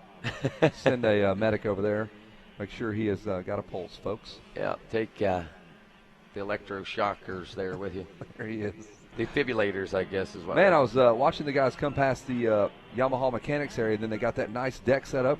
Got the grill out there cooking, smoking everybody out there, trying to do Donnie some pitting Lewis, out there. yep. It's not cool, man. Wait till it's over with before you roll the grill up on that deck. It's not your backyard, man. Well, Donnie Luce is celebrating, man. They've got all kinds of championships this weekend. This week, and looking at chickens, more. Steaks, kebabs up there just past the mechanics area. And they get to celebrate again next week. I was talking with Donnie Luce. He says he's going to be back next week. They celebrated with the Yamaha family on the motorcycles. Next week, they celebrate with a national title, the AMA Pro ATV National Championship title. Those of you folks watching on RacerTV.com, if you're a true race fan, you're going to want to tune in next Saturday via 2:30 Central Time, 3:30 Eastern Time on Saturday for AMA Pro ATV Racing from right here at Loretta Lynn's and Dirt Days. Hey, give a call out to Joshua Varese. Again, we haven't talked much about him because he's so far out front. 16 seconds, a dominant performance by him. He is going to go perfect ones across the board.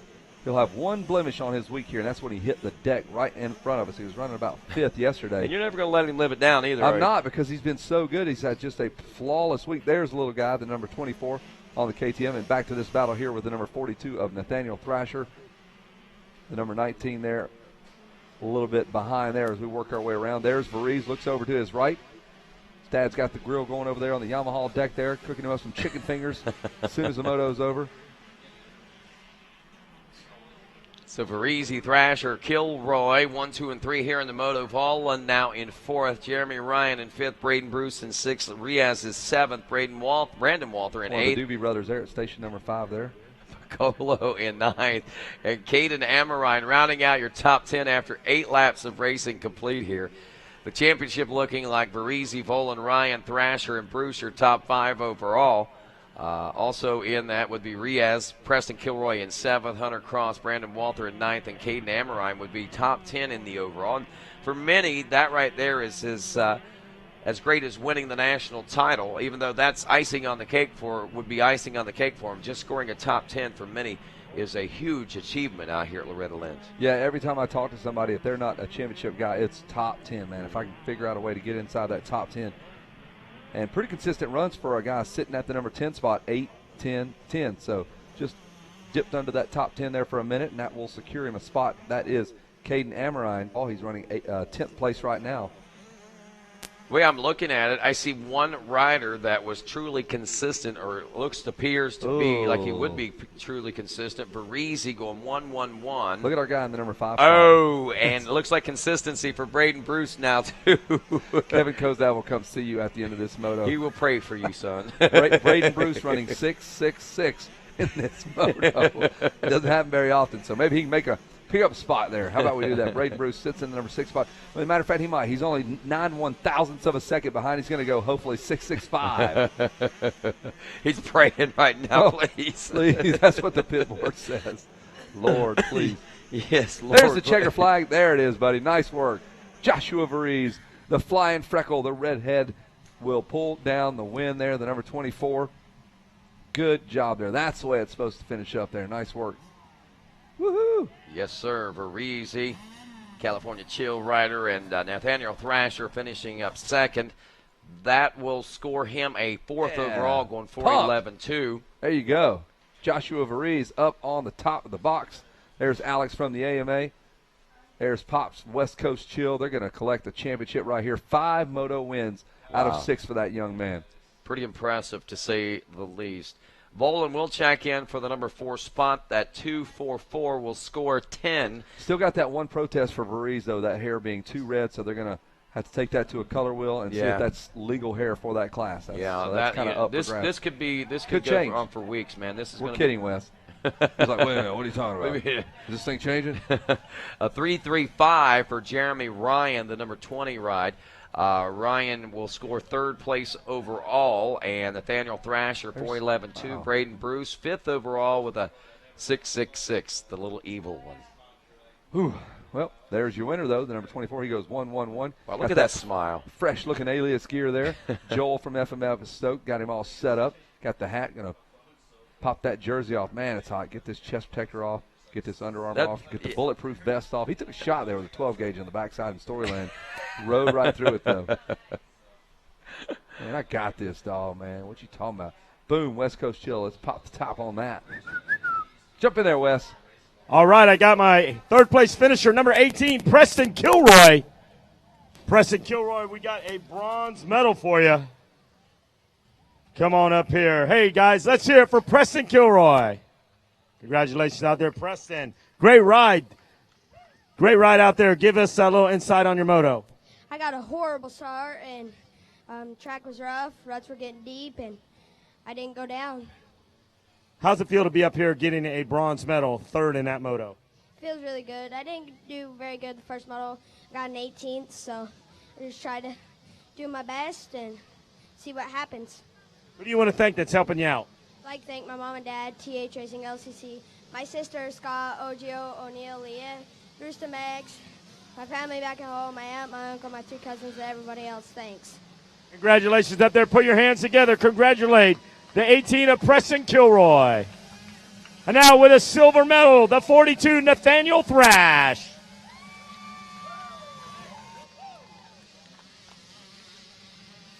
Congratulations, Nathaniel. There's the silver. Come on up here front and center. Hey, guys, give another round of applause out there for Nathaniel Thrash. Second place in that race. Tell everybody out here how you feel and what it means for you to be down here at the ranch. Yeah, it was good. I went out there, rode my hardest. I got like a 10th place start, came up to second, and then I passed the kid in the second to last lap. I got up into second, and it was a good race. I know you got some good people helping you out. Nathaniel, who do you want to thank? I would like to thank the Lord up above, my mom and dad, Fox, Nihilio, and CCR Racing, Race Tech, and Nario Izzy MX, and Matt from my mechanic. Thank you, everybody that I forgot. Congratulations, guys. Put your hands together. He's going to finish second, the 42 of Nathaniel Thrash. And now with the gold medal, your champion, the 65 to 11 Limited. Here he comes at number 24. We're going to put the gold medal on him. And with a hole shot award from Bell Helmets, $100 hole shot award. Hold this up. Things are flying everywhere. We're loading him down. Kip Bigelow with the number 1 plate. Your champion, the 24 of Joshua Veronese.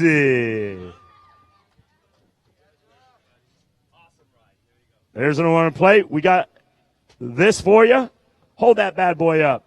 There's the shield. Get the shot. Joshua Veronese. Great job out there, Joshua. Everybody, you got to feel good about that. We'll put the shield right here, and we're going to talk to you a little bit. Tell us about your hole shot. It was good. I was looking at the gates when we were going to head up there, and I was looking at them, and that way inside gate looked really nice coming out of it, and I was trying to make my choice up, and I just told my dad, let's just take that inside gate.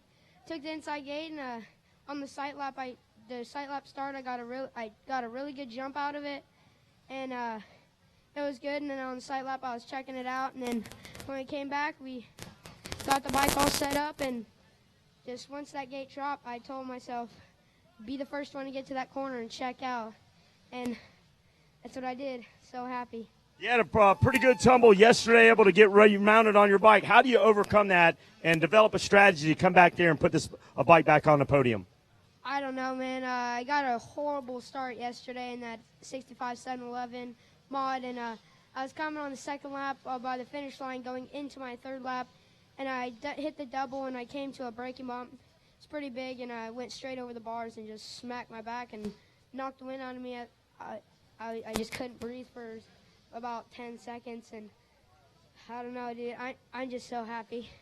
What do you want to thank for all your success today here at Loretta Lynn's in this championship?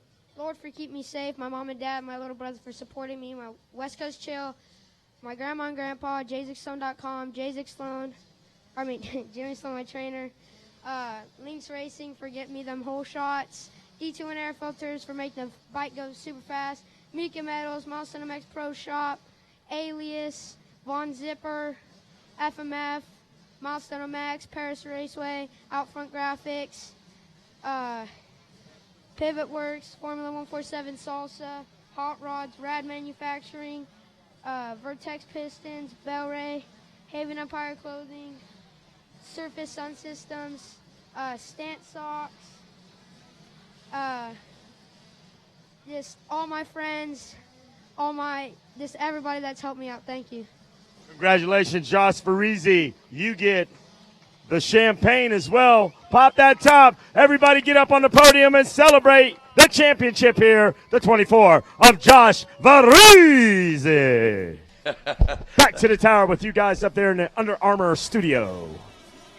All right, thanks a lot, Wes Kane, and I really love the way you say Farizzi, man. It really gets it pumped up down there for sure. Hey, Isaac Pavoni, get back to the fly rig, little dude. Isaac Pavoni back to the fly rig ASAP, as we got more little dudes out here on the track right now and more champions to crown.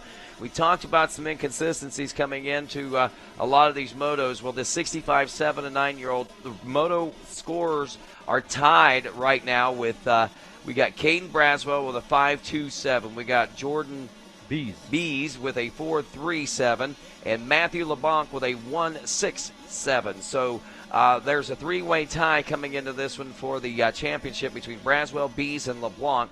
Nicola Rano has a 3.5, scoring 8 in fourth. Hunter Yoder a 2.79. It is scoring fifth overall. Then Jet Reynolds, who comes into this one, the defending champion of the class, a bad first moto. I think a bad start might have been attributed to that, but comes back all the way back to ninth place. A win in Moto 2, and he sits sixth in the championship point standings. He has to beat Braswell, Bees, and LeBlanc all by at least 3 positions in order to take the championship. Yeah, he's going to need some help from guys outside of the names you just mentioned. They're going to have to get up there if he wants to win it and put themselves in between Romano and Braswell, Bees, and LeBlanc. Yeah, he's going to have to hope for help from guys like Sheely, Lassiter and Tommy Leclerc and those guys to get in there. We'll see. We'll see how it all shakes down. That's why we race 3 motos, man. As these kids get ready to go, the card is about to go up. A great view down just above the 65cc rider's head there as we go to the 1 card. And we will watch that gate drop. This is what it's like to watch the gate there. You'll see it kind of flinch there. The pin will move, and that big bar will roll down to the ground. Right. Watch it. That's there you go. And that's Caden Braswell. He's the one with the point lead, or on point, as we roll into those kids crashed 50 feet out of the gate. Did you see that? They're still in front of the doghouse. Let's hope those little guys are A-OK. Looks like they're getting up. One little bump, man, it's over. That's all it takes. And as we roll through the Bell Helmets forest over there, and the Bell Helmets whole shot award going to go to that little guy right there. That's KTM rider number 28, Jordan Bees from Appleton, Wisconsin, taking the Bell Helmets whole shot award and the early lead in this one. A 4.3 coming into this one and a 1. Yep, he could certainly take a championship with a run like that. So he's got the hammer down, and going to hope for the best from this one. Yeah, and these first few turns, man, you just have to get through them. And, you know, kids come in, they'll hit their brakes, stall the bike. Next thing you know, you punch them in the back, you fall over. So those first 3 or 4 turns, you got to get sorted out and make some pretty aggressive passes, some scary passes at times. Those 10 Commandments, you're 4 and 5 guys wide. You just got to pin it and go for it. You know, one thing I was noticing about the 10 Commandments as these kids were going through, how much deeper they are here later in the week than what they were in the early part of the week. A lot of that dirt gotten thrown out. It has built the mounds up. Cupped out. Yeah, and that means that the Commandments are getting bigger, and that face that we are so familiar with from whenever I first started coming here back about 20 years ago, and I can remember how gnarly those things were. Maybe that's what I remember, how gnarly they got by the end of the week, you know? Yeah, exactly. They would start off, you know, some kind of rhythm. By the end of the week, if you get on top of them, there's literally 4 or 5 guys at a race that could skim those things, and that was spectacular to watch guys do that. Yeah, it was. It most certainly was. Bees out front still in the 65, 7 and 9. He's looking to beat Braswell, the 22 machine, LeBlanc, the number 4. Also, Nick Romano, a possible contender there aboard the 41, and the 58 of Hunter Yoder.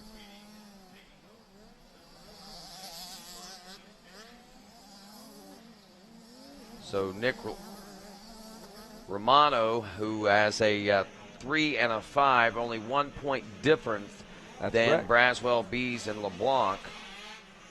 We'll see how this thing shakes down. The math starts coming through. Yeah, it does. Jordan Bees, Hunter Yoder, and Jeffrey Sheely in that order in the moto and in the championship. That makes things pretty easy, huh? Yeah, it does. We'll see, definitely though. does. Tommy Caden Braswell, though, making some changes now, though. Leclerc back in the number 4 spot. Caden Braswell is 5th. Nick Romano is 6th now aboard the number 41. As we look to 7th, Jet Reynolds.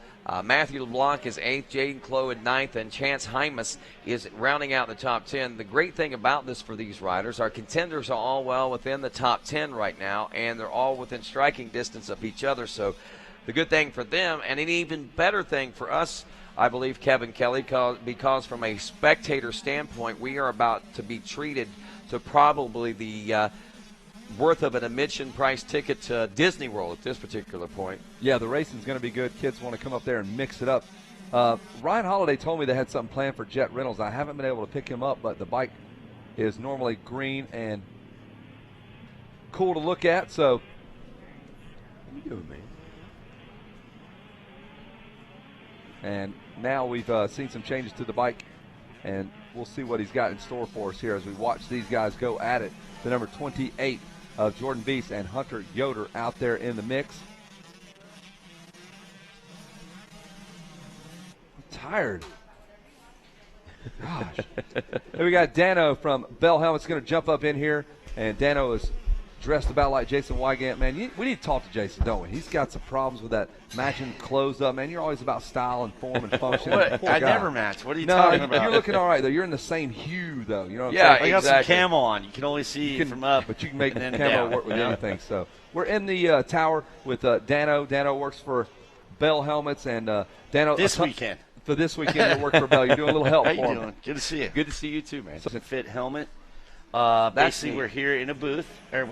It's really cool. We're doing a $100 whole shot. So, dude, that's a ton of money here, huh? Who's writing that I check? counted it out. It's 11 grand. 11 G's worth of Bell money. That's a lot of money. $100 coming his way. You with those 5 checks, say, I'm leaving with a helmet. Make it happen. It is. How about He's got that enough kid, money. right? He's been on point. Talk a little bit about that specially fitted helmet. I think that is something new and innovative. It's something I've never heard of. so cool, and we're really proud of it. Basically, what we're doing is it's a 3D scan of your head. So we put like kind of you feel like you're Michael Phelps. We put these caps on, and it's a 3D ultrasound. I guess you could say ultrasound, but it's not.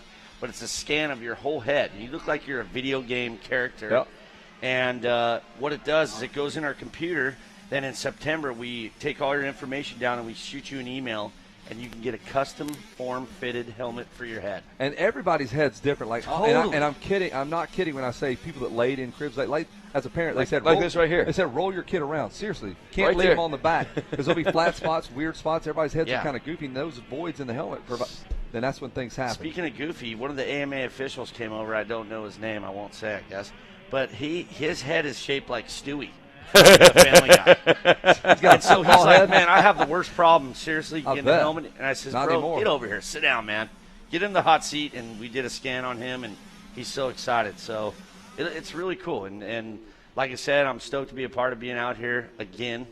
I feel like this is probably my 78th year. yeah, Congratulations. 100th year. But yeah, but it's good, to see all you guys and hang out. And we're actually this is a really super exciting race right now that we should really be watching because we are watching. I'm watching Hunter Yoder lead yes, this thing. Yeah, he is leading it. Okay, He because is. whoever wins this moto is pretty much winning this title. There's And I 3 think there's guys like all tied 3 up. Yeah, That's correct. So this is where for the number 1 plate. I mean, Well, this- Hunter's doing what he can do. He's leading it. He's going to need some help, though. As you can see, there's a couple of points separating the two.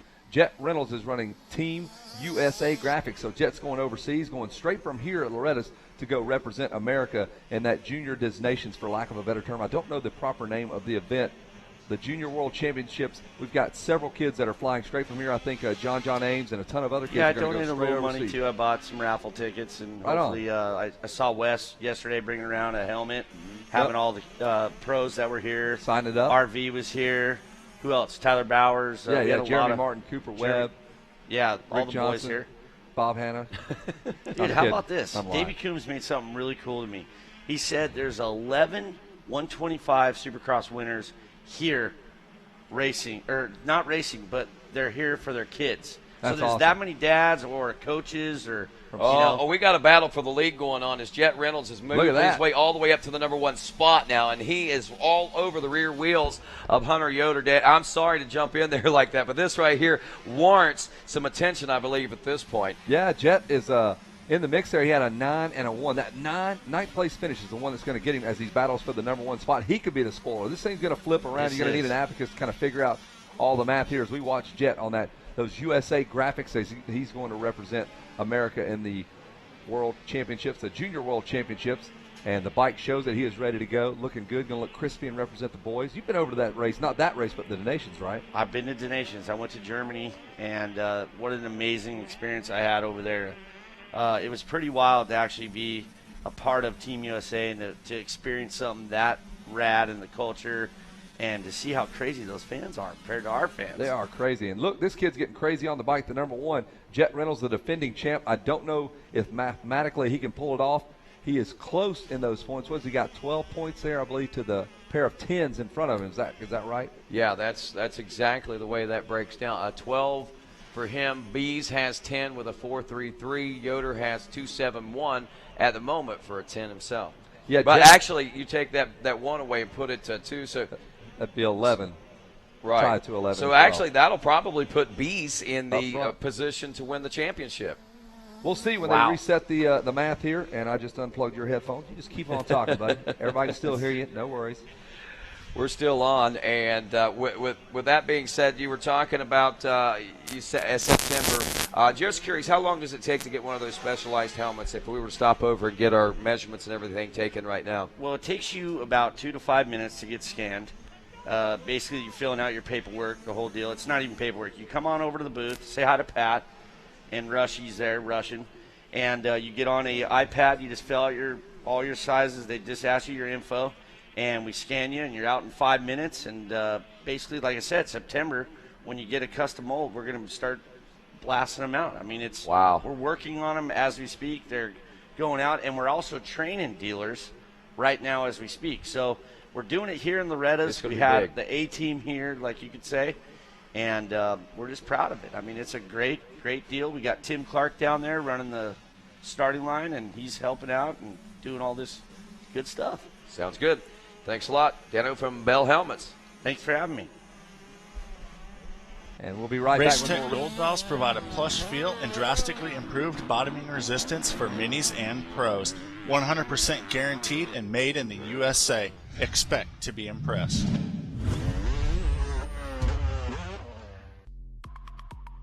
Nahilo Concepts is the #1 source for innovative billet products for your race bike. From engine covers to factory frame grip tape, we have everything you're looking for. So visit us online at NahiloMotorsportsTV.com.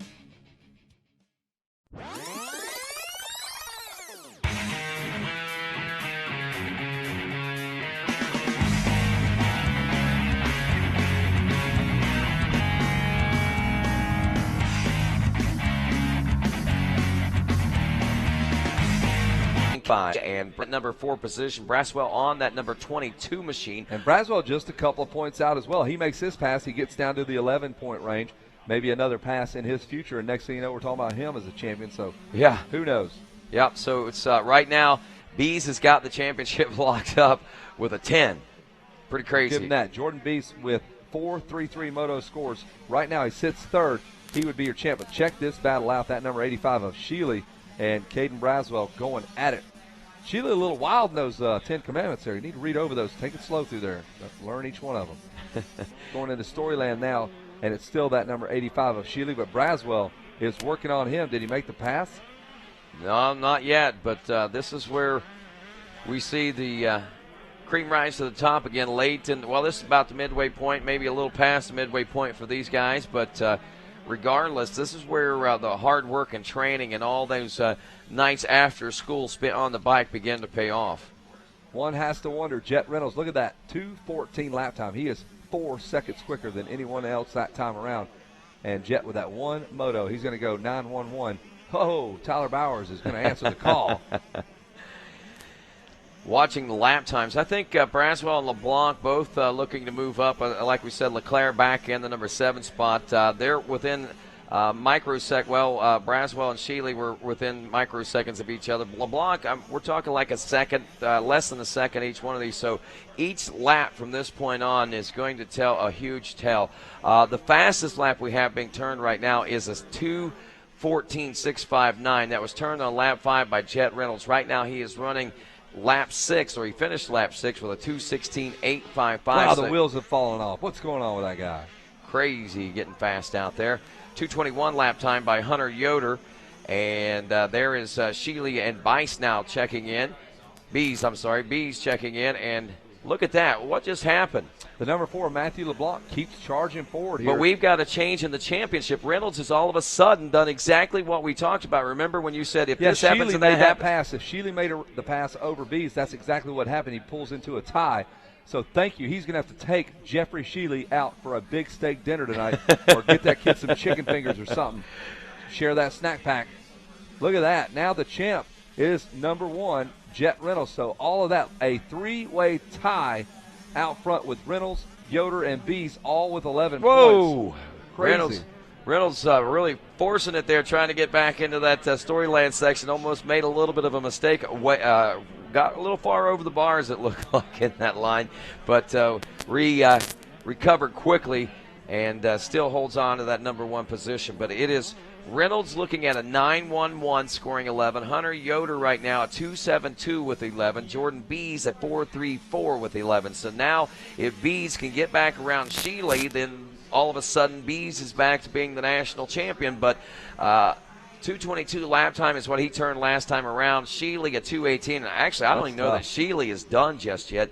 Sheely looking to try to capture that The good thing for Reynolds, if Sheely makes another pass, it doesn't hurt him at all. It doesn't affect him and the championship. It only helps Sheely at this point. If you look at him, he's looking at a 13.43 and another couple positions. Might get him close to a top 5 ride.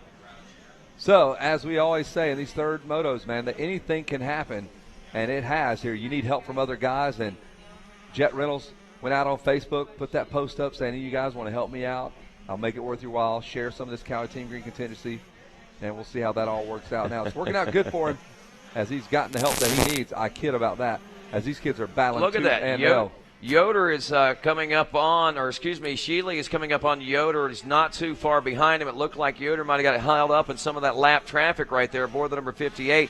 Here we go. Reynolds is by the announcer's deck and this Under Armour studio now. Here comes Yoder. Yoder's and 2-lap card is out. It's down to 4 seconds, but a second faster lap time. It looked a lot closer than that whenever they came around that turn. But look, it changed again. Braswell has gotten back around, and now he is in contention for the championship. Wow, 5-2-3 now for Braswell. That's the battle you watch. That determines the championship, what we're watching here, the 22 and the 85, as Caden Braswell jumps into the number 3 spot, and he gets 10 points. So the tie is now broken. He has 10 points. Jet Reynolds and Yoder have 11. So, again, if Jeffrey Sheely can get around Caden Braswell, he would have the championship. And he is right there. He is not even a bite lick on the inside. The championship sways in his direction. Does it to Jet Reynolds. On the inside, here he comes. And he will pass him back. The championship now goes back to Jet Reynolds. Jet Reynolds is going to have to kick that kid a few bucks. No doubt. It ain't over. The 2-lap board is out. We'll see the white flag next time around. So this is only going to get better, I think. Wow. Rolling toward the checkers in this class. They roll through Storyland right now. And the most interesting story, I think, one of the most interesting stories of championships that we've watched unfold here so far today. Over. No, they it's are not. Battling. We're watching it on Racer TV. These two kids are determining the championship and determining their fate. The rider number 85, Caden Braswell, the number 22, going at it.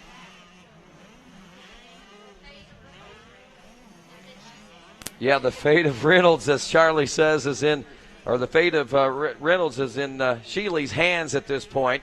Absolutely. And Caden Braswell can just snatch it right out. He can make this pass around the number 85, and he will be the champ. So it's all up to him to make the pass around the number 85. We're watching him, and that would be good enough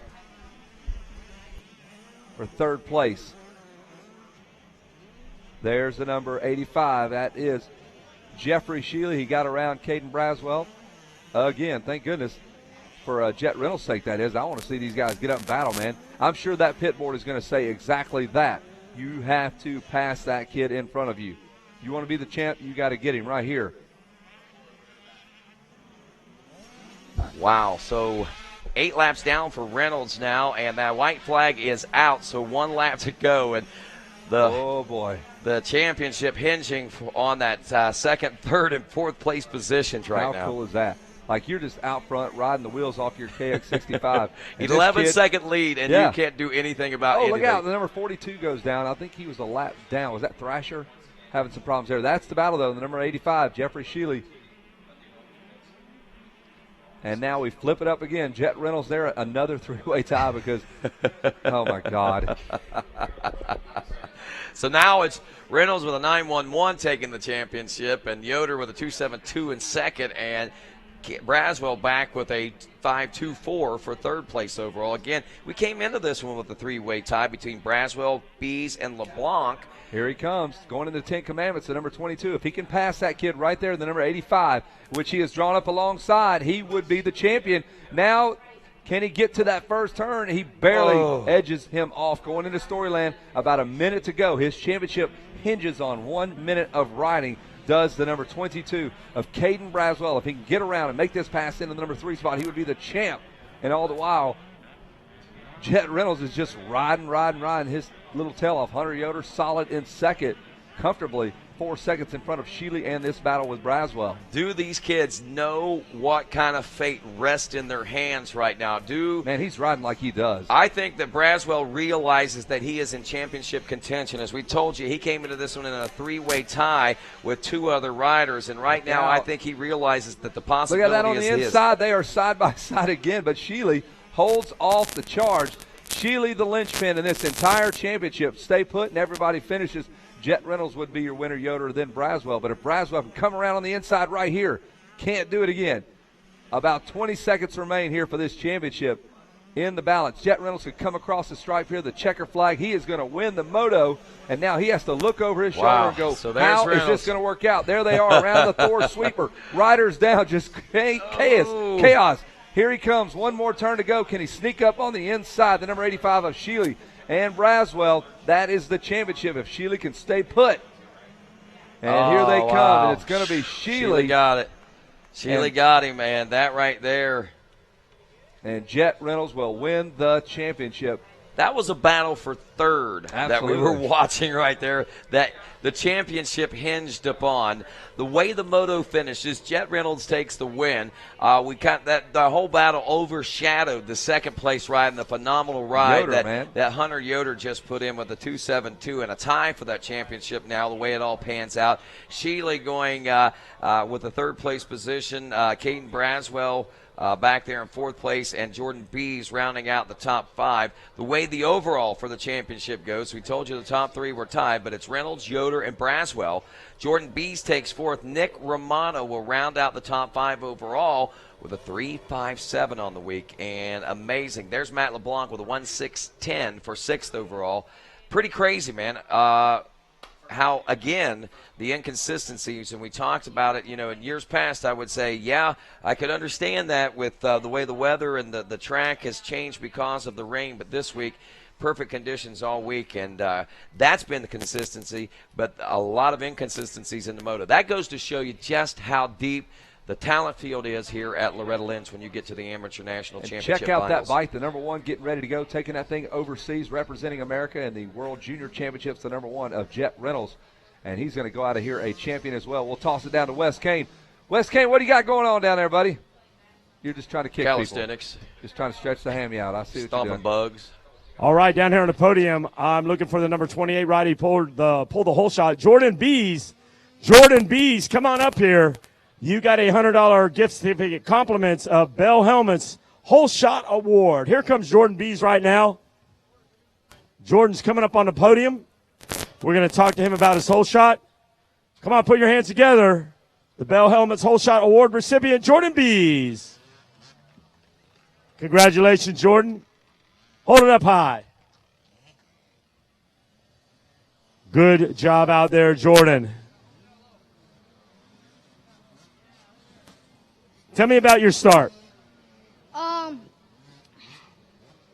was good, and I got the whole shot, obviously. I really don't know how I did it. And yeah. Tell me about the track. It's not as gnarly as yesterday, but it's still pretty gnarly. There's better ruts today, and yeah. Who do you want to thank for this Bell Helmet's Whole Shot Award?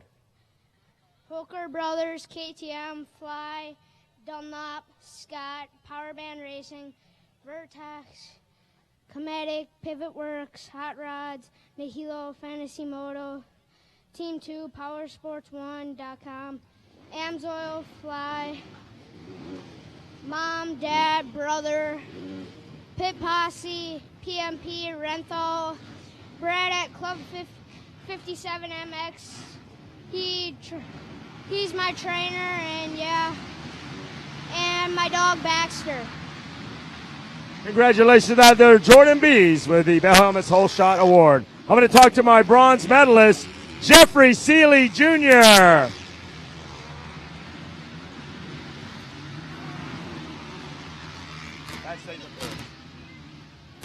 Jeffrey, come on up here.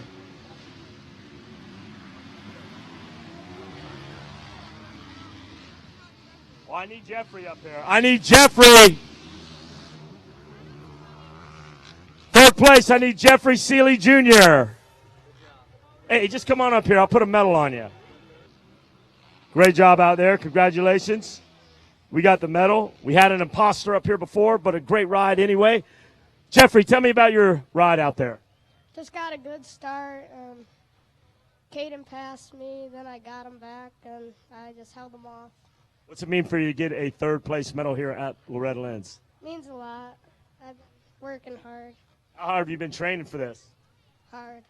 Who do you want to thank? My mom, my dad, SOB, Bell Helmets, KTM, just everybody. Congratulations out there. Hey, guys, give him a round of applause.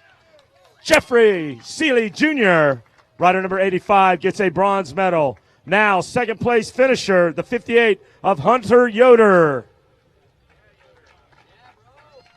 Hunter Yoder, come on up here. There we go. Congratulations, Hunter Yoder. Tell me about your race. Yeah, I had a good start. I was in third. I passed two kids, and then Jet got around me, but it was a good race. Tell me what it means for you to be up on the box getting a second place, a silver medal. Oh, it means so much. I mean, I've been working so hard this summer, and I think it was a good way to end my 7 to 9 class. So. I know you got a lot of good people helping you out. Who would you like to thank? KTM, Race Tech, Pax, Fox, Dunlop, Nihilo, Rockwell, ODI, DVS, DT1 Air Filters, Mika Metals, Vertex Pistons, and Langston Motorsports, and everybody else. Thank you. Congratulations. Give it up. He's going to finish up second. Hunter Yoder. And now, with a gold medal and a championship, we're going to put the gold medal on Jet Johnson. There's the medal. Kid Bigelow steps in with the number 1 plate.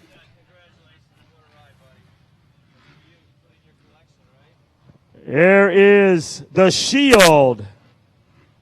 Hold that shield up, buddy. Congratulate Jet Reynolds, your champion, and a 65 7-9 limited. Jet Reynolds, that was a nail biter out there. You won the moto, but the actual race for the championship was going on between second and third. Did you have any idea that was going on? No, I didn't. I thought I would get top. I thought I would get podium in the overall, but came out with the 1. Tell us about your ride. I didn't get a very good start like I wanted to. I worked my way up through the pack, passed Hunter Yoder for the lead, rode my home race, and it was good. What's it mean for you to win this championship down here at Loretta Lynn's? It really means a lot to me. Who would you like to thank, Jet Reynolds? Ian from Industries, everybody from Team Green, Kawasaki, Brad from Pro Circuit, Hubert's Lemonade, Ride Dunlop, VP Racing Fuels, RKXL, Rentha, everybody else I forgot. Thank you so much. Congratulations, guys. Give it up one more time. Your champion, Jeffrey Jet Reynolds. And, of course, you get the champagne. My man, there you go. I'll take that. You can take that. Hold that up. We'll place that right here. Here it is, guys. Jet Reynolds. All right, back to you guys up in the Under Armour studio. Podium interview presented by Arc Unbreakable Memlon Levers. Never break a lever again. All right, just about ready to go here. Racer TV live at Loretta Lynn's 450B Limited now. About to go down. Lorenzo Lucrucio, 1-2 moto scores. He's got 3 points in control here. Benny Bloss with half of his leg chopped off in the number 4 spot. I kid. We are about to go racing. They've done the sight lap. Podiums are done. And the 450Bs come roaring down that start straightaway. Hopefully everyone has made it through there nice and clean. If not, they can go up. A couple of guys going down. Bikes are being picked up. One rider is in a little bit of pain rolling around there, and they're going to go have a look at him. But we are off and running. Whole shot goes to rider number 52. It's Josh Moseman, but he is quickly dispatched by a slew of riders here. Kawasaki rider on the inside. Moseman, though, claims that lead right back here in this 450B limited class. So it's the top 10 looks like this. Lorenzo Lucrucio leads the points. Benny Bloss second. Chase Marquier third. Henry Miller fourth. Josh Moseman is fifth. Andy Koss sixth. Tanner Berry seventh. Talon LaFontaine eighth. Taylor Holt ninth. And Joaquin Falden rounds out your top 10 after we've done the first 2 motos.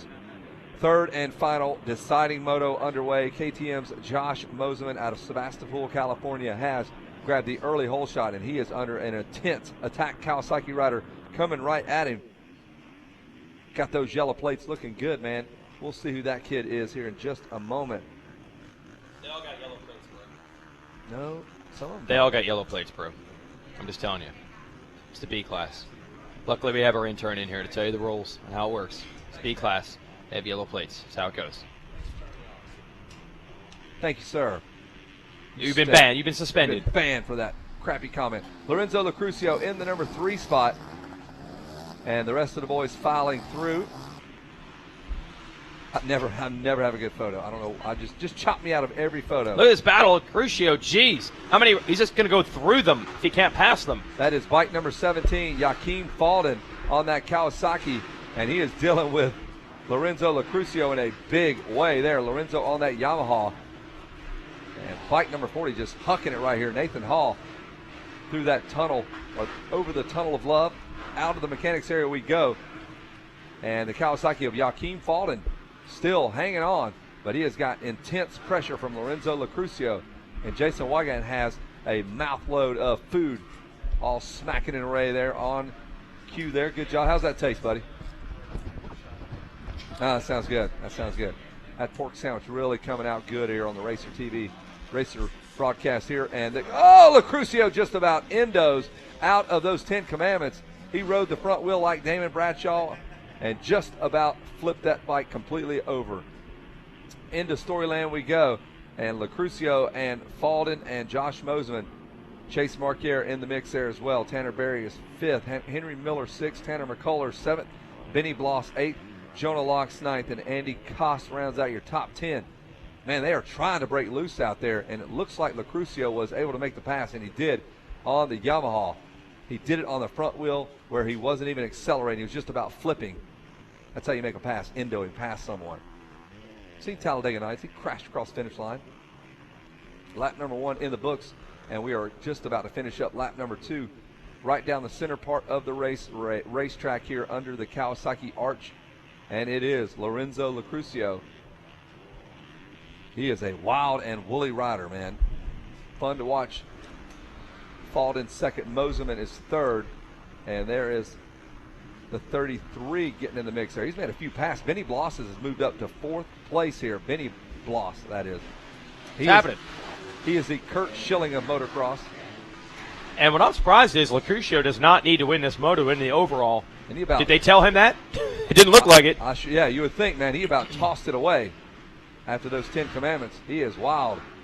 Out of the Yamaha pit area we go, and he has got Joaquin Falden in tow. Josh Moseman trying to get around him. Falden easy to pick out, man. Got that lime green Kawasaki gear there. And we are pumped up this B class. Benny Bloss got a great story going as well. Big accident, not on the racetrack, over on, I think, Saturday. was hanging out down by that waterfall down there, or the creek or something like that, cut that foot open. I talked to his dad. He said, hey, I'm not going to get mad at him for it. He's a good kid. He's not usually out there goofing around. I told him to go and enjoy himself for the day because we were here. We already had our camp set up. So he has really dug deep on the number 33 Yamaha. He is in 4th place right now, but he'd be going for 2nd overall. He went from 8th to 4th in that lap. So the kid can get it done. I mean, he looked like Kurt Schilling. If you've seen the photos after his moto, bled completely through the entire sock, not just a spot, the entire foot up the ankle completely covered in blood. So had to get a transfusion there, got him all straightened out. Wow, really? I made that up. Benny has some jets as he rockets toward the front of the class. He's either Benny in the Jets or the Rocket Man. I had never realized Elton John had such a thing for jets, space travel, and sure, space age jet travel. Passing the baton here as we do the relay up in the tower. Moseman of the KTM, number 52, trying to chase down Joaquin Falden. These two are battling on lap 1. They continue to battle here in the 3rd lap. Here comes Benny Bloss. You can see the Yamaha behind them. Starting to show up in the shot there. The number 33 doesn't seem to be affected by that foot injury. I mean, he had a ginormous cut, and he seems to just be riding like the normal Benny Bloss we all know. Maybe he should just cut himself every time he goes to a race. Just cut his leg wide open, tape it back together. Man, TLD has it on lockdown when it comes to super, super bright gear. They have it all figured out. That looks outstanding. They've been going with the oranges for a while on those Hondas, and man, this stuff looks fantastic there that Joaquin Falden is running.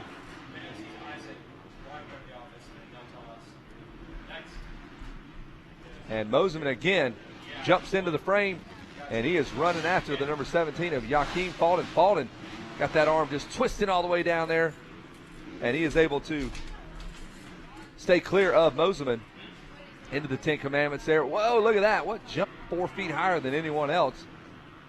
They actually caught him. You don't want to be that high in the air as they head off to Storyland, and it's Falden and the number 52 of Moseman. There's Bloss again in the shot. I think you're going to see much more of him here in the coming laps. Lorenzo Lacrucio 2.7 seconds out of the race you're watching here. You just, and Falden goes down. The front end washes out, and that is it for Falden. And there goes the rest of the gang. Bike number 3031 coming by. Henry Miller and Cost will cruise right on by. And now that puts Benny Bloss up into the number 3 spot. Benny Bloss coming in at 6'6", handles the ball really good in transition. Not really known for his defense, but he is a scoring machine. Averaged a triple-double all season long. That's the number 33 of Benny Bloss.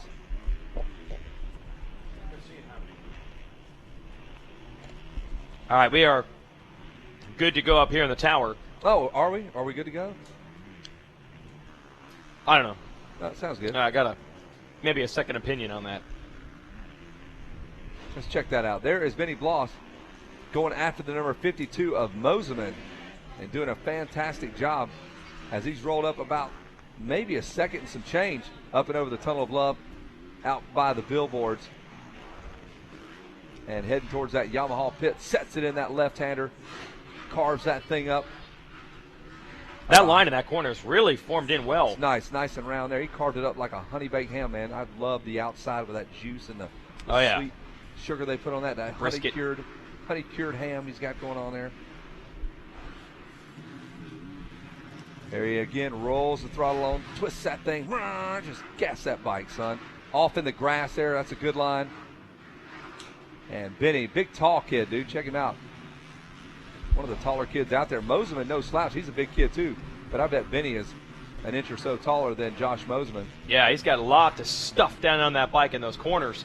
But he makes it work on the straights, of course. Got some leverage as he goes after the number 52 Moseman. Moseman's getting the good starts all week long. That's really helped him out. He's had a pretty solid week with 4-6 scores coming in. Got another hole shot. So Moseman giving up a couple of inches down in the paint, but he's able to use his athleticism, go up to the rack there. Does good in the vertical jump there, able to pull down the rock. He's a rebounding machine. Pretty good for his height, considering the rebounding skills. Look at how tall Bloss is on that Bloss bike, is a man. big dude. Only in motocross is that not necessarily working in your favor. Got a lot of work to do to get down in there, especially in the corners, man. That's what makes it hard. And Bloss again, that's who you're watching. Benny Bloss on the Yamaha yellow plates, blue gear, comes around the big Thor sweeper, sticks that leg up, and for a minute, if he has that transponder on his boot, he can actually kick that leg up and pass Moseman there, a full straightaway ahead of him. So that's something he may be saving for the end of the moto. Kick that leg out. Bloss continues to look over his shoulder like, you know what, I think I'm good right here. I don't know if I want to go after Moseman. In fact, he doesn't have to go after Moseman. He can stay right there and finish up in the number 2 spot because he's already ahead of him in points right now. So the championship looks like this. Lacrucio, Bloss, and Moseman in that championship. A little different out here on the moto. Lacrucio, Moseman, and Bloss currently the running order. And we're learning all about this 450B limited class. We're going to give you some tech tips here in a moment and let you know some of the things you can do to make your bike and your week go a little bit better here at the ranch. Let's send it to our tech tip. Hi there. So here we are coming at you And we're from still Loretta live here Lynn's at Loretta Lynn 2014. Ranch. It's been a great week, continues to be, and I want to talk a little bit about even when it's not hot, you still need to think about the heat. There's 2 aspects to that. One is obviously your engine coolant. You got to keep checking that. I converted a bike over a YZ250 yesterday. It wasn't a hot day, but this is all the coolant that came out of that thing. It's 10 ounces is all I had left after the morning practice. It was not hot, but it just, you know, the coolant will come out. We put our coolant in. There's no water in it. It doesn't boil out. It's going to stay put, stay in the system, and keep protecting your engine. And that's the other part is that I know everyone says this. I know it's old news, but keep hydrating. You've got to keep drinking water. If you if it's not a hot day and you're not thinking about it, if you weigh yourself at the end of the day and you weigh less than you did in the beginning, well, yeah, I know maybe you just skipped lunch, but really that's mostly water weight. You gotta keep hydrated. So drink your water, check your coolant, have a good time racing. That's your tech tip. John Light there with the coolest belt buckle in the business. He has the foot peg belt. He does not give away that tip, though. He keeps that secret where he got that done. Hey, we got an announcement here in the pit area. Everyone here at the ranch, please listen up. Special announcement. We got a 5-year-old, Isaac Pavoni. We're looking for Isaac. He's been gone for the last couple hours, probably hanging out with some friends. If you got Isaac Pavoni with you, we need to get him back to his camp. That's James Pavoni's camp. Or you can go to the MX Sports trackside office. If you found him and he's lost, please, you can bring him back to the Pavoni camp or bring him over to the MX Sports trackside office, and we'll make sure that we get his family back over there and reunite them. Looking for Isaac Pavoni. Been playing most of the day, last couple hours. Time to return to camp. So if you're hanging out with Isaac, he's 5 years old, bring him on back. Thanks, folks. And now we focus back on this 450B limited class. This is, geez, 4 riders in the same darn spot here.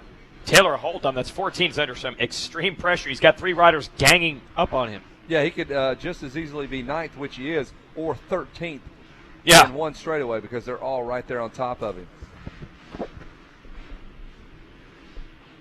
And Holt hanging on to it in the number 14 machine. That rear view mirror is full of the number 53 machine. And that large head of the flagger taking up a lot of that mirror as well. They're into the 10 Commandments. 53, James Anderson trying to make the pass around the outside. Good job by the 14 of Holt. Good Lord. Holting him up by getting the inside. You like that? Well done. Well played. And there's Holt again on the 14. Kawasaki Anderson comes to him again on that 53 KTM, the left side, the right side. Doesn't look like he's going to be denied this time. Nice little move. He landed on that jump sitting down, got maximum drive, and he needed it to go the long way around. And we say it all the time here. You're back in 9th, 10th place. There is still a torrid battle. Yeah, if you let up, you will. They'll just keep coming. They don't let up. This guy's got the full KTM regala. Even got the orange frame there, the Red Bull factory graphics. Yeah. That's 53 of James Anderson in the B class 450B limited. Lorenzo Lacurcio is going to make this one look easy. I'll tell you what, Wes Kane's done one heck of a job down there at the podium. I think he's done every podium and every title today. Hope we don't lose him. He'll be in every Instagram photo, so I think it's going to be a big success for Wes. That's actually what he's aiming for. It's all about followers. It's all about Instagram, social media. It's all about having his face on your camera at all times. That's right. So if you can take pictures of Wes, tag him in them, talk about Wes when you go to dinner, you think about Wes, maybe have a drink and salute Wes. Even if he's not there. Even if he's not there. This battle's still raging. Now we got another contender for the spot.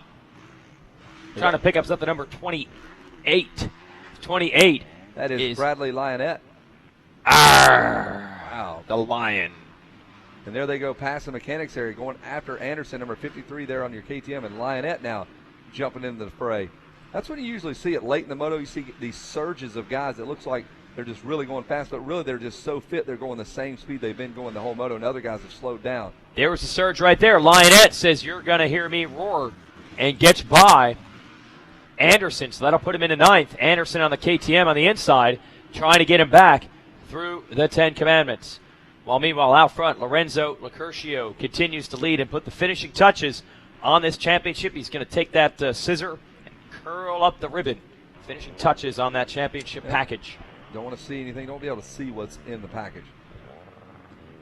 Moseman second, fending off Henry Miller. Henry Miller has gotten some bad starts this week, but he's been darn quick. The incomparable Henry Miller. And he's in 3rd. There he is. Just trying to work his way forward on the 30. On that Horton Racing Yamaha Monster Energy back, same team as Luke Rensland, John Short. Got some help from Rock River, Roost MX. Whole group of people helping them out. Big tractor trailer when they roll in, just full of bikes. Just, I mean, literally 75 bikes. They're all crated up, ready Some to they're go. not even going to use. Not even going to use them. No graphics, just big white trailer. So there is the 3rd place rider, Miller. 3rd place rider is in 3rd place. That's how it works. Yeah, he's only 2 and some change, 2 seconds behind Moseman. There's Moseman there, so we got a shot of Miller getting up in there and battling with Moseman.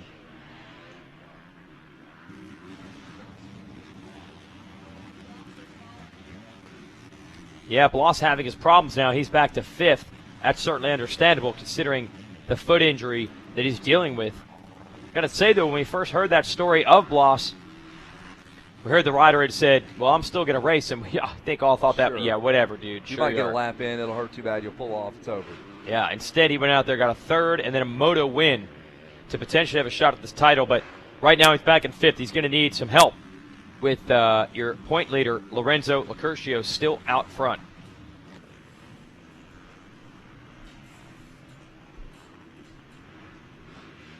And Henry Miller has closed in on Moseman, right up on the bumper there, almost tapped the rear wheel. And Moseman's going to run it on in there. Or Miller, that is. Has to check up, pull the feet off. The cool thing about those Yamahas, when you do tip over, it'll just kind of circle around you. Comes right back to you. Oh, really? Mm-hmm. Like the Wave Runner? Yeah, it sure does. Didn't know that. It had the Wave Runner technology. Yep, it falls out in that pond. That's when you really want to have a Yamaha. That new technology. GPS tracking finds you, comes back, circles around you until you're ready to go. Oh, incredible. All right, here we go. Back across the stripe. Moseman actually getting away just a little bit. That mistake cost Miller a lot. Then Miller airing it out. Wow. It's saving that one. Lap number 9, it's go time, I guess. If you're going to break it out, do it. This track is amazing for its ability to you see riders do totally different things, and they barely make up any ground. The lines are so evenly matched. Miller nailed that corner and that jump. He made up just that little bit of ground. Now he's trying to set up Moseman for the pass. Man, that's the worst thing. If you're not feeling, you got a guy that's just dogging you out. Whoa. Right there towards the end of the moto. Man, just pesky. Here he comes again. And Moseman typically runs the outside line here, but I'm not sure that he'll do it this time. And I knew Henry was going to go to the inside. He's got something cooking there. Those things look so deep and cupped out. Oh, coming together practically. Moseman, Miller going to try this outside, skipping the jump. In stereo, there he goes. He's able to triple, and that may be the difference. Moseman fires right back, and somebody's got to chop the throttle. Somebody has to stop. Oh, and a little mistake. Back end come out of the rut for Miller. He's not giving up, though. He's got a good shot at making this right-hander. He'd be in control of the turn. They're side by side. It looks like Miller might be able to hold on, but a good drive again from Moseman. Now he's got control of the left-hander. You have got to be kidding me with this battle. We're going to almost go, we'll be a full lap here of duel when they get to this corner, and now Miller seals it off, and here comes Moseman again. Did he get the pass? Did he stick the pass? We'll go to the judges, and in fact, Henry Miller has made the pass. Can he hold on? Moseman around the outside makes another good run up and over the Kawasaki Camelback coming at you. And that pass took forever to make. It was, I'd say, 8/10 of the lap he spent setting that thing up. Henry Miller just wouldn't be denied, but don't count out Moseman. He's trying to get back in on it. It's a battle for second in the moto. I believe the white flag has got to be out at this point. This will be lap number 10. And there it is. Tony Morris with the surrender flag. And there goes Miller hucking that jump again. Good Lord. Man, jumping into that tunnel of love. That's the power of the love. And then to that left-hander, just past the Yamaha pit area into that Bell Moto forest. And Henry Miller had to work for that one. Gosh. He can now draw a breath. They put it on the pit board. Draw a breath. Wait a minute. Moseman is not out of the picture. I did not expect him to get back into this. It's clear he didn't have the lines there dialed in by the finish line, but back here we saw them scrap it. So this is a spot where we might be able to get him back. Man, Moseman's working hard. Oh, wait a minute. I think we see what's on the line here. Go to the overall. This is a battle for the final podium spot. Top 3 in the class. We go back to our leader. Lorenzo Locurcio has been dominant in this division. Real solid. Wins Moto 1, second in Moto 2.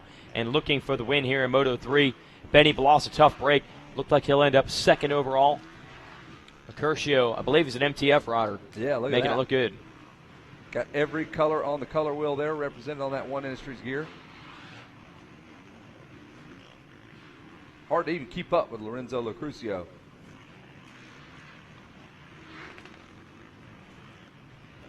Just a little more work for him, and he can check up a 9-second lead over Henry Miller, who had to really work for that number 2 spot.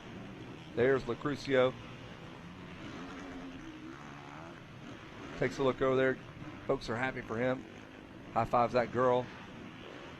1 double to go. There it is. And Locurcio will be the winner.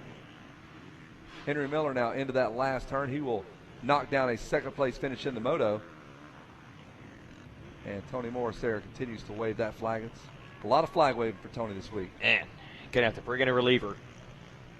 Torn rotator cuff. Elbow ligament damage for Tony Morris with that flag. Lorenzo Locurcio has taken the win.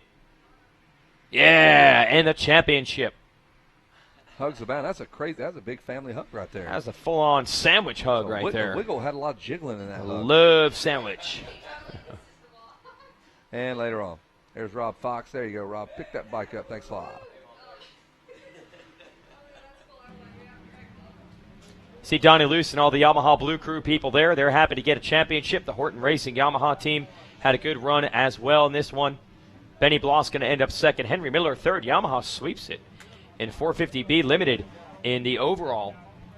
As far as the moto is concerned, Miller second, Locurcio wins it, and Moseman on the KTM gets third. Andy Cost and Bloss are your top 5. And we'll be ready to send it down to Wes Kane when the podium is ready.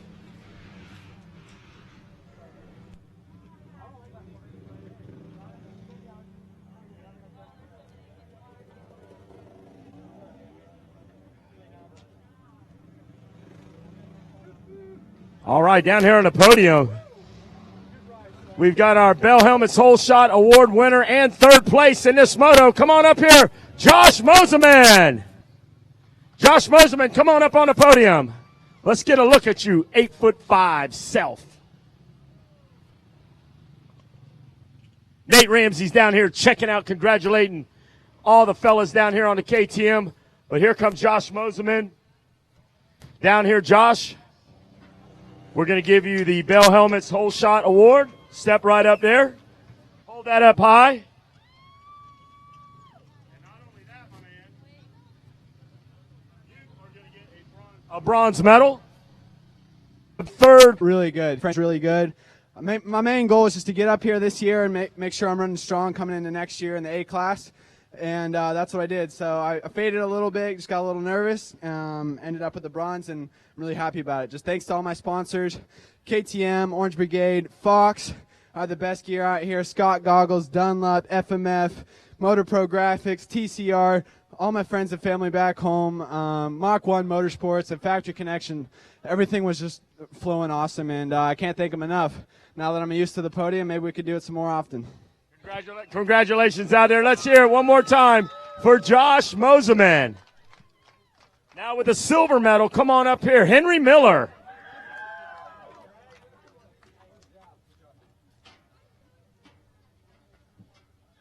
Congratulations, Henry. Let's get this thing turned around. Ooh, hold on to that, my man. There you go. A little bit of struggle there, but not as much as you out there riding that bike. Henry Miller, tell us about this ride that you just had. Oh, you know, I got a all right hole shot. My goggle lens came out the first corner, so I had my face just full of dirt. So it was a struggle from the beginning, but you know, I had no clue where I was in the pack, and came across the line, and I see my mom tell me I was in second. How's it feel to be down here on the podium? It feels really good. I've never really been on the podium except for this year. You've had speed all week. Tell us about your training to put effort into this event. Oh, I've been at Club MX, you know, for the past couple months. Brandon, Mike, Sarah, they put me on a good program. Had me working hard all week, throughout the week, and all month, and everything leading up to here. Who do you want to thank? I'd like to thank my mom, my dad, my sister, my grandparents, God for keeping me safe out there, the whole Horton Racing team, Cycle Trader, Rock River, Yamaha, Roost, Fly, Scott's, MX Solution, GYTR, Renegade, Matrix, W, Garnet, Motion Pro, Boysen, Fit and Wise, Roost, Horton Tree Service, Yamalu, Pro Circuit, Twin Air, Dunlop, Tamer, Renthal, RKXL, Mac Tools, and Monster Army, and my mechanic, Kyle. Oh, definitely Big Mike. You know, he's keeping me pumped up on the line. All right, congratulations, Henry Miller. Celebrate a silver medal. Thank you. All right, congratulations out there. And now your 450B limited champion, the 83 ride. Come on up here, Lorenzo Lacurcio.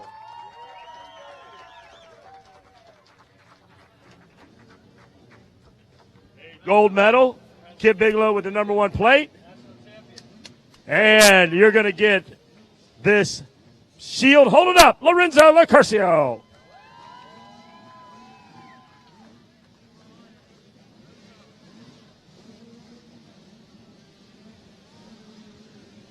Lorenzo, great job, a great achievement out here. Tell us about it. Yeah, it feels pretty good, you know. I just been feeling awesome, you know, the past couple months or two, you know. Training in MTF it's helped me a lot, you know. Training with guys like Joey, A-Rod, Jordan Smith, you know, really took me to another level. I can't thank them enough. How's the track out there? Oh, yeah, you know, the MX Sport crew did an awesome job, you know. The track is nice and rough, but it's perfect, you know what I'm saying? It's the kind of track I like. Tell us about all the good people that's making this dream become a reality here for you. Yeah, first of all, I want to thank my mom and dad for everything they did for me. Without them, I couldn't be here. Jesus Christ for keeping me safe. Factory Connection for the awesome suspension. Pro Circuit for the motors. One Industries for the gears. Smith Optics. Dunlop tires. Tack metals. Works Connection. Hinson. And all that good people that helped me. Thank you very much. Appreciate it. Oh, MTF, you know, can't thank them enough. They got me in shape, you know. I got a little tipped over before coming here. I'm a little hurt, but they did everything for me, and they're doing everything possible to get me back on track, so I can't thank them enough. Yes, sir. All right, there you go, guys. Celebrate.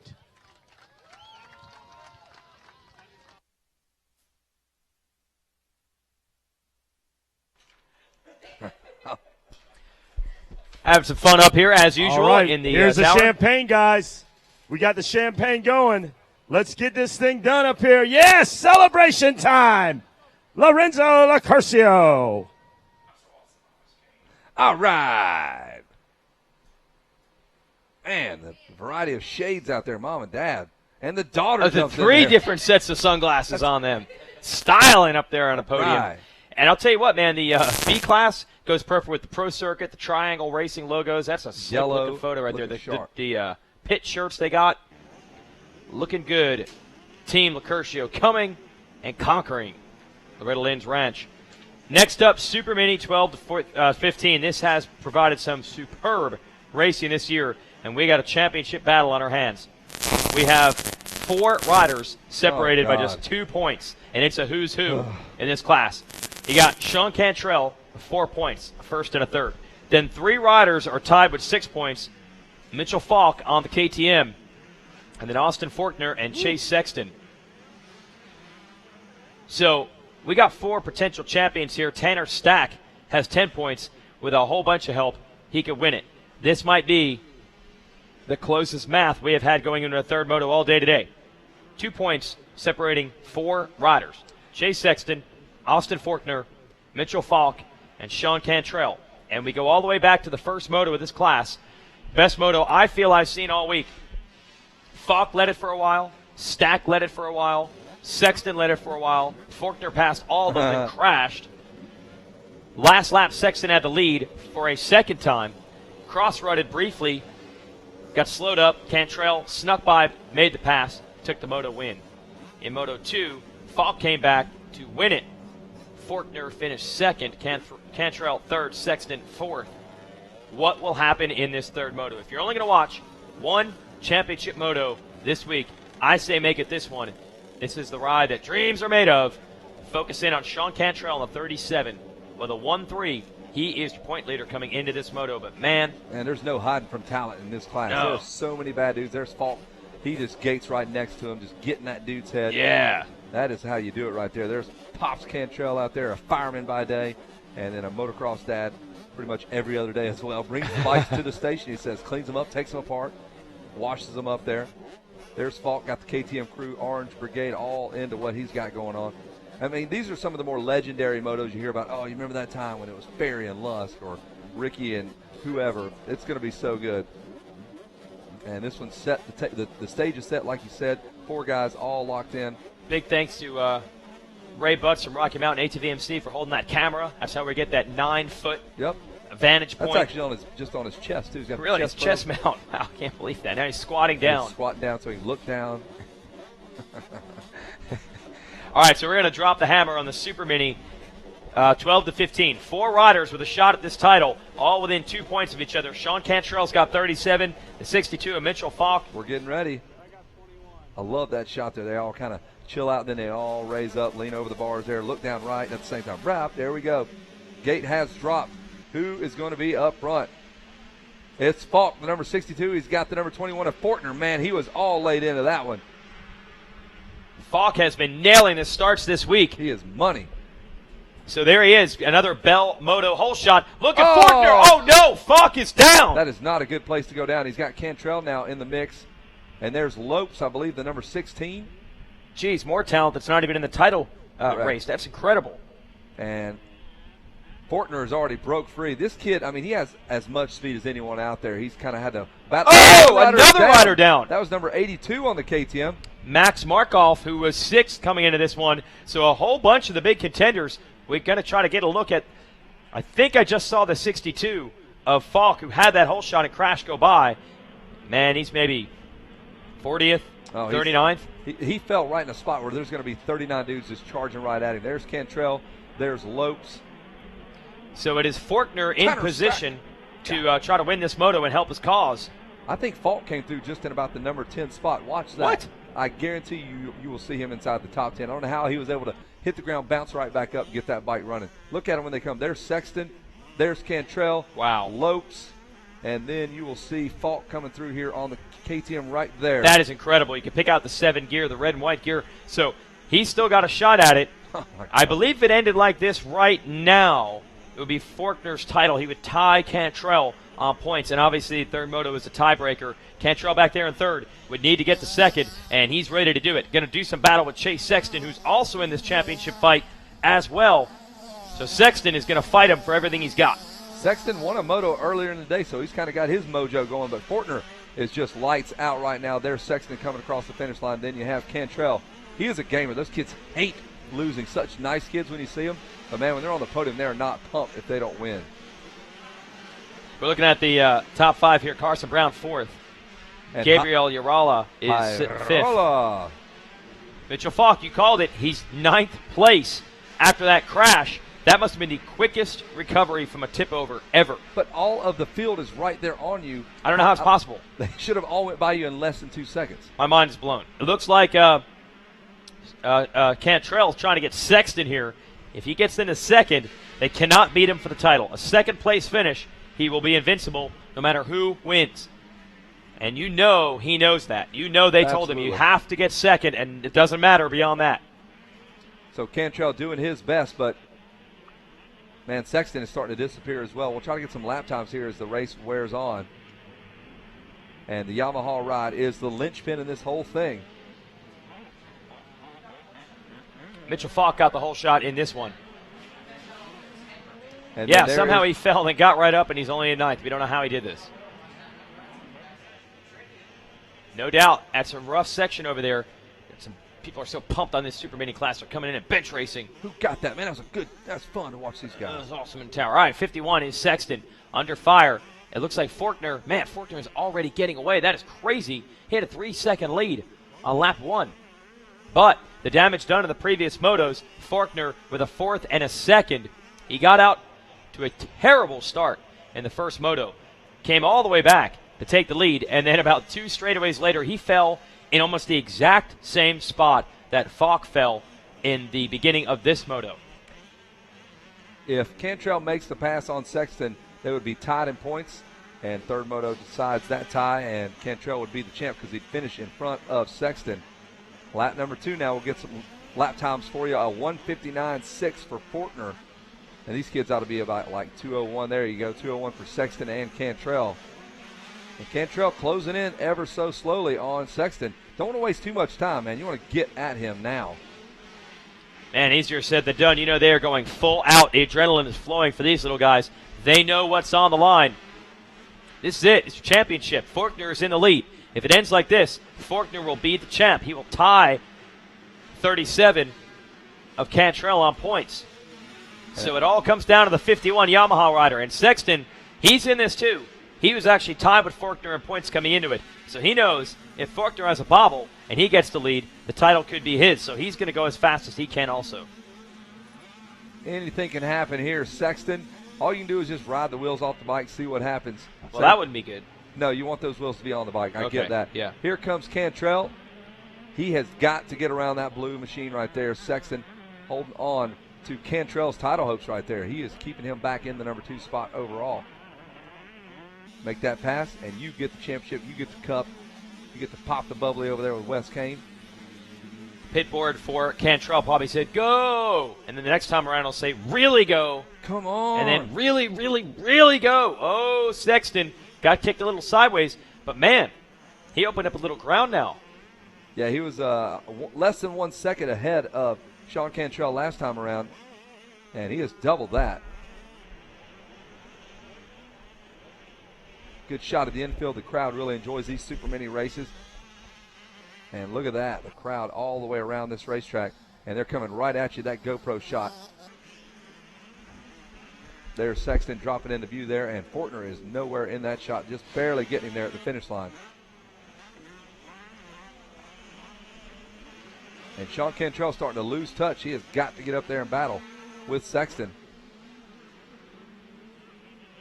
On the gas hard past the billboard. Sexton, yeah, he's opened it up now. About 2.5 seconds. It was probably 5 bike lengths the last time they came through this section. So Cantrell's got to remount, put the attack back together. Carson Brown still 4th. Mitchell Falk up to 5th. Oh! Who was that that went down? They ran into the back of Falk. That was a 91 of Brown. So Falk is up to 4th place. That is incredible considering that early crash. And 38 to 10 are Stack going to take advantage as well and get near that top 5. And there's Gabriel Hirala, one of the lone yellow bikes out there. He's excited to have that brand new Suzuki back into play now, the 2015 RM85. Although he'll probably not ride it next year. He's going to be on a big bike. Yeah, hard to call in the Super Mini class what direction they'll go. He is in 6th place right now. And in the Storyland, hey, we used to call it Suzuki Storyland, so that's about perfect for him. Working his way back toward the front. of the racetrack. So it's all stable at the moment. Austin Forkner needs to win this moto and hope that Sean Cantrell finishes in third. Who is That's that exactly off the what side we got of the right racetrack? now. Oh, boy. Kawasaki rider off the side of the track completely. And we're still following Hirala on the Suzuki, the number 11 machine. 6th place, not a bad ride for him. Got that decision maker, climb all the way to the top of that, gear down. Pick a rut here into this right-hander, set it up. Slide way up onto the machine, lift that leg about 9 foot high and not get stuck in those ruts. Pin it and then just slam into the next couple of jumps here. And there is the number 82 of Tanner Stack. Nope, that's not Stack. That is Markov. He's able to get back underway after he went down on the 10 Commandments. Yeah, he's got a long way to go, man. You're pretty much going to be last if you pick it up in that spot after a first lap crash. So it's stable, but certainly tense in this third and final moto as Austin Forkner, number 21 Kawasaki Team Green Rider, trying to make this happen, trying to seal the deal on a clutch third moto win. And there's a pass for Markov. Takes time to snap that selfie. He's the king of selfies. Gear selfies, that's his deal. Actually carries his phone, checks in, it turns. Got it on the handlebars and aims right at him. Takes a selfie in midair. He is in 25th place because of that early crash. Not what he wanted. Hit an outside shot at the title as well. What? What? Oh, on a Super Mini. Did you guys see that at home on Racer TV? I bet only 5 or 10 people have done that jump all week long, and he just hucked that on a Super Mini. Wow. Man, that was gnarly with a G. Gnarly. Back to Cantrell. Got to try to make something happen. He did. He did. He's gotten around Sexton. So What? Sexton has dropped back. But it's still not good enough for the title. No, that would be for Cantrell. Second place would do the job. We'll see when Okay, they come hadn't back reset. around. They haven't come around yet. Gotcha. Yeah, you'll Yeah. see it in a moment. I So thought. it must have been a mistake. We'll let the lap time tell the story. Yeah, it doesn't show him in second yet, so once it comes through, it'll reset the points, and he'll go down a point. How about that? So Sean Cantrell capitalized. You got to stay in it to win it, and he has done it now. He's in the number 2 spot. We'll wait for it to reset here across the finish line area and see exactly who was where. But this 1-3-2 scenario that Cantrell is looking at now might make all the difference. Forkner, he's gone. 7.5 second lead. It's Sean Cantrell now in There it is. control of this championship. We'll see if he can hang on here live on Racer TV. We'll be right back after a break.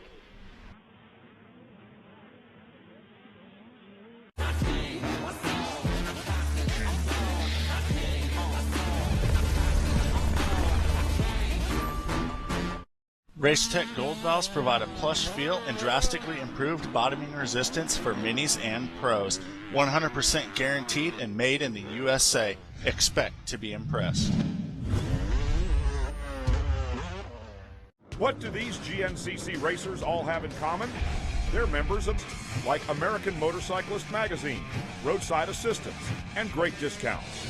If you want to be like the racers, here's belong. Nahilo Concepts is the #1 source for innovative billet products for your race bike. From engine covers to factory frame grip tape, we have everything you're looking for. So visit us online at nahiloconcepts.com. Have you seen V3? It's Vortex's new V3 MX handlebar. It's 29% stronger, available in widths and bends for every rider. Customize the look of your bike with molded bar pads available in red, blue, black, or white. See these and many other great racing parts at vortexracing.com. Pretty awesome on Racer TV. You're watching some helicopter footage. Got the drones up there, or maybe just real ones. I'm not sure. It is a drone, not a real helicopter. I think we would have noticed that. And blowing all those banners away. This is what it looks like here. We actually originally, before we had the drones invented, we used to just have Wes Kane just put it on his head. But that's what it looks like from high up top at Loretta Lynn Ranch. It's what it looks like from down on the ground. Yeah, we had Ray Butts jump a little bit, add the vertical to that 6'7" frame. Hung up there though.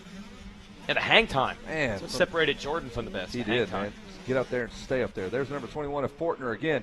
Leading it there is Cantrell. And not too far behind. Could be the spoiler again, the number 51 of Chase Sexton.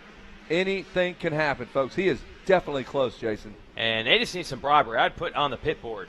$500, sit back. Yeah, and Cantrell takes a look over his shoulder. He knows that he's coming. This is going to be a dangerous situation. So much pressure. Faulkner up front, nothing to lose. Sexton in third, nothing to lose. They're not going to win the title of the positions they're in. They just need to keep her pinned. Cantrell knows if he gets past, he loses it. So Sexton has no reason to be nervous. Cantrell has every reason. But Cantrell got to that back section nice and clean. And I think stretch it back out a little bit. Around that Rocky Mountain ATV sand wash there. And the number 37 of Sean Cantrell, man, he's on his way. This is one of the just more treacherous sections of the racetrack. You got to sit down, seat bounce, get over that, or at least try to. Can't jump either one of those. Little camelback looks so easy, and that's where Plessinger, the motor locked up, tossed him over the bars. And Sexton just trying everything he can to get up in there and mix it up with Cantrell. And your head just slams into the bars there. Yeah. Another quick glance over the shoulder. Cantrell probably a little bit worried. Can't say I blame him. Everything's on the line here. Oh, I thought he was going to go for that big jump. I did too. Let's give you the tail of the tape. Gap is 2 seconds flat. Of course, everyone every day gets a chance to win a GoPro right here at the ranch, or you could text GoPro MX to the number 46776 to enter. Got your phone, pull it out.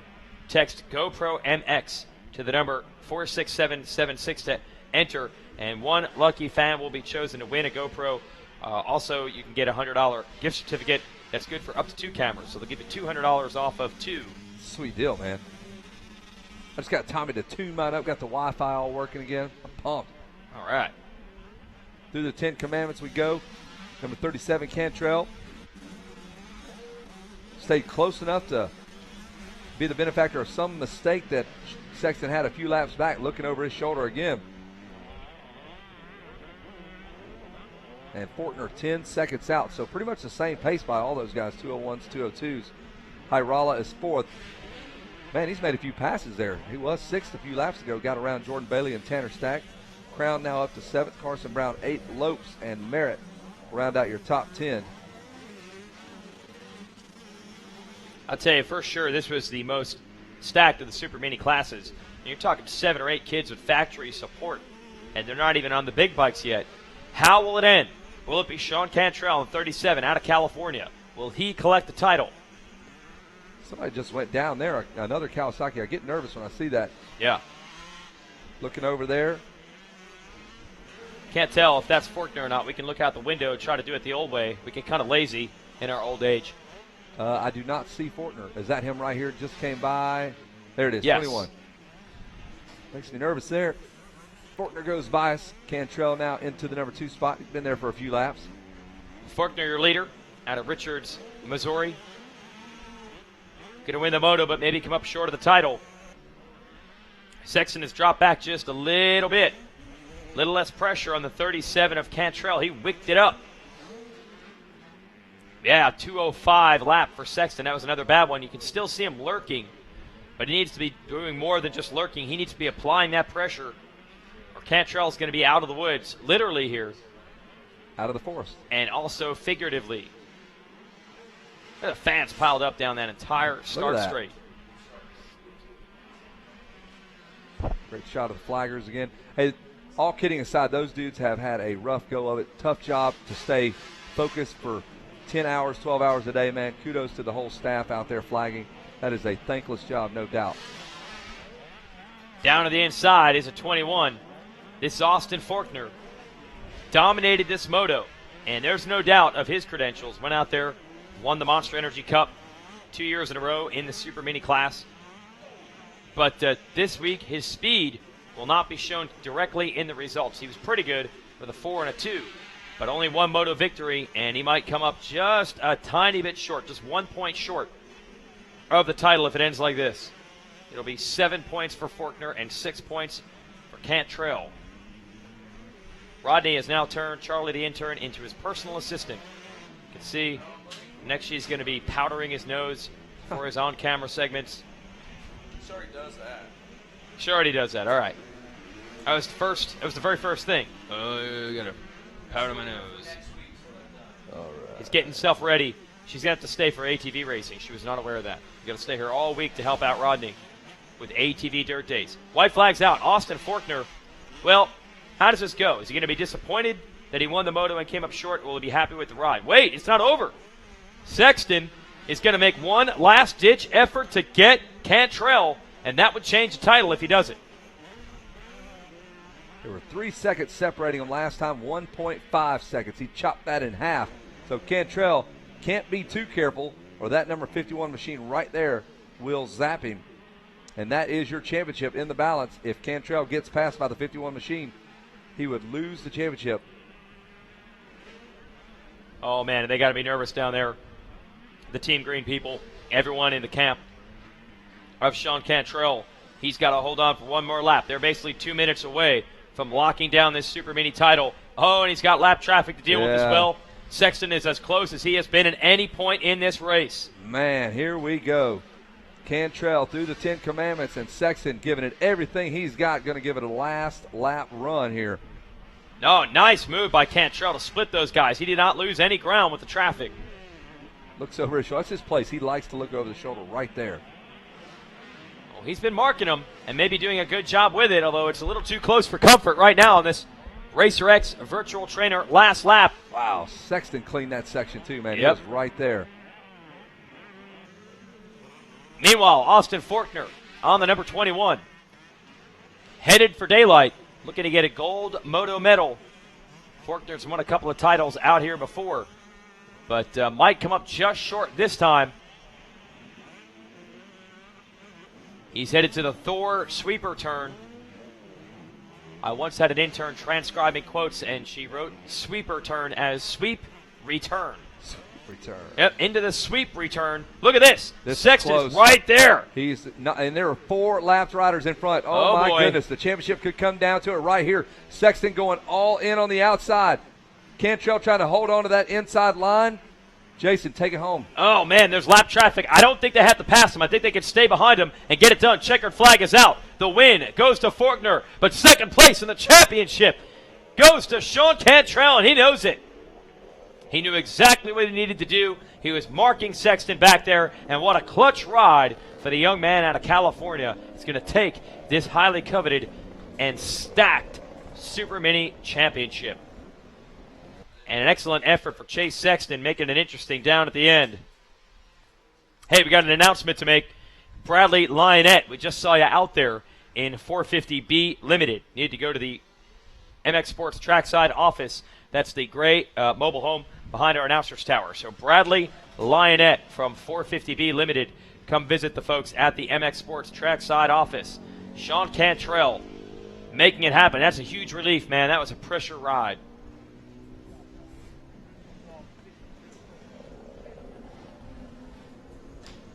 And we'll wait for Wes Kane to wrap it up down there. Donnie Luce and everyone with the Yamaha Blue crew, they're congratulating Chase Sexton. He rode hard, had a good week. Going to end up third overall in the class with 2.43 moto scores. That's nothing to be ashamed of there. A couple of podium finishes and moto medals. But it is Sean Cantrell. He's looking to take the big number 1 plate. But first, we'll hand out the gold moto medal to the number 21 of Austin Forkner. I'll send it down to Wes Kane.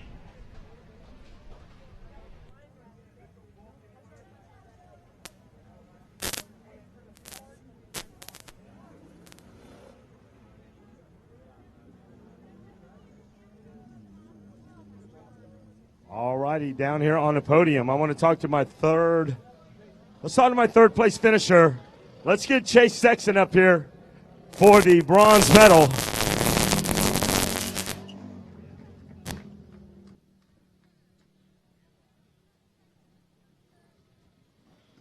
Chase Sexton, bronze medal out there. Tell me about it. Yeah, the track was really good out there. I got a decent start. I got by Austin, and then my lines weren't very good at the beginning. I was just losing time, but when Sean got around me, I started following his lines, and I just started picking the pace back up. But, yeah, I'm pumped on a 3rd place, and just come back next year even stronger. Who would you like to thank?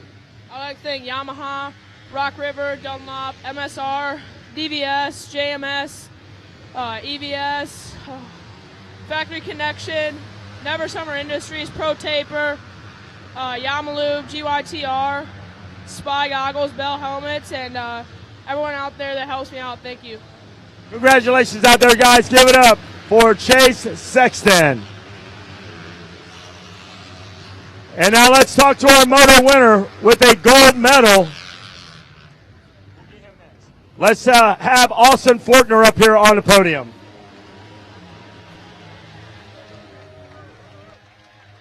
Austin Fortner, great job, a moto win.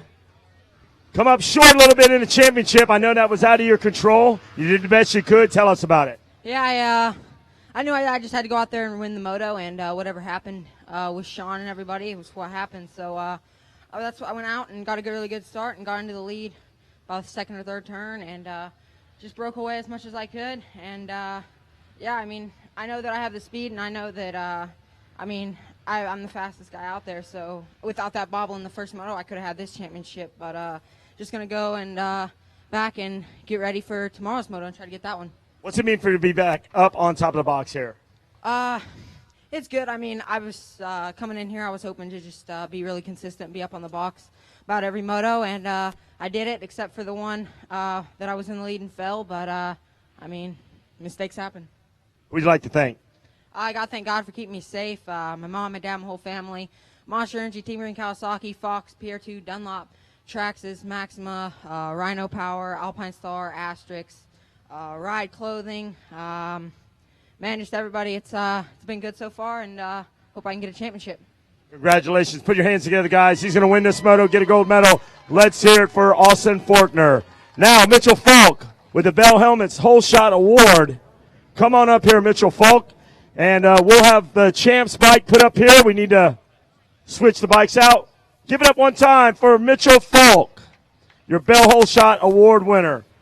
Mitchell, having some bad luck out there. You had a good start, though. Tell us about it. Yeah, I had a great start to the race and just threw it away kind of, and just try to regroup for the next race and give it everything I have. So thank you to everyone that's helping me out, and go get them. All right, congratulations out there. Hey, let's hear it for Mitchell Falk, the winner of the Bell Helmets Whole Shot Award.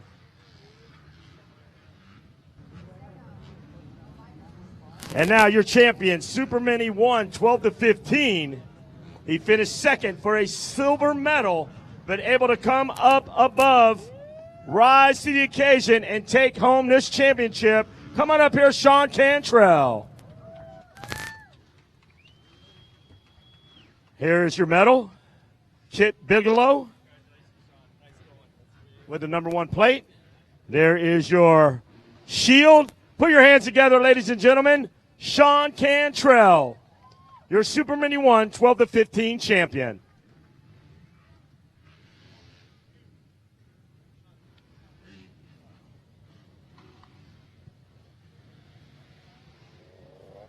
Sean Cantrell, the week was a little rough for you.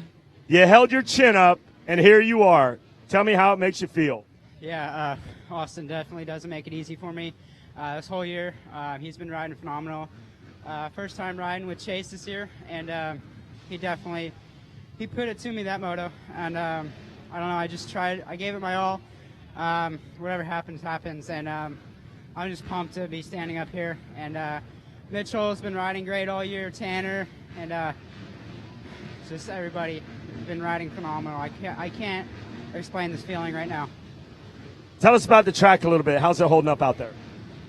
It's definitely pretty rough, and we don't get ruts like this in California, so you got to transition as fast as you can, and the bumps are pretty much like whoops, and you just got to skim across them and just go for it. I know you got a lot of sponsors out there. We got this gate about to drop here. Go ahead and tell us who do you want to thank. My mom and dad, for sure. I can't thank them enough. Ryan Holiday and everyone over at Monster Energy, Team Green, Kawasaki, Aaron over at Monster, and Mitch and Bones over at Pro Circuit, Sean and everyone over at Thor.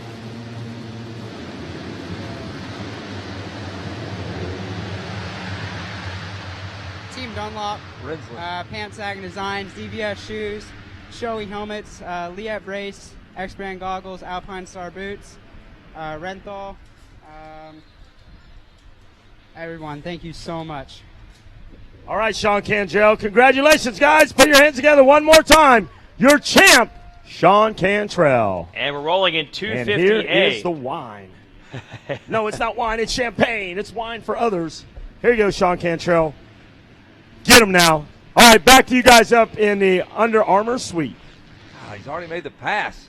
Hampshire with the pass, Jason Wygant. I believe that's Luke Rensland on the number 3. Got that start. Hampshire trying to be perfect, trying to get all 6 moto wins this week, trying to bust out the calculators and statisticalize it and figure out, yes, that's a word, if anyone has done that recently, all 6 motos. We've seen A-Riders win 2 titles, but to do it with 6 moto wins, been a long, long time, and RJ Hampshire is looking to get her done right now. Well, he has got Rensland right there with him, Plessinger in tow as well, Daniel Baker, and there's Nick Gaines, number 71. Chris Ulrich just now coming across in shot there as well. John Short, 47 on the Yamaha. And I'll tell you what, Rensland rode really, really well this morning. He's got some mojo cooking right now. I know he wants to put a stop to this 22. Hey, that's a great point. The week started out a little slowly, I think, for Rensland, but he has gotten quicker and quicker as it has gone on. And he wants to show the world that he can run with him. He is second in points coming into this. Even if he beats Hampshire, he won't win the title. He needs some help. Plessinger has that same chip on his shoulder. This is not what he expected to be. 3rd place, 4th place guy. That's not him. So the 2 Yamahas, Rensland and Plessinger, are going to try to team up on RJ Hampshire. There's a problem. Look out. Wow. First major mistake we've seen all week from the 22. And that's a little more wind in the sails of the 3. You just got to be up there and pressure these guys. I mean, if he gets to run away, there's nothing but just him and the racetrack. Shea Bentley running up into this tower, excited about this 250A showdown.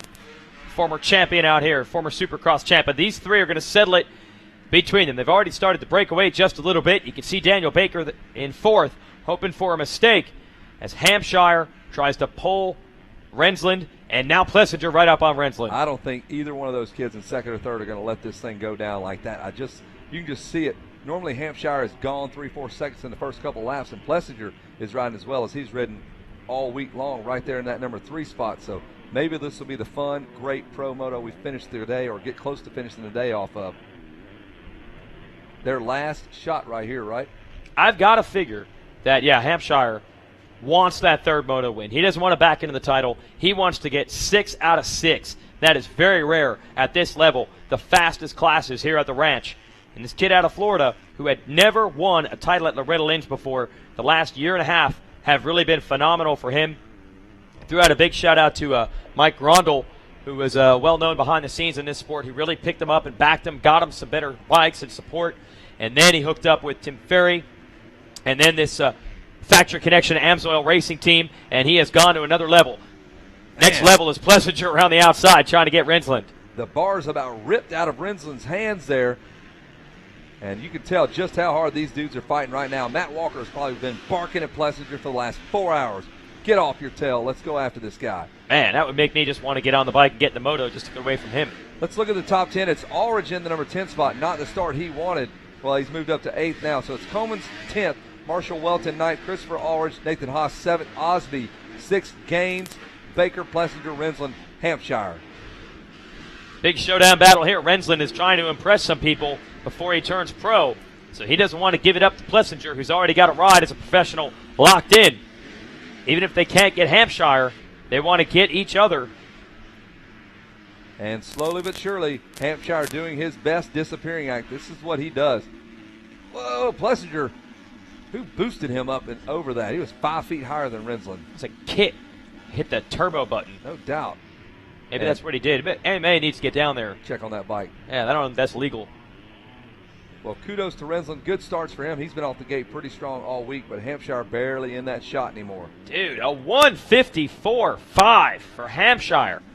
That is a ridiculous lap time. He is just so locked in this week, and every time he makes it happen. Hasn't had a bad moto yet. Not even a close moto, really. Back to this battle for second. Man, these dudes are going to lock horns for a long time. That's the cool part about it. Yep. Very, very evenly matched here. The equipment pretty solid for all three of these kids. Good programs for them. Rensland coming back with that number 3, finished third last year. And he needs to go after. Look at that. What happened to Plessinger? He's not even in the shot anymore. Oh! He's on the ground. Those bars are rolled backwards now. What happened? Those bars are thrashed. They're even more rolled back than usual for him? Good Lord. How is he going to ride? And he is so mad the way this week has gone. AP has had good speed. But every time it seems like he's about to get some momentum going, something like that happens. So Rensland can take that pressure of trying to hold off AP off and now go after Hampshire now. He's still in it.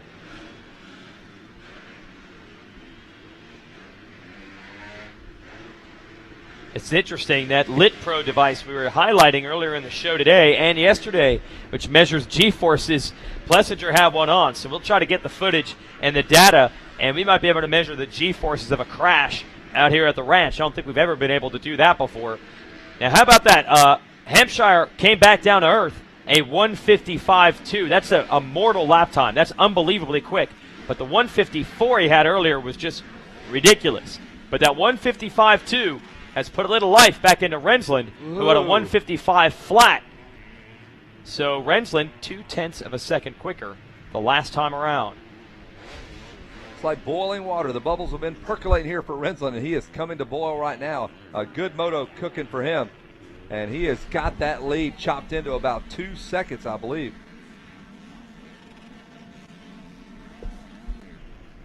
And we are watching the number 3, the Horton Racing Yamaha Ride Monster Energy of Luke Rensland. And he has got a shot at a moto win. Could he break the streak the number 22 Hampshire has put together? He is 6 for 6 should he win this moto. Oh, man, he's definitely closing the gap. I like this line, too, on the outside. You see that? No air, gets down on the ground quickly. And he has got something cooking. I like it. Man, all the crowd can't even see because of the device. Yeah, he's chopped into it, Jason. We've got something boiling, brewing, if you will. And under any circumstance, normally you would see Hampshire not really care about the moto win, but I think that's 6 straight. That means something. Absolutely. He doesn't need to beat Rensland to win the title. Rensland needs a little help. Look at that. Rensland goes for the big. He is going all in on this thing now. Oh, yeah. I like it. He has chopped it down. He ran a 1:54.4, the fastest lap of the race. Luke Rensland on lap 4 is coming. Even quicker than the best lap that Hampshire has put in. Man, the crowd is into it. Every time they go around, it's like a wave following these two. They love Hampshire. They love Rensland. North versus South, Florida versus New Jersey. Honda, Yamaha. Off into the grass goes Hampshire. Trying to find some smooth running room into this GoPro 10 Commandments out of the Cometic corner. Hampshire has just been so steady, though, man. So few mistakes. The only spot on the track where he's got a little hitch is that corner before the Yamaha mechanics area. Made a few mistakes there, but otherwise he has been aces. Probably doesn't hurt to have a nice lead. This time a little bit more pressure. Right about this area and beyond, I feel Luke Rensland's able to close it in just a bit, especially towards that Kawasaki Camelback. I like that line. Stays nice and low. Ton of drive on the outside. And we will follow these two around into the Rocky Mountain ATV Sandwash. And Hampshire, you can see him now.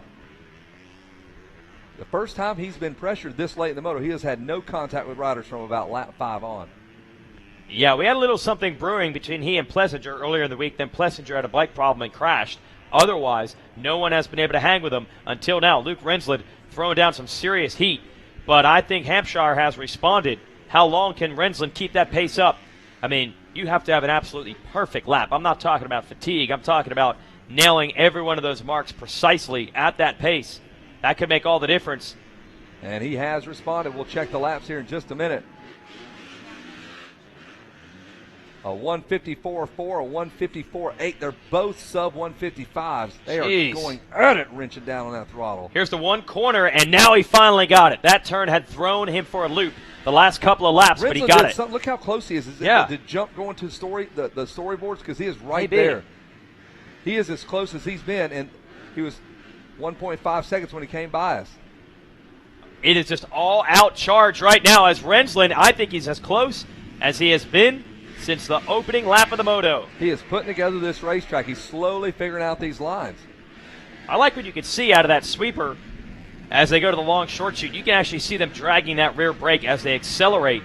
That's a little technique you use because when the bike's hopping over those bumps, a rear tire spins and it hits the air, and then it slows down when it hits the ground. You use that rear brake to kind of equalize it. It's almost like traction control. They've all got that thing dialed in. Now these ruts a little bit different. Wow, just carving those things. That is so hard to do. That is years on a motorcycle to go through that long rut like that. Well, Rensland now is deep into this moto. He has matched him lap for lap, and I believe he has got some cooking. He's stretched out the portion of the racetrack where he is good at, and it now includes the start straightaway, cutting across that thing. Luke has got it going on. Way around the outside, then cutting back to the inside, this anthill uphill. Look at that. Carried a ton of speed over there. Did you see that? Bounced into it. Now watch him right here on the outside. He's been using this part of the racetrack the whole way through. Doesn't get on the ground at all. And you can see the roost now. He's getting some roost from Hampshire. He's coming. Yeah, normally you don't want that, but that's got to feel good to know he's finally reeled him back in. Wow, it's taken several laps to do this. And a little bobble again, and we've got a race, folks. Watch him go, the number 3 of Luke Rensland going after 22. RJ Hampshire, nobody has done it right here. Here's the different lines coming into play right here. He's going to go for it. Halfway home, here comes Luke Rensland. He is feeling it, Jason. And something about this section of the course you mentioned is where he's closed in. Here's a corner that Hampshire has struggled with. 2 different lines there. Yeah, Hampshire changed his line in that corner. Rensland is ready to go. We're going to have a battle now trying to set him up for a pass. Finally, we got some action up front in one of these A-Class motos. It has been a walk-away for Hampshire so far. Halfway home, and we've got about 5 more laps or so to go. See if Luke Rensland can put it together and challenge the number 22 of RJ Hampshire. Pretty similar lines here. Go around that decision maker. A little different there. Oh, he loses a little bit of time. It looks like it anyway. He still made it work. Just bulldogged it through. Case later on in life, just all caution in the wind.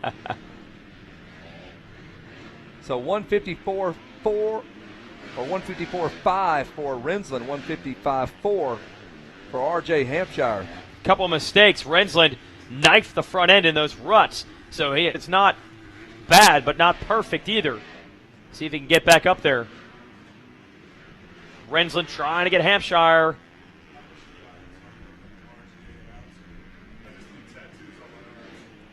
That's your guy.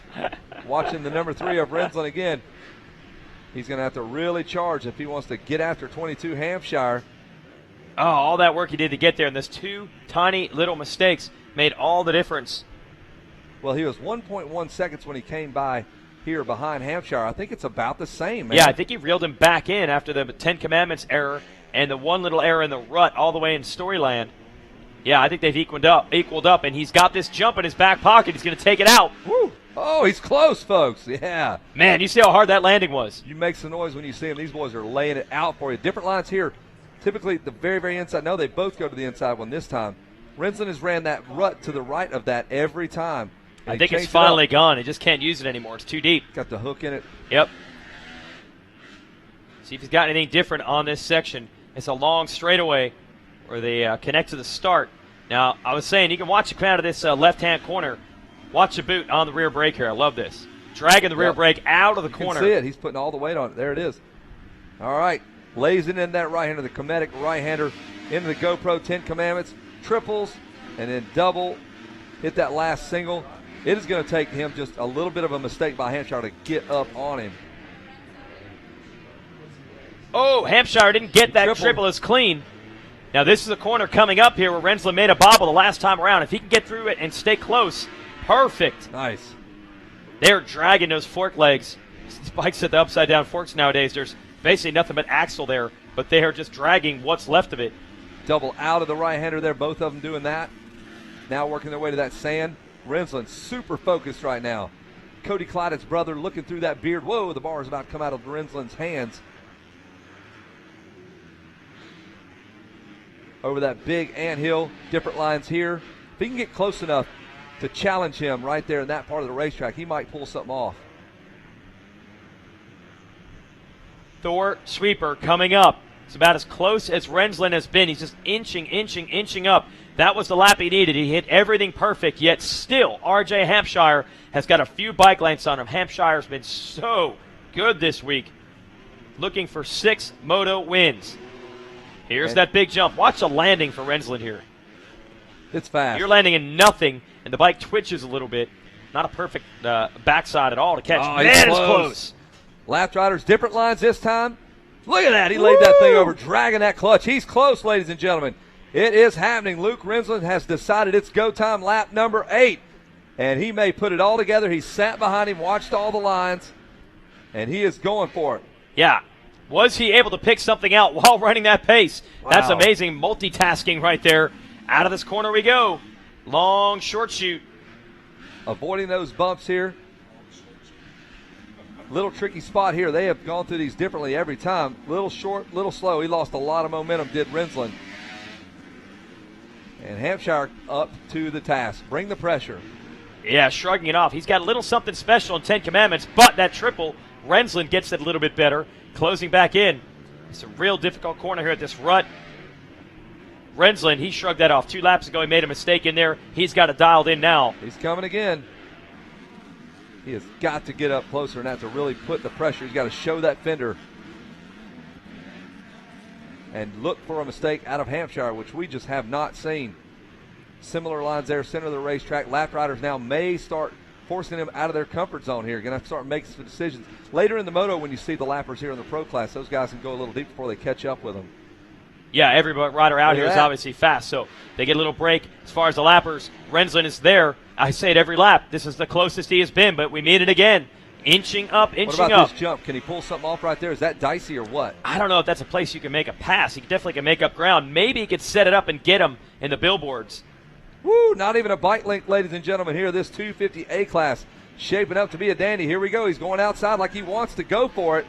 Hampshire's got to know he's there. Up there it is. Yeah. Continues to air that thing out. Yeah, couldn't carry the momentum all the way into the corner. Uh-oh, lap riders now. Where do you go? If you're Hampshire, what do you do? Pick that different line. Rensland's able to clean it out. Woo, now it's decision time. You got to pick your way around the lappers, pick that rut. You haven't hit it all moto long. Nick Gaines up to 3rd in this one. He is 21 seconds back. These two are hauling. Chris Aldridge, another bad start in this class for him. He's 4th. Marshall Welton 5th. Daniel Baker 6th. Zach Commons 7th. Nathan Haas, Josh Osby, and Cody Chisholm round out your top 10. Comedic corner and 10 Commandments. Rensland has had problems in the middle of this section. There he goes. He cleaned it. And a little bobble there by Hampshire, as close as he's been in this back section for sure. He always loses time right there. And then this next triple has been trouble for Hampshire. There he goes. They both chose to just double it this time. That was weird. All right. Now he is as close right here going into that. He's got some more spots on the track where if he is as close as he is right now, he can actually make something happen. And Rensland knows it too.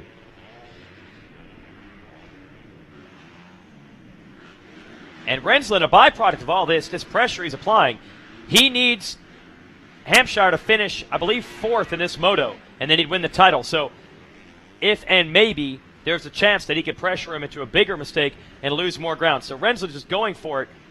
Kudos to Hampshire. He does not want to back into the title. He doesn't need to win the moto to do it, but he wants to sweep this week. Rensland goes inside instead of that outside line he had been working the whole moto. Yeah, I think these ruts are just going away. Lap 10 now, folks. It's got to be a white flag. Little bobble. Man, they hit hard. Not able to get that double. Here we go. Time running out. White flag. And Rensland lost a little ground that last time around, but he's got this double. That was the best he's done that. Cleaned it perfectly.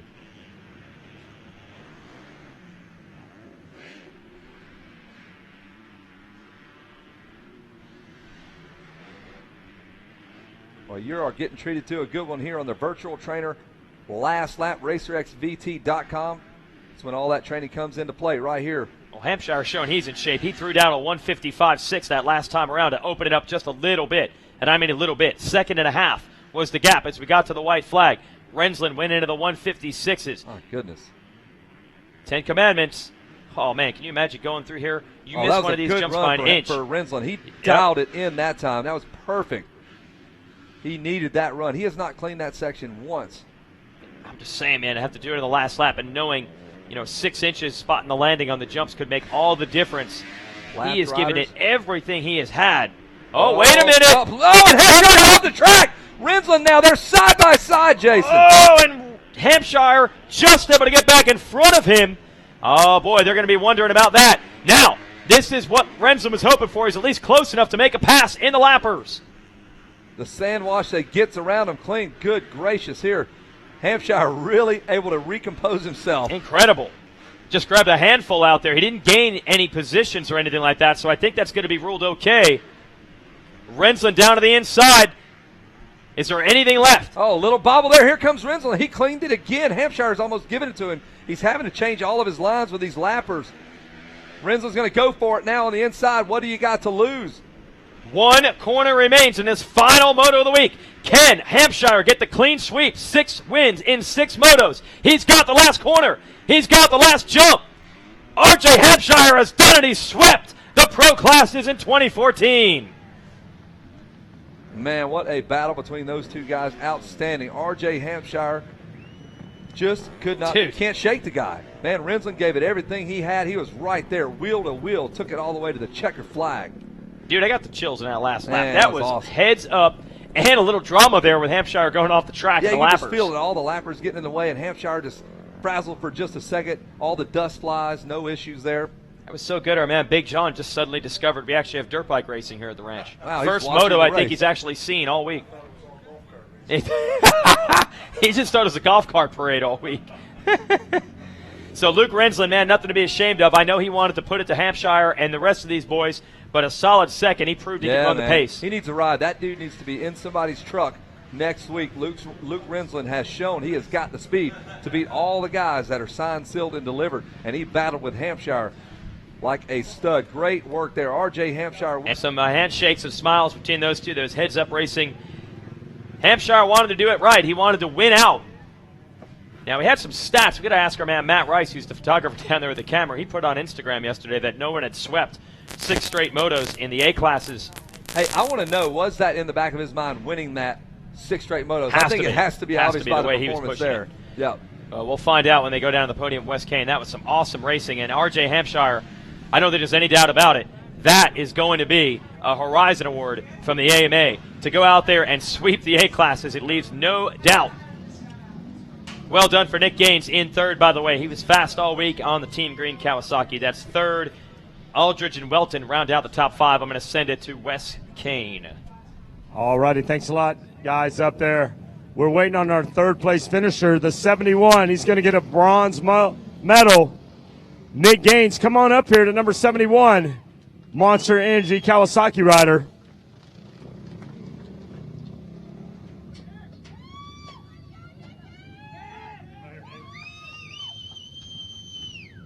Congratulations, Nick Gaines.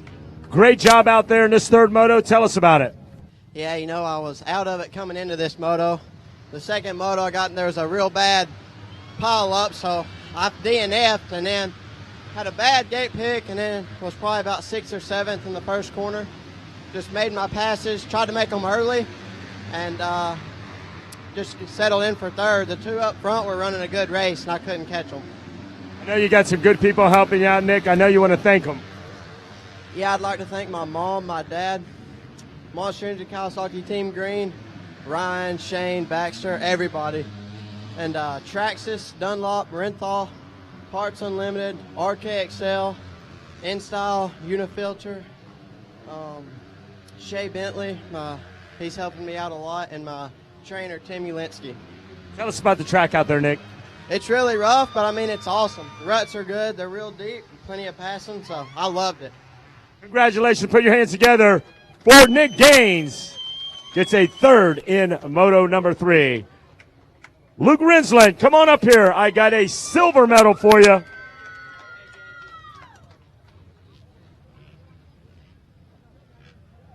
Luke Rensland, epic battle out there. Doing everything you could. You tried to reel in RJ Hampshire. Take us back to those laps. Well, man, I got what I was looking for the whole week, a whole shot.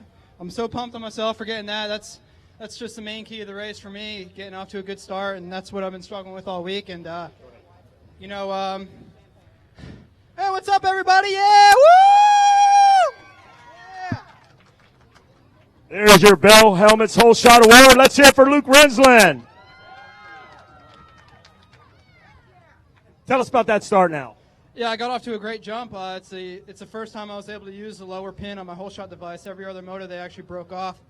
So, you know, I was confident when I still had the button for the start and got off to the whole shot. And RJ got around me, I think, on the first or second lap. And he just had a little better line in the beginning through the 10 Commandments. And I picked up with that once he got around me. And, you know, it was just every man for himself out there.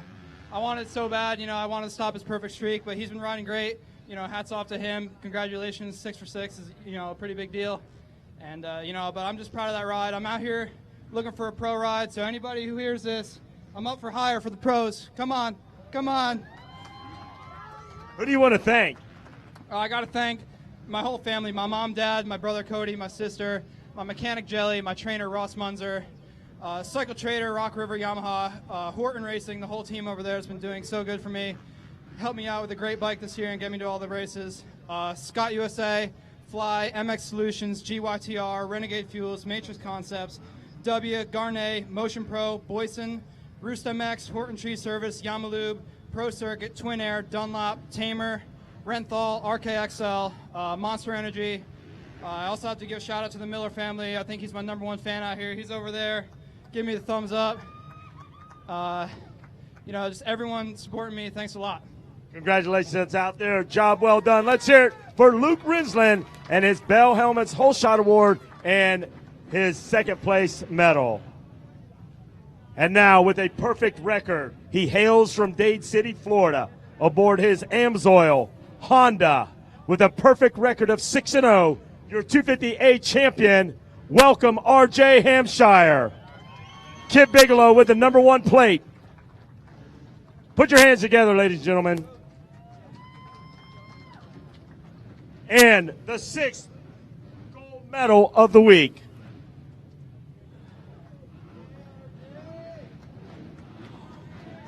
RJ Hampshire, does it feel real? Do you feel like you're dreaming yet? Are you ready to wake up? No, I worked for this. This is the reality. You know, I knew I was going to come here and, you know, do good. Didn't expect this, you know, to dominate the week at Loretta's. Dude, I just heard I made history. It's been 19 years since someone's went 6 for 6 in the A class. So, dude, I'm super pumped on that, and, you know, I can't be more thankful. So you are serving notice that you are here, you're moving on to bigger and better things. Yeah, for sure. Unadilla next weekend. No break, right back to work next week. My trainer, Timmy Ferry, you know, he's done all he could for me, and I've done all I could for him. So, you know, I'm ready for it. Can't wait to get out there. Well, take him with you. I'm sure he'll be glad to be there by your side. Who do you want to thank? You know, just everyone that's been with me. You know, the man above that keep me safe. I want to thank everyone that's got me here. You know, Tom Stead's been huge for me. Kevin Keen's got all us going. Harold at Atlantic Powder Co. You know, just everyone that's got me here. My whole Amsoil Factory Connection Honda team. Yoshimura, Dunlop, the whole Grondel family. Bruce at Alias. DVS Shoes. EVS, my mechanic Sean, you know, I'm looking forward to next weekend with him. And last 2 rounds, my practice mechanic Corey. And, you know, everyone that's helped me out, my mom, my dad, my whole family. You know, I can't thank you guys enough. What does it mean for you to be up here? You set a record, 6-0, hasn't been done in 19 years. All your friends, family here gathered in one spot. Tell me how this makes you feel to do this here at Loretta Lynn's. You know, it hasn't even hit me yet. I just rode my heart out there, gave it all every moto. You know, that's what the team hired me to do, you know, get out there and win championships. So, you know, I'm glad to get it for them. Well, congratulations. I'm going to let you celebrate RJ Hampshire. Here's a bottle of champagne. You deserve it. You've worked hard for it. I'm out of the way. They're celebrating down here. Back to the Under Armour studio with Wygant, Kevin Kelly, and the rest of the gang. All right, thanks a lot, Jason Wygant. Again, congratulations to all you boys in that pro class. RJ Hampshire, great ride. Luke Rensland killed it out there. Great battle as well. Nick Gaines, nice work. Shea Bentley is pumped on you. We were watching the 250B class. Tristan Charbonneau with 2-1 moto scores, sitting pretty strong. Lorenzo Lacrucio with 3-3 moto scores. Mitchell Harrison with 1-5 moto scores. And we'll see how this thing's going to shake down. Chase Bell starting off strong, number 11, with the whole shot out of Cairo, Georgia. And let's go take a ride with the 250B class. One of the last motos we'll see here coming up on Racer TV, and I hope you have enjoyed it. That A-class was on point. The number 11, Chase Bell, looking good. White bike, number 11, the Cowie there in the mix. The number 71 in the house as well. And I'm looking here, that's Josh Bartosh. The criminal, Blake Green, out there in the mix, number 48 on the Cowie. And a good start for Mitchell Harrison, number 12. There's Lorenzo Lucrucio, number 83. The 51 in the house as well. That's Ryan Surratt. And we are watching Chase Bell lead this son of a gun right now. There's the rest of the boys come through. Pretty good stuff as I look over the results here. Again, we put ourselves in a position where it's a who knows what's going to happen moto. I know that Tristan boy, Sharp, another one of those, huh? Look at that. The 153 is what we're looking at right now. Mitchell Harrison, who is running back in the number 3 spot, is in control of the championship right now, Kevin. He is. Harrison is third, and that gives him 9 points. But Lucrucio is right behind him, 5/100ths of a second, just half second behind him. So you can see him going into the 10 Commandments. He's got the green gear, Lucrucio on the blue bike, and we are watching him run away from us right now. Still third. Harrison now applying the pressure on Bartosh. So Harrison wants to take it out of everyone else's hands and just make passes, move away, and forget all this math. Make it easy for me and Rodney so our heads don't explode trying to do math up here. There's Bartosh on the screen now if you're watching at home on RacerTV.com. Bartosh, the second place position, the 12 of Harrison back in the number 3 spot. And there is Lucurcio pulling up the number 4 spot aboard his Yamaha number 83. And I believe Harrison's going to make this pass. He has already rolled up on the number 71 machine down around the Rocky Mountain ATV sand wash. Oh, that's right where Chase Bell's at home, dude. Sand, that's where he was born and raised. He was literally born. They dropped him right in that sand, rolled him around. Yeah, he looked like a powdered donut. Yep, just stuck right to him. Yeah, just like Hampshire with his 5-day-old kid. He had the kid on Monday, down there on the podium with it. Yeah. 5-day-old kid chilling. You talk about Loretta's lineage there. 5 days old. I was just at his the nephew. ranch. Nephew. Yeah, didn't actually have it. Did He was not a little have busy. The kid. He was busy not racing. That busy. Not busy like that. Yeah, where was he in March at the Spring Nationals? That's what I want to know. There's the number 71 of Bartosh. Harrison putting the pressure on him now. And Harrison needs to make this pass really to kind of put some distance between Lucrucio, who could get up in there. Maybe they run into each other. Lucrucio, they go down, and Lucrucio would grab that championship. So we'll see how it all shakes down. Chase Bell, meanwhile, 3 seconds, 4 seconds out front. And Mitchell Harrison is going to have to go to the bathroom after this and just spit all of that dirt out of his face that he just got roosted by. A face full of it as Bartosh. he launched as far from the inside. Ooh, looks like he might have lost a little bit of time there going over that little decision maker, but he's making it up right here. Every time I think that, I'm like, there he made it. He made it right back. There he don't. There Harrison he won't. Stalls the bike. What happened? Got to put it in neutral, and that could be the championship. A simple stall of the machine. Harrison did not go down, and Lucrucio goes right by him. And everyone else does, too. That'll move Alexander Fry up, Tristan Charbonneau, Ryan Surratt, wow. Blake Green, No Dylan way. Merriman. Also, Blake Nieheiser will move up. And, the longer he keeps kicking, the more. There he goes. He's finally back up. The number 70 there. Wow. He's Captain outside Morgan the top Tiger 20 there. right now. Way outside the top 20. That is a bummer going into those GoPro 10 Commandments. And Mitchell Harrison is going to need a serious miracle now. There's some of the Team Green guys about to throw themselves from the platform there. Not happy with that. That's a bummer. Most certainly, and Harrison not even sure if he knew he was in command of the championship at that point. And you can't blame the rider for going after the position and trying to make it up.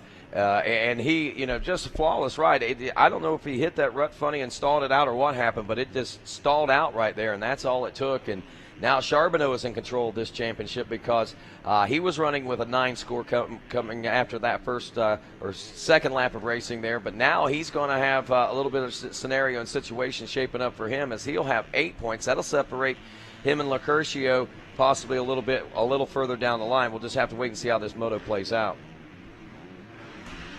I agree. Good call, Jason. Wygant here with the Rodney. analysis. Chase Bell out of South Georgia. And then we'll have a look at our second place rider, an MTF rider, Lucrucio. Tristan Charbonneau rides at GPF. And Blake, along with Ryan Surratt, Dylan Merriam, another laps into the race because he's always buried on the start. Oh, looked like a little problem for Chase Bell in that turn. The Kawasaki Bermuda Triangle. Really hard to tell how bad the track is. You can only tell, you can't really see how deep the ruts are from the cameras. You have to assume by the way the riders are hitting it the fact that Harrison stalled, the fact that Bell's going into the grass practically to find something smooth on the long short shoot, and then that corner paddling through. And this is your leader, folks. This is as good as it gets on a track this rough. Yeah, some of the best B riders in the country. Chase really hadn't had the week he probably hoped for. Been a 4th or 5th place guy, more or less. Well, he got a kind of a rough deal. He had a pro development contract signed with that old JDR KTM team. But then last year that team ran aground, so he's had to rebuild his program, try to get back in this mix. There's what could be the champ there, the number 16 of Tristan Charbonneau. Charbonneau out of Washington State now calls South Georgia home over at GPF. Josh Woods, Terry Woods got him whipped into shape. That Thor Yamaha looking sharp. He's always had a good style, man. Good form. The bike always looks tricky. His mom is like a world-class weightlifter. Have you ever seen her? No. Miss Charbonneau is like the most shredded human being you've ever run across. Even more shredded than the dad? Oh, yeah, His dad's no slouch. No, this guy, no doubt. Yeah, so his dad down Wednesday night. We were hanging out. He's pretty proud of his boys. They're pretty serious about this, though. They want him to get this title, I'm sure. And it was going to be a little dicey, but Mitchell Harrison is now in 17th place after that stall. And you said it, Kevin. Could a championship swing on a stall? And that's this 3-moto format, man. This place is just a beautiful place, and sometimes it gets so cruel. There's the battle right there, Lucrucio.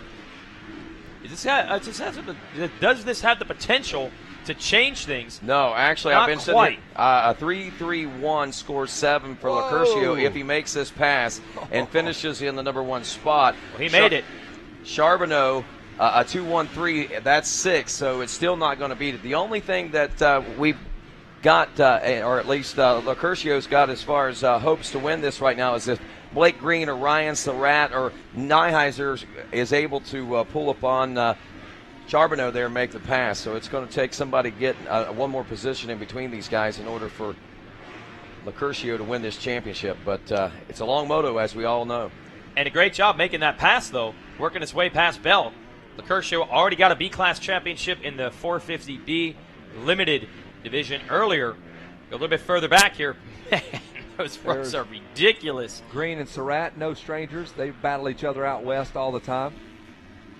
Surratt, the son of Willie Surratt, and Blake Green, the son of Mr. Green. Really? And Mrs. Green. And Mrs. Green, sure. Blake Green, good to have him back on tour, man. It's been a while. Kind of had some injuries besiege him, and we haven't really seen him much here at the ranch or at any amateur national for that matter. And Surratt kind of coming into his own the last couple of years. Going after Blake Green, just like back home. Could be comp edge on a Saturday afternoon. I think Surratt might get him here on the outside. Thor's sweeper turn coming up, and look at that. What's up, buddy? Yeah, looking at eye to eye over that jump. Let's see whose line is better. The criminal. He's going to steal it back. The criminal's what they call him. You are not taking that position. Yeah. Battle it out, boys. Bragging rights, going back home. What do you want? Here comes Surratt along the inside. Green might have to give it up. Little panic rev. I'm not happy with that pass. And Green going to fire right back at him on the inside. Surratt could feel it too. Wow. Oh, eat that. Whatever. Just an FYI, while we watch this battle, Lucurcio again out front. Charbonneau has moved into the number 2 spot as Chase Bell has dropped back to 3rd. So that's another buffer point there for Tristan Charbonneau. And Lucurcio's now got to start hoping for big things to start happening behind him. And having a look at Ryan Surratt, number 51, there he is on the blue bike. Blake Green on the green bike, of course. Would he be on any other color bike? I mean, come on. Really limits his options, huh? Yeah, I mean, sometimes you have that energy drink deal that kind of prohibits you from going to another team, but the team he has to go to has to be Kawasaki Team Green. Yep. Blake Green, ladies and gentlemen. And so Charbonneau has this, and to his credit, we were saying that Harrison's stall might have cost him, but Charbonneau was ahead in points coming into the moto anyway. He controlled his own destiny. Right. And he's done a good job doing it. Well, up to second. He's had a 2-point buffer basically the entire moto since this one started. So he's doing nothing but favors for himself every time he moves up in position. Up and over the anthill, we're watching Tristan Charbonneau choose and pick and choose his way around this racetrack. Catching some air there. No scrubbing there. He's floating. You know, looking again at these inconsistencies in these motos again, the front few are doing okay. You've got Charbonneau and Locurcio who are 5 and 7 with 2-1-2 and 3-3-1, but Serrata 5-6-4.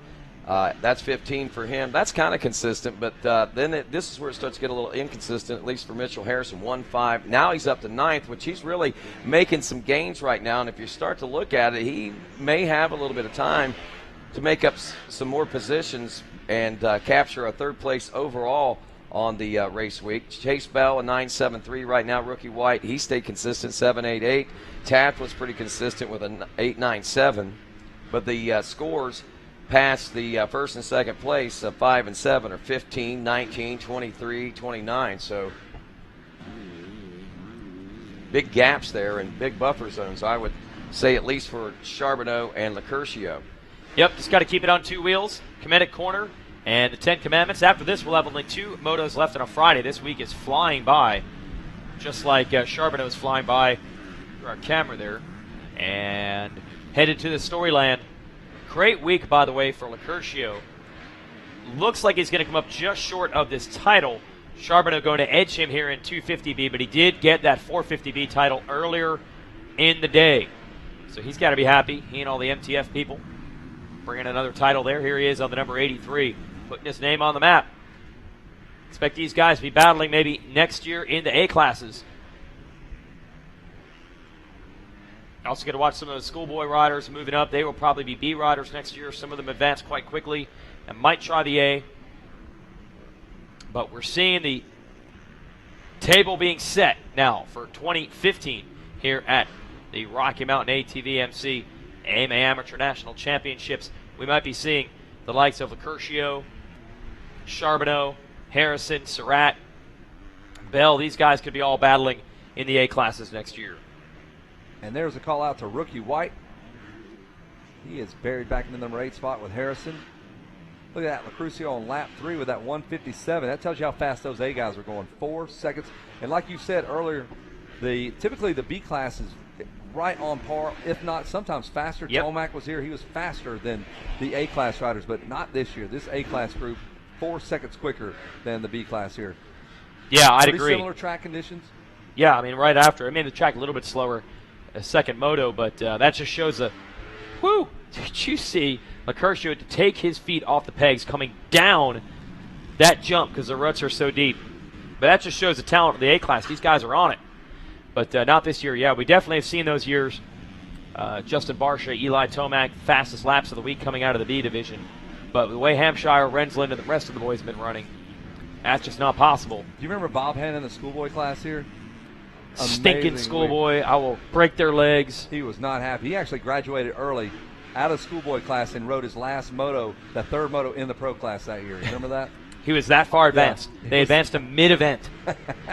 Wow. Just made that up. The AMA tapped him on the shoulder and You're said, out. too fast. You're done. You're getting college credit here. Get out of schoolboy, run the college BC. That was 1968, I think, when he rode schoolboy. 69 he came back for the A class. It's actually funny. It was before Loretta Lynn herself was a star. They actually had a race here. So she didn't even own the place yet. She didn't even have the money to buy the place just stopped yet. in, camped out, watched a couple of nights of racing. It was just some random guy. It was like Jeff Smith's ranch at that point. Yeah, sure. Yep. We are totally kidding if you're watching the broadcast. These are long days, and I hope you understand. We have 12 hours to announce races, so we do cut loose. And we don't tell the truth at all. They weren't even lightning bolts in the helmet at that point. No, the lightning had not even It was just happened clouds. Yet. Just clouds. No, yeah, that was it. Hurricane did not come, but there was a little bit of cloud cover on his tank stickers. 2 laps to go for Lorenzo Locurcio, looking at a moto win and 2nd overall in the class via 3-3-1 moto scores. And Tristan Charbonneau right where he needs to be, 2-1-2. Yep. And I think if I remember correctly, Howerton went 1-2-2. To continue this. Bob went 2-1-1. And that's where that rivalry began. Right here. 1968 schoolboy class, the Osa Penton, the debate on between Jeff Smith's ranch. Yes. Yes. Right here. They run an OSA and a BSA. Yeah, the factory contingency just started for OSA. I remember Barry Higgins was working the support tent for veteran rider already. He's one of the old retired guys already. Barry was riding plus 35 that year in '68. You remember that year that the steel gas tank that was strapped on came loose? Yes, and it just lost the moto. Gas blew all in his face. Came in for a pit stop. Those 3 motos were really hard on those old bikes, man. Got his leathers caught in his chain. Yeah, Yep. I remember that. He had to wear the same leathers all week. We didn't have all that fancy gear you guys had. No, we didn't have the Fox Tower. We had the Dickies and Red Wing. The Griffiths. Red Wings boots. The Jones Goggle Tower. And the KRW hole shot. Whoop-de-choos. Beta cam. They only had 9 commandments. They weren't even done with the 10th one yet. Figured it out yet. The Sony Beta. They were giving them a Sony Beta cam every day at 5 o'clock. Yeah. Right here. Cliff So Nobles is heavy. coming up, giving those things out. It was a rubber band start back in the day, if you remember that. Yeah, the pistol. They just shot the pistol off. Yep. And they went. Yep. Live They were just broadcast rubbing was- 2 sticks together. It was Morse code. Everybody sat around their radios to listen in. Morse code live broadcast. It was a different era for racing dirt bikes, I'll tell you. It was the DG sweeper there. The cone pipe was in the house. 1 lap to go for Tristan Charbonneau. And that is the mercy rule on this RacerTV.com broadcast, I believe. Get this thing off the air. It's the RacerX virtual trainer last lap. I don't even know if it was the last lap. They just said, Tony Morris, get that flag out. Cut this off, bro. Hey, how about the guys now with the sign, the poster board signs like John 316, CC 87 now that the broadcast is on TV? Yeah, You got they've signs now adapted coming quickly. up? That is legit. So Poster Charbonneau board. in second place. Ryan Surratt now up to third. He's gotten around Chase Bell. Charbonneau, the number 16, is looking for this championship. I bet you he's going to look all the way around this entire lap and not find it until he crosses the finish line. Yeah, they have it waiting for him at the podium. That's where the championships hang out. Yep. There's Ricky from the Brett Downey Safety Foundation. He's been out there patrolling the infield of the racetrack. This guy patrolling the entire racetrack there. Wow. Lorenzo Lucrucio looking over his shoulder. He is 9 seconds out in front of Tristan Charbonneau, who is going to be your champ. Dude, he dragged the bottom of the frame in both those corners. The front wheel wasn't touching the ground, not because he was wheeling, because the frame wouldn't allow the front tire to hit the ground. The bike was bottomed out. It's like a PW when they get stuck on the pegs. Yeah, just high-centered. This track has taken a beating. We will have 2 motos left, 85 9-11, and 2-stroke will end the day here at the ranch. I believe this is our final moto of the Racer TV coverage. Shout out to our guy, Wes Kane, who has handled every podium younger than Wes is Wes right Kane now. is just much, much older. Yes. He's gotten older. I think when I did that, I was like 28, so it was a little bit easier to handle it. Wes Kane is 57. Checkered flag is out. Lorenzo Lucurcio is going to take the checkered flag. A nice fist pump strike. Yes. Splash you. And then splash those High-five fans on you. the side, man. Crack you in the mouth. There's Ian running. Galloway in. Championship, we're looking for the 16. There he is. There it is. The champ is here. Oh, Donnie Luke's got dissed. You see that? That's your balls. Really? Oh, He's like, man. don't even think about it. Whatever. And the number 16 continues to navigate his way through there. And that's it. Charbonneau, that second place finish. People are pumped. Hey, how you doing? Yamaha really got it going on in these B classes. Wes's mom there. Wesley?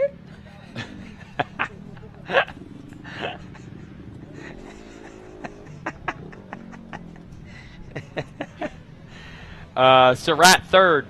She's been looking for him all week. He's at the podium, Miss Kane. Yamaha sweeps this one. 3 podium finishes for the Blue Bikes. Bell and Green are going to round out the 4 or 5 spots. Then Bradley Taft, rookie White. Alexander Fry. Didn't see much of him in this moto, although in typical fashion, the final lap, he ran a 2-minute flat. Was fastest rider on the track right at the end. Alexander Fry, certainly a charger. 9th, Mitchell Harrison. Tough break for him with that stall. Came back for 9th. Blake Nieheiser rounds out the top 10. And there's Pop Charbonneau. Pumped.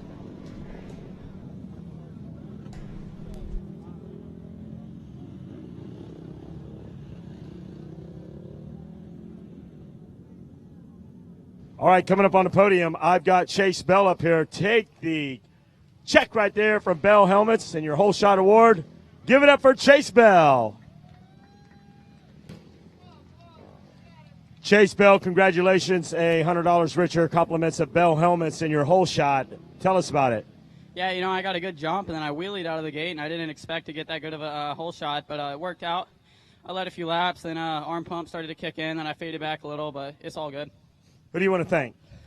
I'd like to thank JGRMX, Pirelli, Oakley Goggles, TLD 7MX, Road and Dirt, FMF, Young and Reckless, DC Shoes, and whoever else I forgot, thanks.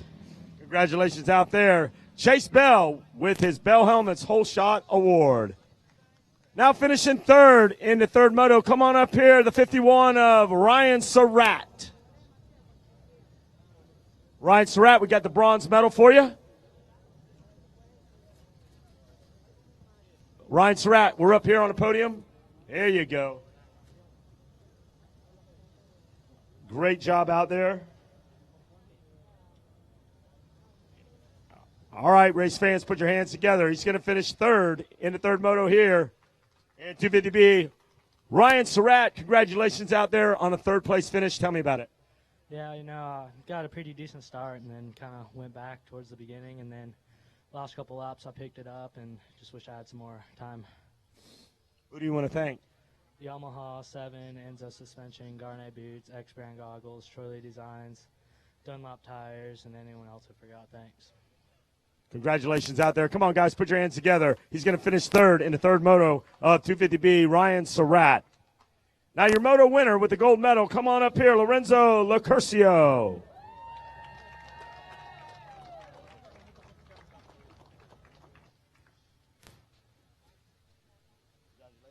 Thank you. All right, Lorenzo, tell us about this moto win. Yeah, you know, I just got a okay start, you know, and then I just make my way through the pack, you know, and I just passed to first, and then I did my own race, and that was it. Who do you want to thank for being up here? Yeah, I want to thank my mom and dad, Jesus Christ for keeping me safe, Yamaha, everyone at Yamaha and Triangle Cycles, they helped me a lot. Factory Connection for the best suspension period, Pro Circuit for the awesome motor, One Industries for the awesome gear, tack metals, Dunlop, Garnet, Smith, UYTR, Yamaloop, Yamaha, and MTF. You know, I couldn't have done it without them. You know, they just got me into shape. You know, even though I'm not 100%, I got a pretty big crash. You know, and I got my nerve all messed up, so my arm goes numb every 10 minutes. You know, so I can't. It's pretty hard to hold on. You know, but I make it happen, and I couldn't be any happier. Thanks to everyone that helped me out. Congratulations out there. With a gold medal, he wins the third moto here at 250B. Now, we're going to have to get the champ's bike up here. Finishing up second. We're going to get him up here in just a moment. Come on up here. Come on up here, old man. Old man Troy KT is back. We're going to put the bike up on the podium. Ladies and gentlemen. That's all right. It's just my leg. Tristan Charbonneau, your 250B champion. Kip Bigelow with the number 1 plate. Hold that up there. Kip Bigelow, come on in here. Ladies and gentlemen, your 250B champion, Tristan Charbonneau.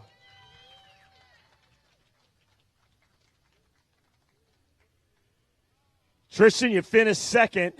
Looks like you didn't win the battle in this one, but you won the war. Was that your game plan? Yeah, I mean, I came off the start and got hit a couple times again, but I just wanted to stay up. I wanted to stay smart, and I knew Lorenzo had a 3-3 going into the moto, and I knew if I stayed behind him, I could get the overall win. I was going to push, but I just rode smart and rode all the way to the end. What's this mean for you to have a championship down here at Loretta's? Well, it's my first ever championship at Loretta's, and it's really emotional to me, you know. I mean, come up here and win the 250B class, but it's just fantastic. Tell us about your training, what you put forth in this down there with Josh Woods and company. Training the whole group.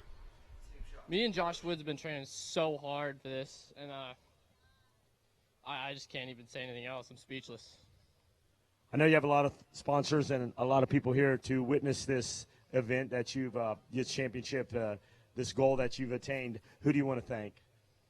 I'd like to thank my mom, my dad, Rock River, Yamaha, Thor, Factory Connection, Dunlop, Scott, FMF, Monster Energy, Pro Taper, EVS, Maxima Fusion, Hinson, Georgia Practice Facility, and everybody else. Thank you. Congratulations, race fans. Congratulations, Tristan Charbonneau. Give it up, guys. He's your champ, 250B, Tristan Charbonneau. And now, the champagne celebration. Here it is. I'll take the shield. Pop, you take the plate. I got to keep the shield. It's going to stay up here. You get one. I promise you'll get one. Don't beat me up. And you guys celebrate up here. All right, there he is, guys. Take it away up there in the suite. That's right, in the Under Armour suite. We are, and we're signing off for the day on RacerTV.com. Got my man Rodney Tomlin, Kevin Kelly, unfortunately, with us here as well. Hey. We have only 1 day of racing left for this show. I can't believe that. It's crazy, man. I mean, and another thing to think about is the fact that the skies are starting to cloud up. I haven't even looked at the weather forecast. We've had perfect weather all week. What is the Saturday going to bring? We're not calling for rain, but it sure looks a little different whenever you look in the skies. That's for sure. I think at this point, riders might be calling for heat. This is Come what on, they prepared anything, for, and something it's not different. happened. It's just too normal out here. Too good and too nice and too awesome. Yeah, man, bring that heat back. Let's we sweat. actually, for the first time ever, had to turn this air conditioner off to our right side. For the first time in 12 years, we actually had to dial it back a little bit. Yeah, I've never seen that happen. Yeah, Ever. yep.